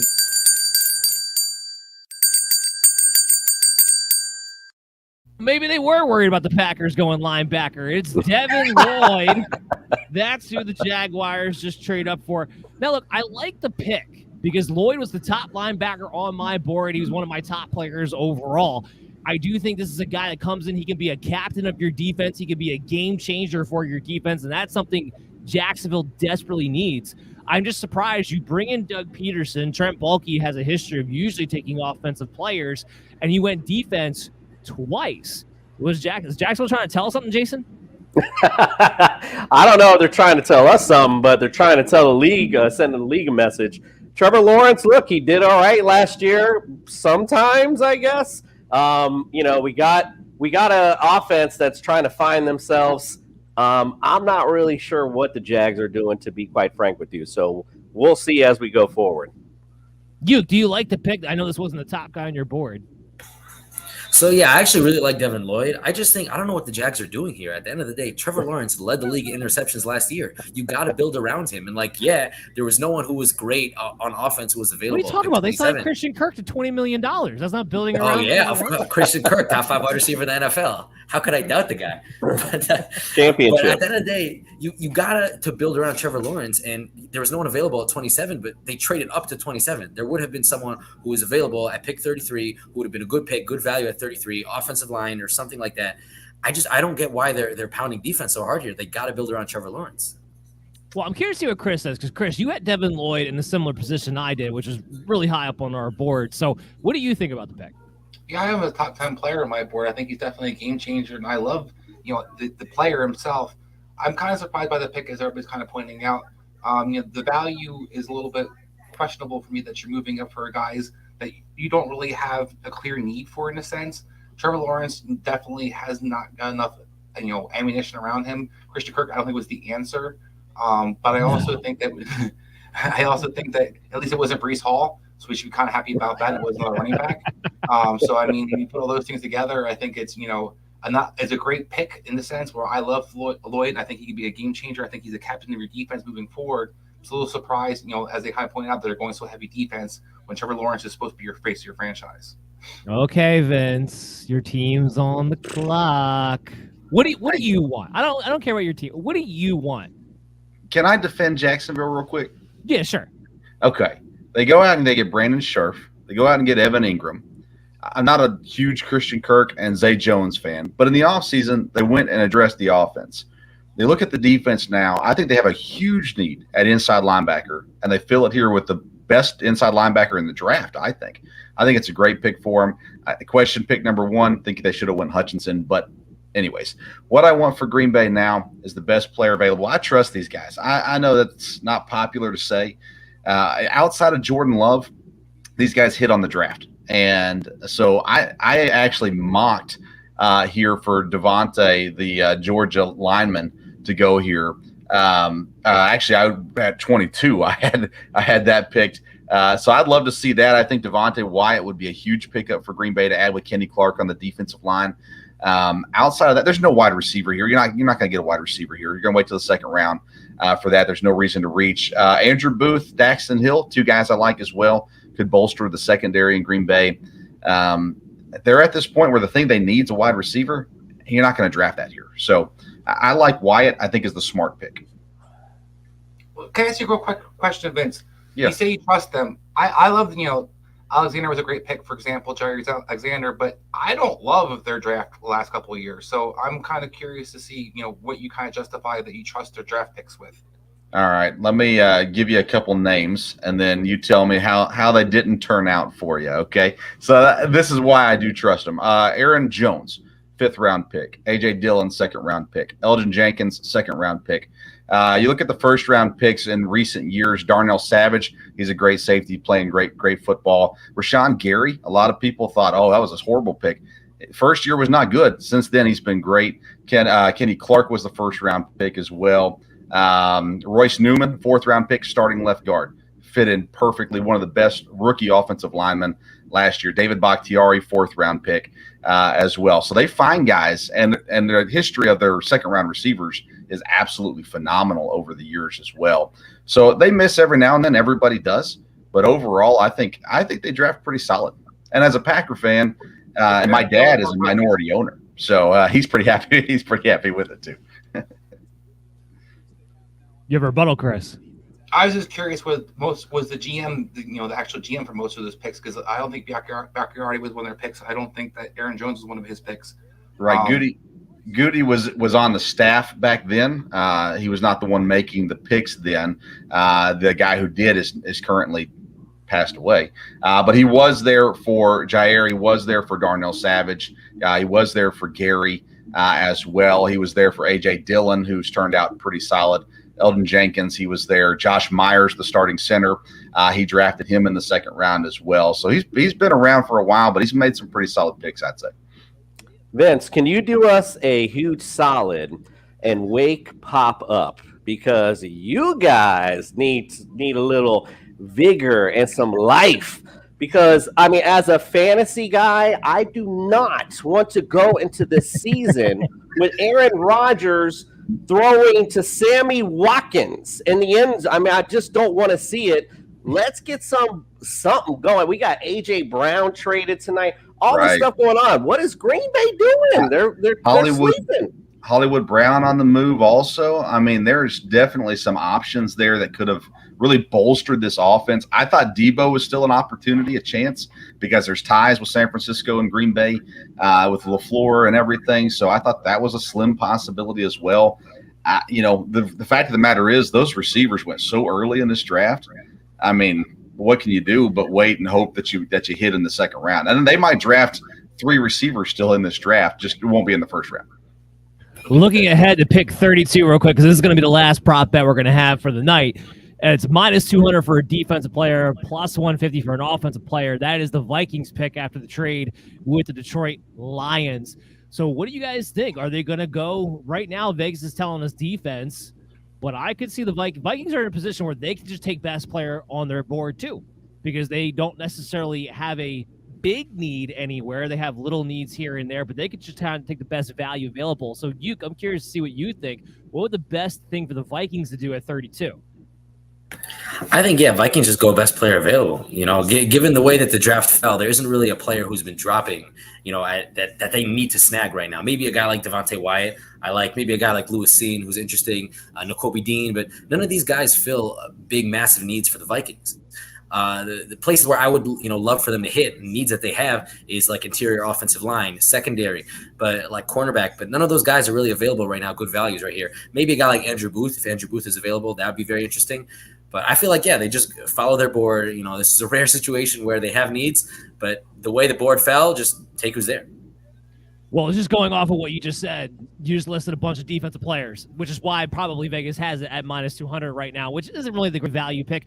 But I agree with you. I don't really have an offensive player that I think they need to address at that 32 spot right now. So I don't think you're going to get the good value bet, which would be the offensive side. I think it is more likely it would be defense. They need help in the back end of that secondary. Hey, there's Dan, no one here either right now. That's a great pick.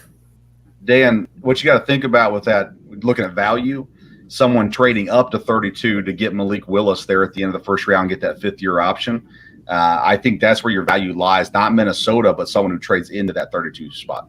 And that's possible as well. The Vikings could very well just keep trading back and getting more value right now because they can just kind of stick to their board at the time. Here's a good one. So after the A.J. Brown trade, Philly's odds moved from 50-1 to 40-1 to win the Super Bowl. So A.J. Brown just moved them 10 spots on the odds to win the Super Bowl. That's really curious, but we got the pick.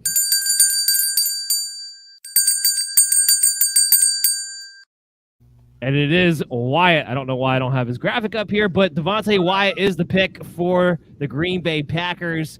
I like it. Vince, do you like it? Yeah, like I said, I had him mock drafted at 22 to Green Bay. Thought that they would be able to get him there. He fell down to 28. They didn't have to make any trades and move around. That really solidifies their defensive line. They were kind of weak in one spot on the D-line. That will really, put it pretty solid. A guy that started for him last year now can move and be a backup. I love it for Green Bay. Chris, what's your reaction? He was one of your favorite players, too. I'm not a big Wyatt guy, so he's not one of my favorite players. Oh, what did I get him confused with then? Why are you a big Wyatt guy? Are you kidding me? Just a penetrator up the middle? Yeah, I'm not. Yeah, I mean, as a guy that I think definitely has the potential, a guy who can definitely, can be a disruptor, but it wasn't a guy that I think is the first round talent, in my opinion. So it wasn't a guy I was necessarily high on. Man. Chris just pooping all over the Packers picks. Questions, Vince, about what makes them so good. Oh, I don't like this pick either. I'm out of here. But Jason, once again, the Packers are going to get out of the first round without taking a wide receiver. Now, I will say this draft, unlike others, there's a more excuse for it because the top echelon receivers did go a lot higher. And I don't have a first round grade on a Sky Moore or a Tolbert or really any other guys that are left at this point, a Kier, Shakir. I don't have any of those guys really as a first round grade. So I don't really knock them for that. But when you're looking at the Packers and we're looking at Aaron Rodgers and we're looking at his fantasy value for next season, what the heck is it? Look, at the end of the day, he's still Aaron Rodgers. He's going to throw, he could throw my uncle open, if anything. But like we said, what weapons are we looking at right now? There's still time, obviously, to still make a trade, make some kind of move. But again, you mentioned, we can't discredit him for not, going receiver. But we can discredit them for why aren't we active in the trade? Why aren't we moving up? Why aren't we doing something to make this offense better, especially an aging quarterback at that? One that's had a little bit of drama issues at some point sometimes. But I still love Aaron Rodgers' fantasy value because they're still going to throw the pill at the end of the day. So, does it really kill him? No. But it does affect him as far as where I would draft him at. I want the truth. You can't handle the truth. No, I'm debating you on this one, big guy. I got Aaron Rodgers coming out of the top 12 right now because everything is signaling to me that the Packers are going to be a run-first team next year. And we've already seen them play at an incredibly low pace last season, and you take away Devontae Adams from that. Please don't talk to me about Sammy Watkins. I don't want to hear it. I don't want to hear about Amari Rodgers. I don't want to hear if they try to bring back Randall Cobb. I don't want to hear it. Aaron Rodgers is going to be looking like what he did back in 2019 when he had one of his worst seasons of his career, statistically speaking. Now, that might not be from a Packers fan standpoint with Vince. That might not mean losses. But from a fantasy standpoint, I don't see a guy who cracks the top 12 quarterbacks this year. Go ahead, you can rebuttal.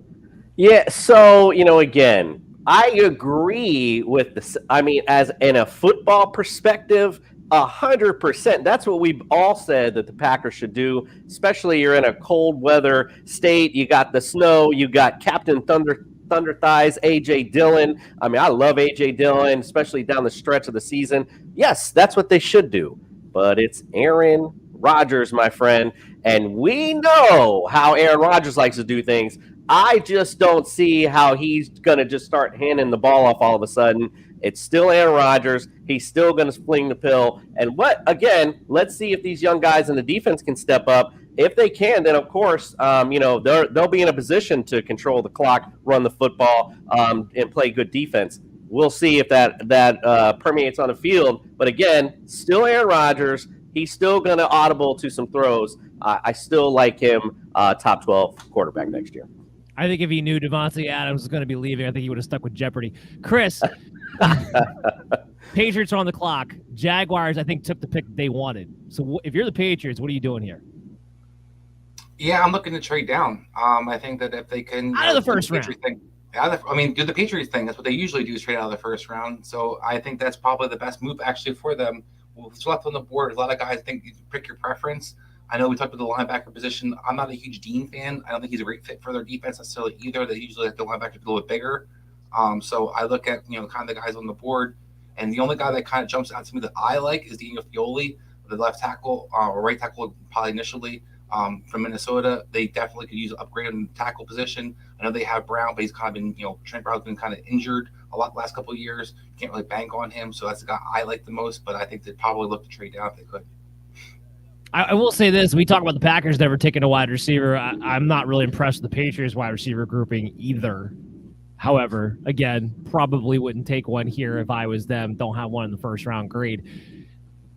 They paid all this money for tight ends that they didn't use. They paid all this money for backup receivers that they didn't use because they weren't good either. When we look at this team and you have a Mac Jones, talk about the Jaguars trying to build around their quarterback. Well, what about the Patriots? What are they doing to help out Mac Jones? And with Josh McDaniels gone, what does that leave them with? Because now all of a sudden, is this going to be Bill Belichick uncorked? Because I'm fearful of what the hell that's going to look like. Anybody have a comment? You're right. They haven't done anything to help Mac Jones, not in the offseason. Now, again, he still has the tight ends there, so maybe they use them this year because they're a talented group with Hunter Henry and Jonnu Smith. Wide receiver-wise, they're really hurting as well. When will they get one? Will they trade for one? The Patriots seem to luck into picks oftentimes, and this year that's not the case. They traded back, and there wasn't one of those stud guys that fell. You've got some edge rushers that I like, but it just doesn't seem like that's the fit right here because they went all in on free agency last year to sign defensive guys. So, Mac Jones is getting in an interesting spot, and without having a true offensive coordinator, at least at this point, New England's a team that's, I don't know, kind of scary in the wrong way next year. Well, they don't forget they traded from those injury-prone receiver from America's team. So good luck with that. We appreciate you guys taking that off our hands. Although, again, I will say, dumbest strategy by Miami ever. Why? I don't care who it is. Why do you give your division rival anything to booster them up? It makes no damn sense. But yeah, I agree, Dan. They're not looking to. I would love to see Bill Belichick uncork this season for sure. Actually, now I'm thinking about this because I have a Dolphins fan on here, and even though you claim to be America's team, I never run into you people. But the whole rumor of Tom Brady wanting to go to Miami, what did you think of that? What could have been? I mean, listen, if it's the rumors were true, bringing in Sean Payton, Tom Brady, I'm all for it, bro. Sell the farm. I don't care. I don't want to build in the draft anymore. I don't want to keep, hey, maybe this draft pick will work out. No, let's go for it. That's why I love the Tyreek Hill trade. Man, I would have loved Tom Brady. I don't care. I talked about Deshaun Watson all last season. I'll take whatever, bro. Bring them on. Let's go. I want titles. Let's do it. All right, you're in the war room for New England. What are you going to do? Are you going to trade back, or are you going to stand pat right here and take somebody? So I gotta say, there's some guys here that I really like. Guys like Lewis Cine and Kobe Dean, both from Georgia. I really like them with this pick. They're both really talented, and they fill a need for the Patriots. And Kobe Dean at linebacker, they could use some linebacker help. And Kobe Dean, the way he plays the game with just this unreal football IQ. He understands it better than anyone, and he plays with this ferocity where he could just get after every ball carrier, and he can control a defense. I really love that about Kobe Dean. He seems like a very Patriots player. Same thing with Lewis Cine. Their safeties are getting pretty old. With Devin McCourty, I don't remember who the other guy is, but Devin McCourty, their safeties are getting a little bit on the older side, so Lewis Cine would help. But someone I really like is George Karlaftis. He seems like such a Patriot. I feel like he would be just an ideal fit in their defense. I like Cole Strange here. That's who I like. Oh, is that huge?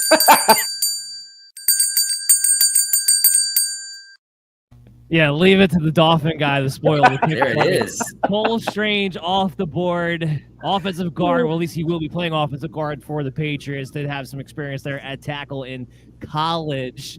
Jason, you're not allowed to speak. Chris, what's your take on this pick? Yeah, we don't. Just to MD's Nation and Belly Up fans, heads up. I did the graphics. He's not one of the graphics for the top 3 rounds. Cole Strange does not belong in the first round. And this is just an absolute true Patriots pick. That's why I said they needed to trade down to do the Patriots thing, because this is just a huge reach. Here's what you said earlier in their show. You said the Patriots do better when they're second and third round players. They figure they just take one of those in the first round and then just call it a day. Yeah, I guess so, because it seems like they don't want to necessarily improve their team.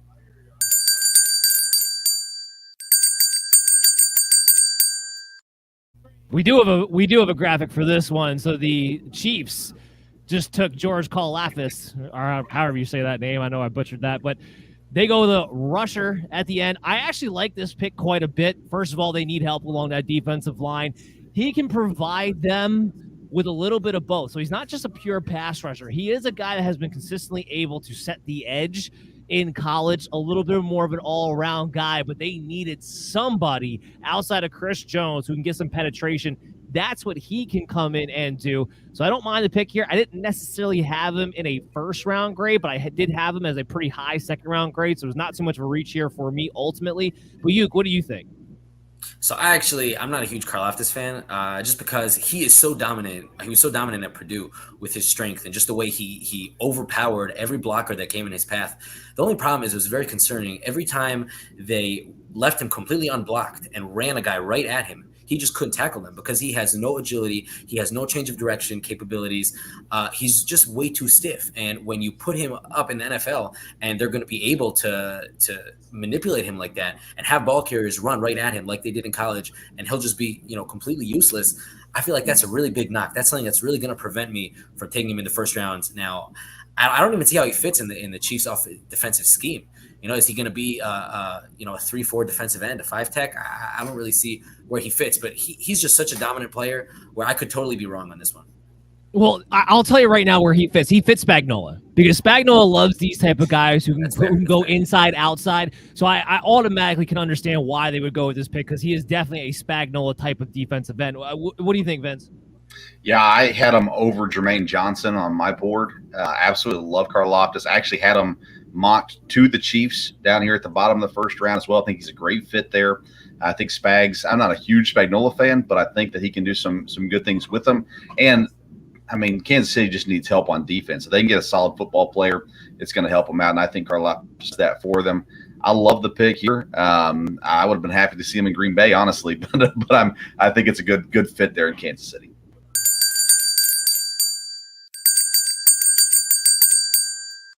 It's the end of the draft when everybody gets their acts together. So Daxton Hill is going to go to the Cincinnati Bengals.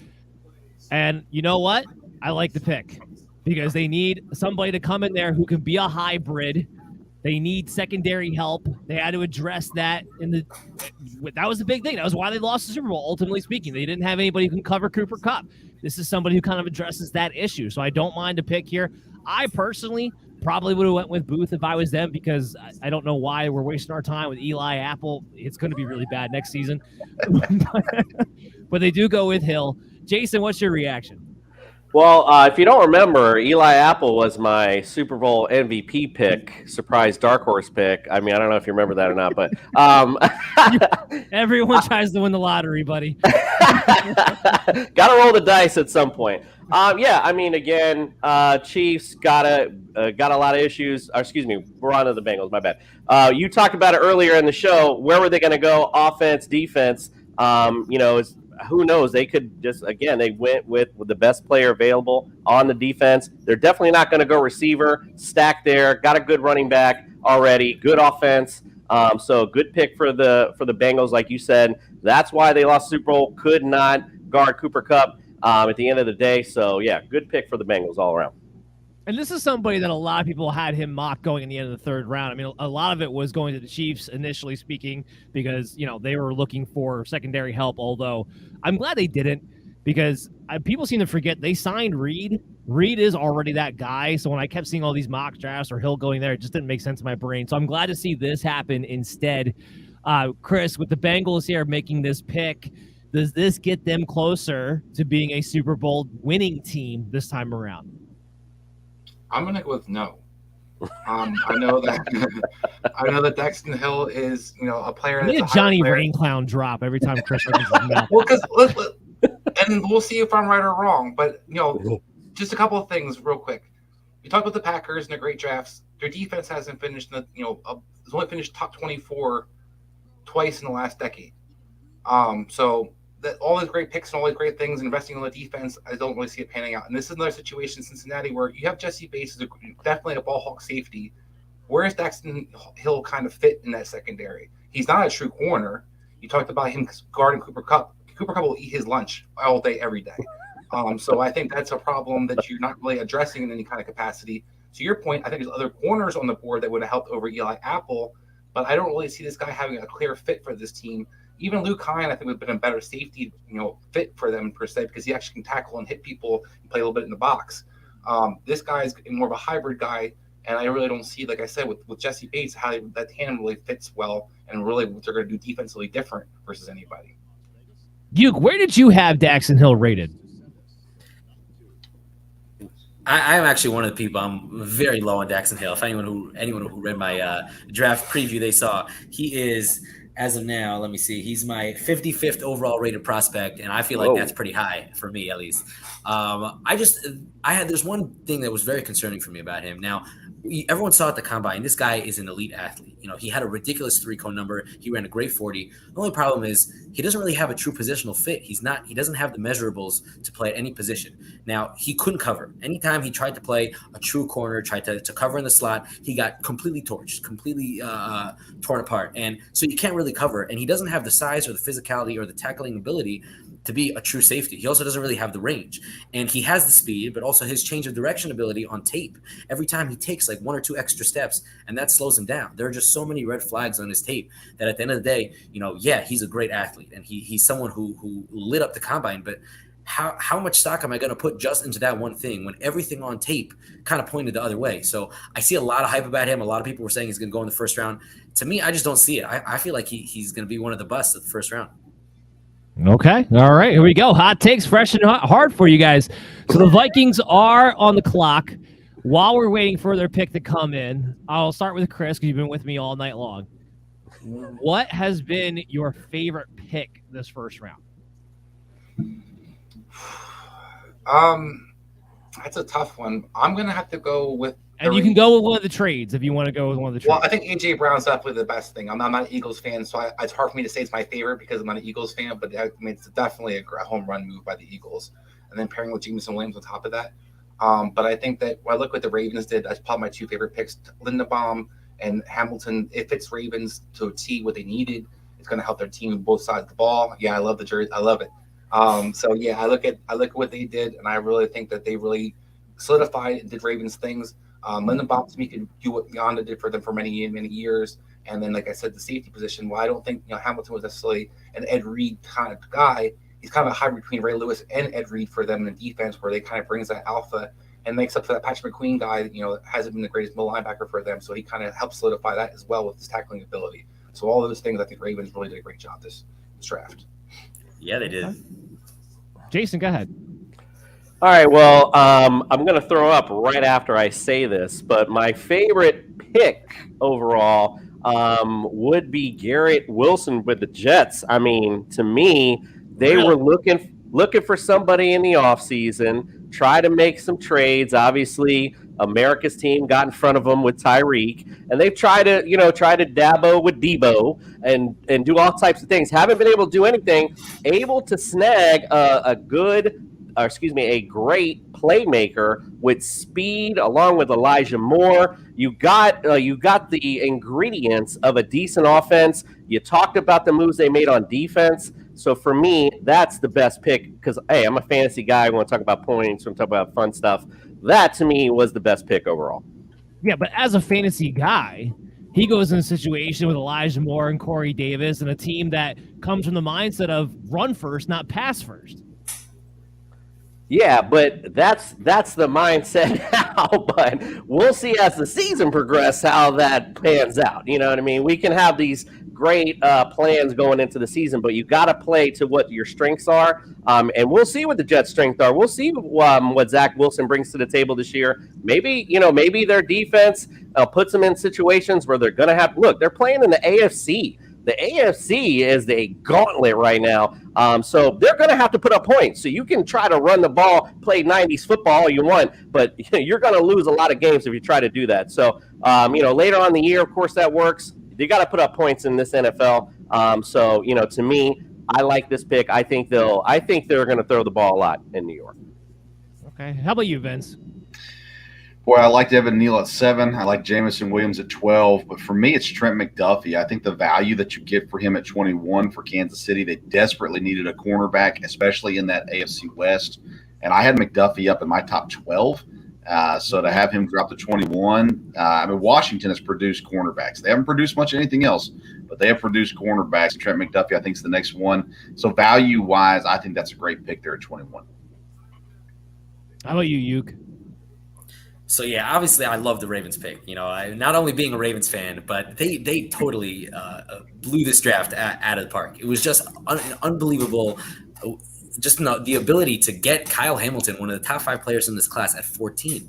that was amazing. And then on top of that, to follow that up with getting Linderbaum later, and I wasn't even one of the biggest Marquise Brown fans. So trading him away, him in a 3rd round pick to get a 1st round pick, that's an amazing haul to get for a middling wide receiver, to turn that into an amazing player like Tyler Linderbaum. The Ravens really turned around their draft. But aside from being a Ravens homer, a pick I really want to highlight is Jahan Dotson to the Washington Commanders. Now, everyone feels like that's a little bit of a reach, but I got to say, Jahan Dotson is one of those players. I've slowly been rising on him. I feel like I've just been way too low on him. I'm just having a hard time rising him up my big board just because of his inability to separate properly, his long speed, his size, things like that. But at the end of the day, there's just so much special with Jahan Dotson. His just ridiculous ball skills, the way he comes down with every single pass, it's just really exciting. And I actually think it's a great fit on the Washington Commanders, pairing him up with a guy like Terry McLaurin.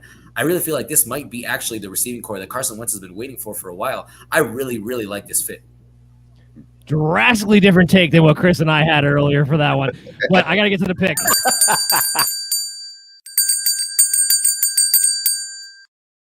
The Vikings take Lewis Sign, defensive back, so 2 safeties essentially back-to-back off the board.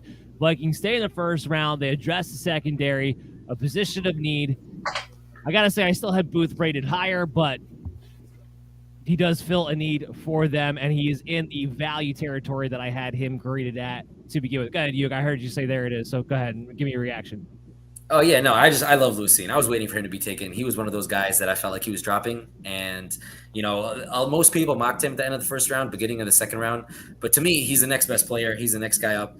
And I felt like it was just a matter of time before someone takes him. To me, he was even, this is a little bit of a hot take also, but I had him in the same tier as a guy like Kyle Hamilton, where he just has ridiculous twitch, athleticism, speed, length. He has it all. And then he blew away the combine. He had an 11-foot broad jump. I think he ran, a 4.4 or like a sub 4.4, something like that. He has it all. There's like very few flaws to his game.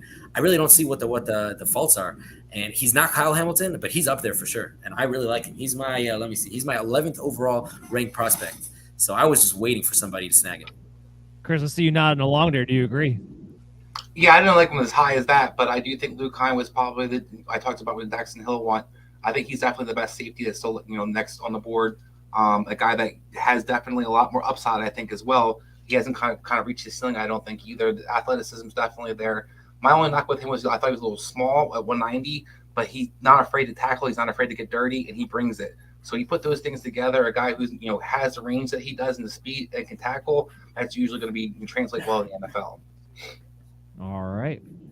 I think it's a good fit for what Minnesota is going to be running on the defensive side of the ball. So if nothing else, I go with that. I had him and Daxton Hill kind of rated pretty similar to each other as far as overall grade goes, but I do think he would fit better than a Daxton Hill would for Minnesota in this situation. Can I throw a quick question out for the panel real quick?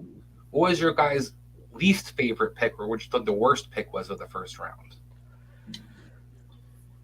You got to go New England, right? I mean, New England doesn't make any sense with Cole Strange. That one's probably the biggest question mark of the 1st round. Trevon Walker at 1, I think that's a question mark as well. Just looking at it, though, overall, I think I have to go New England. That or Tennessee trading away A.J. Brown, but I'd say New England, Cole Strange. So yeah, I'm actually gonna contend on this whole Cole Strange hate now. Yeah, it definitely was a reach here. Taking Cole Strange in the 1st, he does not belong in the 1st round. But I love Cole Strange. He just plays with this length. He has such long arms. He's such a polished and natural pass blocker. And even in the run game, he showed a tenacity and a strength that I didn't think that he had. And he really checks a lot of boxes. The only problem was he played against the only time that he played against capable competition was at the Senior Bowl, and he didn't look that great. But that was really my only question with him. And, that's something that I feel like NFL teams could probably work through, especially a coach like Bill Belichick. Yeah, taking him in the 1st round, that's a little bit early. But to me, he was the top of the 2nd round guy. So that's not such a huge reach for me. So I actually kind of like that pick. I would say the pick that I like the least is probably, let me see here, probably Trevor Penning. I'm not a Trevor Penning guy at all. I know that's a little bit against consensus. But he is just such a bad football player, you know? He has great athleticism. He has this nastiness that everyone says. But he did so many things wrong. He constantly got beat. And this nastiness that we're seeing is he's getting beat. He's getting run over by these stronger defenders. And then all that he does is as he's falling to the ground, he just rips the guy and brings him down with him. And everyone goes, oh, man, this guy is so nasty. He's so strong. But really, he keeps getting beat. He loses so many reps. I don't think he's a first-round player at all. To me, he's not even an early half of the second-round player. Maybe you take a late second, third-round flyer on him. But taking him I think they took him at 16 or 18. That's too early. That's way too early for me. I want to give a shout-out to one of our viewers that's been following along on Facebook pretty much this entire time. His big winners of the draft were Detroit, Giants, Philly, Jets, and Baltimore. Can't argue with that there. Go ahead. I was just saying my worst pick tonight. It kind of piggyback to what Vince said. It's Treylon Burks for the Titans. It doesn't make any sense. It's not like AJ Brown is not Julio Jones. He's not some old aging receiver. Has been. So you have He's a problem young. with the trade, not the pick. Well, the pick to me doesn't make sense because they traded essentially to make the pick. So that to me again, this is not something that they just went off the whim with. This is probably something they've already were thinking about coming in. Who are we going to take off the board here? Treylon Burks. I mean, you traded someone away for potential, and I've talked about that many a times. A lot of teams, I mean, America's teams especially, we've been doing this for over and over again. Get potential. Get the guys you know are money. AJ Brown is money. So again, the whole thing doesn't make any sense to me at all. Wait, Jason, I just want to say to that, I just want to remind you, just a couple years ago, you had a disgruntled wide receiver named Stephon Diggs who wanted to be traded from his team, got traded for a first-round pick, and the team went and selected this wide receiver, I don't know if you've heard of him, named Justin Jefferson, and everyone said, why are you doing this? You're basically trading a wide receiver for another wide receiver who's very similar to him. Keep the guy like Stephon Diggs who's good, and a lot of people didn't understand that move, and obviously that move paid off, better than anyone could have even imagined. Now, I don't think obviously this pick is going to pay off the same way, but there's something about trading a wide receiver for a wide receiver of the similar mold who's younger and, is obviously not going to command the same cap hit. And there's something to say about that. I feel like this is not as bad of a move as people are making it out to be. Yeah, I just want to make sure we're clear. You are comparing Treylon Burks to Justin Jefferson, just so we're clear. Is obviously Treylon Burks is better than Justin Jefferson. This is not, I'm not that crazy. Listen, I'm going to jump in on here. My comp to Treylon Burks is Devontae Adams. It's not this Debo crap that I keep hearing because he's not nearly the same receiver. It is Devontae Adams. Devontae Adams, especially coming out of college. If you guys remember, he was this guy that he kind of rounded off his routes. He needed some work on being able to sink his hips, to be able to sharpen out. But the big thing about him was that the more you got the ball in his hands, the more yards after contact he got. He was like a running back at the wide receiver position, the way he would wear teams down. Burks is that guy. Burks, I think, could be a more healthy A.J. Brown. And I don't have a problem with them not wanting to pay A.J. Brown $25 million for a guy who has not been able to stay on the field for a full season yet in his entire NFL career. Go ahead, Vince. If you put Treylon Burks with Aaron Rodgers, then maybe he's Devontae Adams. You put him with Ryan Tannehill, maybe he's Devontae Parker. I don't know. He's not Devontae Adams. I don't know. I think A.J. Brown was pretty good with Ryan Tannehill. Ryan Tannehill gets us a lot of crap. He had one bad season where Tennessee was completely decimated on both sides of the ball. I don't really bash on him the way a lot of other people do when it comes – he can feature one wide receiver, without a doubt. He did it with Miami with Jarvis Landry. Bingo. Right, exactly. And I thought Jason was going to jump in there, but Chris. I didn't want to overstep my bounds here. I'm still a guest in your house here, but yeah, I mean, you're exactly hit on it. I actually watched him under. I hate to say this, Adam Gase. I got season tickets. I'm sitting up here watching this guy.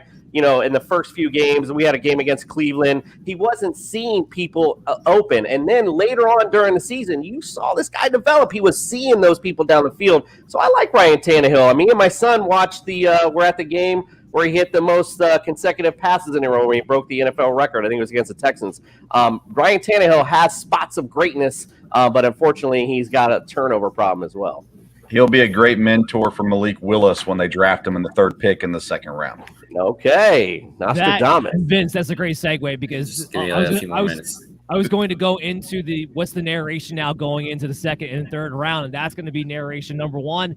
Malik Willis was not taken. It was Kenny Pickett, so now he's available, and I'm better with Willis being in the 2nd round now, because that's all now if you're going to take him in the 2nd round, now you don't have the same pressure on him having to perform necessarily right away you would as a 1st round pick. There's a little bit more of a window that you're allowed to develop, and this is more where he belongs. I kept comping him to Jalen Hurts. Hurts went in the 2nd round. Now we're talking about some actual value and of developing a guy rather than a guy who has to come in and save a franchise day one. That's going to be a big narrative heading into tomorrow. Are there any others? Anybody can jump in. You're talking about the quarterbacks? I'm talking about what's your narrative going into tomorrow? Oh, well, obviously the quarterbacks is huge here. You know, I'm a big Desmond Ridder and Matt Corral fan. So to me, like, they were my top 2 quarterbacks in this draft. So I'm surprised that they weren't taken in the 1st round. Someone didn't jump up to snag them. I would love to see where they go. You know, maybe one of them goes to maybe Indianapolis and then takes over for Matt Ryan next year. That would be very interesting to me. They would have, probably have an immediate impact on the NFL. So that's something that I'm really looking forward to see where these quarterbacks go. That's a great point. If you can get a guy behind a Matt Ryan, even behind Carson Wentz in Washington, those are the kind of places right now these quarterbacks need to go, so they have an opportunity to sit and learn and not be thrown into the fire right away. You got Seattle with 2 top 10 picks in the 2nd round. They need a quarterback desperately, but I mean, it's not a good fit for the quarterbacks that are currently sitting there either. So quarterbacks is the narrative. Running backs would be the other narrative too. I think you got 2 guys with Walker and Breece Hall, with some teams that could use some running back help there towards the top of the 2nd round also. So, and again, for whatever reason, as soon as we get to the 2nd round, all of a sudden it's great value for a running back, not in the 1st round though. So, so there you go. I think you'll see at least 2 running backs, if not 3, go pretty early in the 2nd round. Yeah, that's what I wanted to hit on was the running backs. None taken. It was surprising me a lot. There's a lot of teams though that could use some running back assistance, and going into the fantasy dynamic of things, a lot of teams that are sitting up there, could go ahead and take a stab at it. But going back to Malik Willis, I think Danny kind of hit on the head. He's like the guy that's the most intriguing to watch out for. Where does he land? You're right, Vince. It might be a little early for Seattle, but obvious team need for them. So it'd be interesting to see him in Seattle. As fantasy guys, we love to see the running quarterbacks too. So be interesting to see how he fits in with Pete Carroll's system, and they're in a great receiving core already. So, what do you got, Chris? Yeah, I think the running backs are definitely the obvious one. I think Breece Hall and Walker, 2 the guys that jump to my mind. You always want to know fantasy-wise where the running backs are going to be and where the kind of opportunities are, as Coop's kind of pointed out. The other guy I'm really curious about is one of my favorites of this draft is Daniel Fioli, the guy who I just absolutely love, and I love his potential down the road. So I'm kind of curious to see where he winds up. Yeah, that's the big behemoth tackle. Behemoth tackle. It's just always fun to watch where these guys can kind of go. I want to throw some shade on the Jahan Dotson pick, because that is my worst pick of the 1st round. That is the biggest reach, because I had him as a late 2nd round. What'd you say, Chris? So I have mine when you're done with yours, my worst pick as well. Well, go ahead, because that was mine. That's all I needed to say. Well, you talk about the quarterbacks. Mine has to be Pickett. Is going to be one of the guys I hate. I hate the fit in Pittsburgh. I hate the idea of him being in Pittsburgh. I think they just basically drafted the same quarterback they already have on their roster, Mitchell Trubisky. You're not going to get much different, I don't think, from this guy. If you read the scouting reports, they're almost identical. And then if you kind of look at some other situations, I really hated the Quay Walker pick. I think that was just a reach. A guy that I didn't have a 1st round talent. He had to get one more dig in the Vince. I'm sorry, you can't have 4 linebackers in today's NFL that you're paying and drafting all that draft capital in and have such a crappy defense on top of it. Well, they're a crappy defense, so they got to improve it, right? Quay Walker, I like Nakobe Dean. They draft defense every year. I think that's the problem I'm trying to make the point of. They do it every year. They draft all that defensive capital, especially in the 1st round. Yeah, exactly. Yeah, Vince, you need some mental support. I'm Team Quay Walker. He's my 16th overall prospect, so that's a good pick to me. His athleticism, he can cover. He's got good pass coverage. He has a little bit of a rush as a pass rush, and he gets off blockers pretty well from everything that I've researched on him. Again, on this one, I kind of have to sit back and trust him, hoping that it's the right pick. I admit I had him lower. I had him going 31 to Cincy. So, I had him in the first round, but I didn't have him quite that high.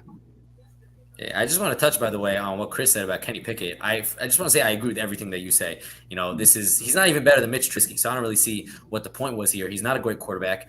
I feel like they burnt a first-round pick, but I just want to maybe point out the perspective of Kenny Pickett here, where of all the teams that Kenny Pickett could have gone to, I feel like this is the ideal scenario for him to go into a place where it's a steady, competent organization, not going to a dumpster fire like a Jacksonville or New York or Cleveland. He's going to a steady organization with a Hall of Fame head coach like Mike Tomlin, who I don't think he's had, I don't remember what the stat was, hasn't had a losing season in over a decade.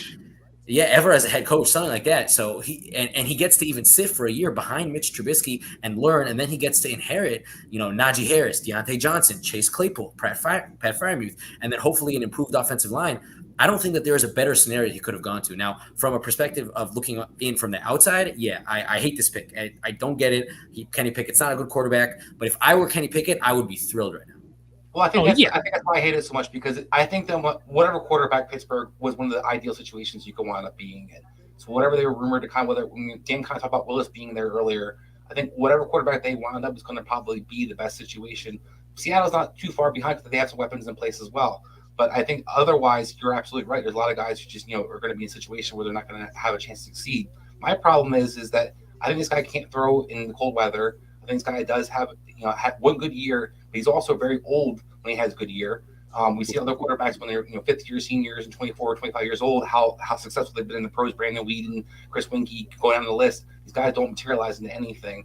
And then once again, when it comes to what the Pittsburgh needs, their defense wasn't good last year. So there was definitely guys on the board, including Lloyd, that they could have definitely upgraded. I feel like, or even the Wyatt kid, they need some kind of structure inside. They didn't neither war. They added a guy basically who I would imagine probably going to maybe battle for starting position next year, but isn't a clear starter next year.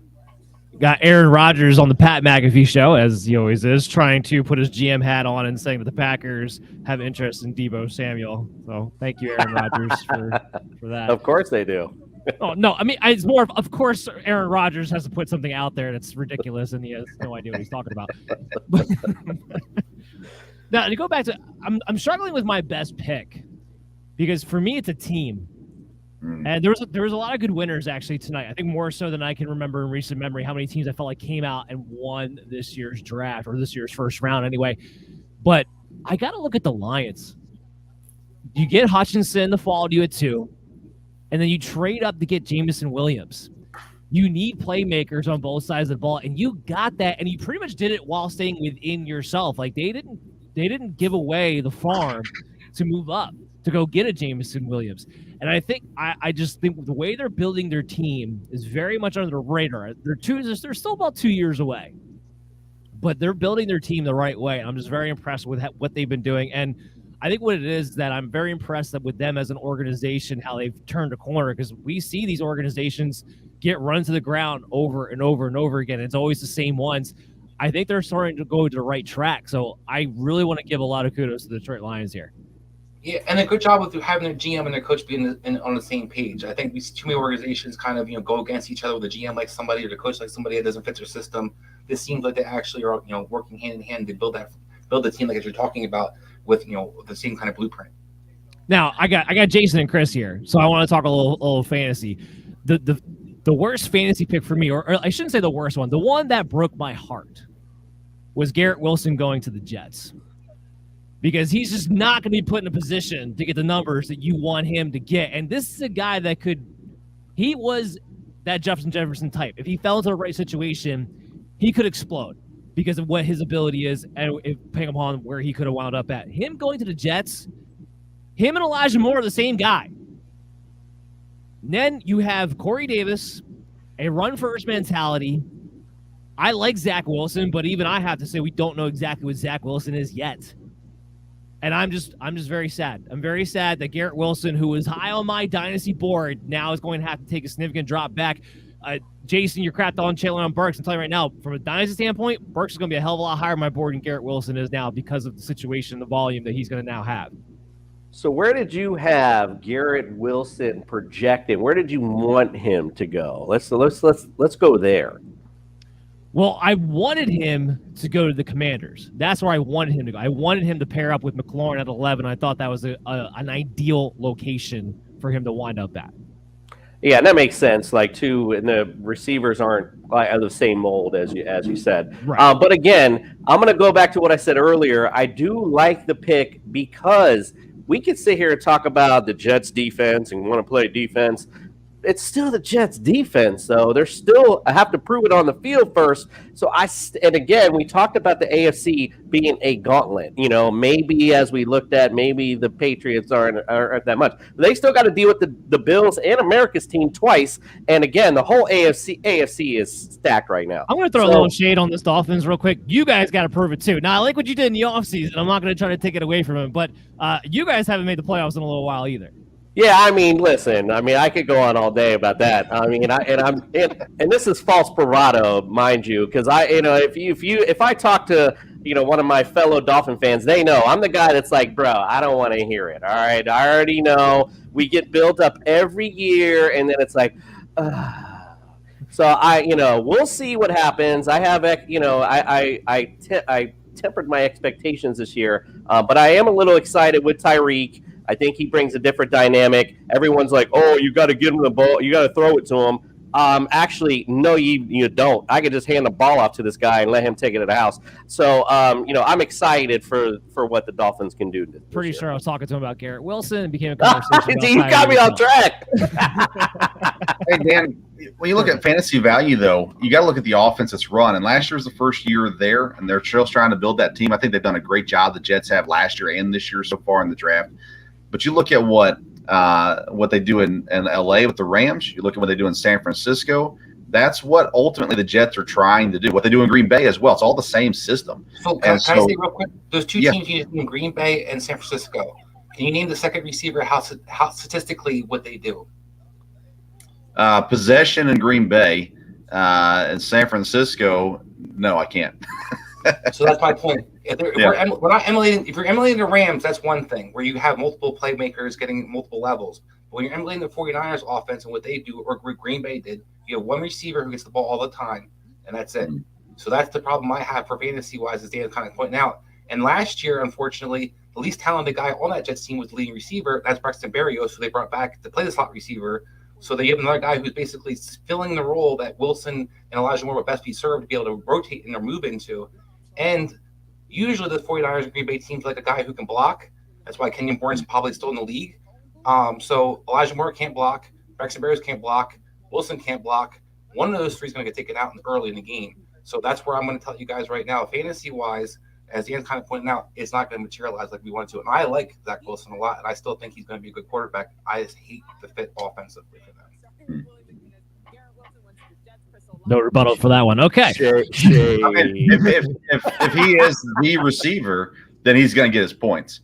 If he's not the receiver, then he's not going to get. And that was what I was going to pick you off with my secondary point to that was even if Garrett Wilson takes over as the lead guy, that means Elijah Moore gets thrown to the wing side, and I love Elijah Moore too, and I don't want to see that happen. So that's why it breaks my heart in two ways because either it ruins Garrett Wilson or it ruins Elijah Moore. Somebody's getting screwed in this deal, and I didn't want to see it happen in either one of them. Denzel Mims last year.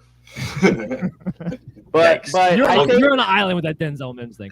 Yeah, Jason. But when you're saying though, in one hand, that you wanted him to go with Scary Terry on the other side, but you don't like Elijah Moore on the other side. So that's I guess where. Yeah, but again, excuse me, just going back to the defense. Let's just go back to that again. The Jets' defense is not that good. I don't still see them being that good. So, again, they are going to have to put up points. They kind of have to throw the football. They weren't that good last year. How many points did they put up offensively? Doesn't always go hand in hand. Zach's first year, to be fair, offense. He's just learning. He's second year. Could be a little something. That's all I'm saying. I don't think it's horrible. And I don't want to defend the Jets. I feel like I really am gonna go take a long shower after this. And the OC in New York was his first year calling plays. He's got a year under his belt, and from everything we know about him, he studies hard, he works hard. If he improves, maybe everything turns around. It all comes down to Zach Wilson in New York. So whether or not you trust him or not. And at this point, I don't trust Zach Wilson. I don't trust LaFleur. So that's my problem. I have yet to see a 49ers offensive coordinator under Shanahan actually be successful. That's where it boils down to for me. But let's sign off here. It's been a great run. It's been a great night. We're going to be back tomorrow for the second and third round at 6:30 p.m. Same place, right here on Belly Up TV, Roku, YouTube, all together. It's probably even going to be longer tomorrow because we'll probably end at the same time, but we're starting an hour earlier. There's going to be a lot more to go over, a lot more guests coming. Vince, I believe you're going to be coming back tomorrow. Is that correct? Yeah, I should be on the first few picks there in the second round. Awesome. Where can we follow you at, and what do you got going on with your show? At Sports Stove on Twitter and Instagram. As soon as we get off here, I'm recording for tomorrow morning's episode. So a new podcast will be out Friday morning, and then also will air 7 a.m. on Belly Up TV there as well. No sleep for the weary. Jason, where can we follow you, man? Follow us at TSS Fantasy. I don't care if you follow me or not. Follow my show. That's all I care about. Check us out. We're live where you can find us. Belly Up TV, Roku, all that. Find us where you can listen to anywhere you listen to your podcast. Go to tssfantasy.com. We got all of our latest and greatest on there as well because we are the fantasy show to people. All right. Not more than the MD's Fantasy Football Show, just to be clear. You, where can we follow you at? What are you working on? So yeah, I'm honestly, as of now, I was just the draft scout for Belly Up. I'm working on maybe running for some other fantasy sites, but nothing's really concrete yet. It's just a few things in the works. But I feel actually a little bit humbled right now among all these podcasting legends who have their own show, and I don't really have anything to plug right now. I can just say, I just write my scouting reports on Belly Up. It's really all I do. I have, the full. If you want to see really all of my stuff, I put out a draft article of the full NFL draft preview. And that kind of can really take you down a rabbit hole towards any individual player scouting report, any positional breakdown, big boards, mock drafts, whatever. It's all linked in that one article. So that's really where you can see all my stuff. Love it. I really appreciate you guys coming on. Really was a lot of fun. I can't wait to get back at it tomorrow. Chris, good job today, man. Let's go get some coffee for tomorrow and get some rest tonight. And then we'll be ready to fire it up and ready to go and do this again and really have another blast. Again, more guests coming on. We'll have more pick betting analysis for you guys for the second and third round. Second round in particular, it kind of runs out towards the end of the third round, just let you guys know, and more fantasy analysis. So everybody come back tomorrow, signing off for the first round of the Belly Up Sports' MD's Fantasy Football Show NFL Draft coverage. Take care.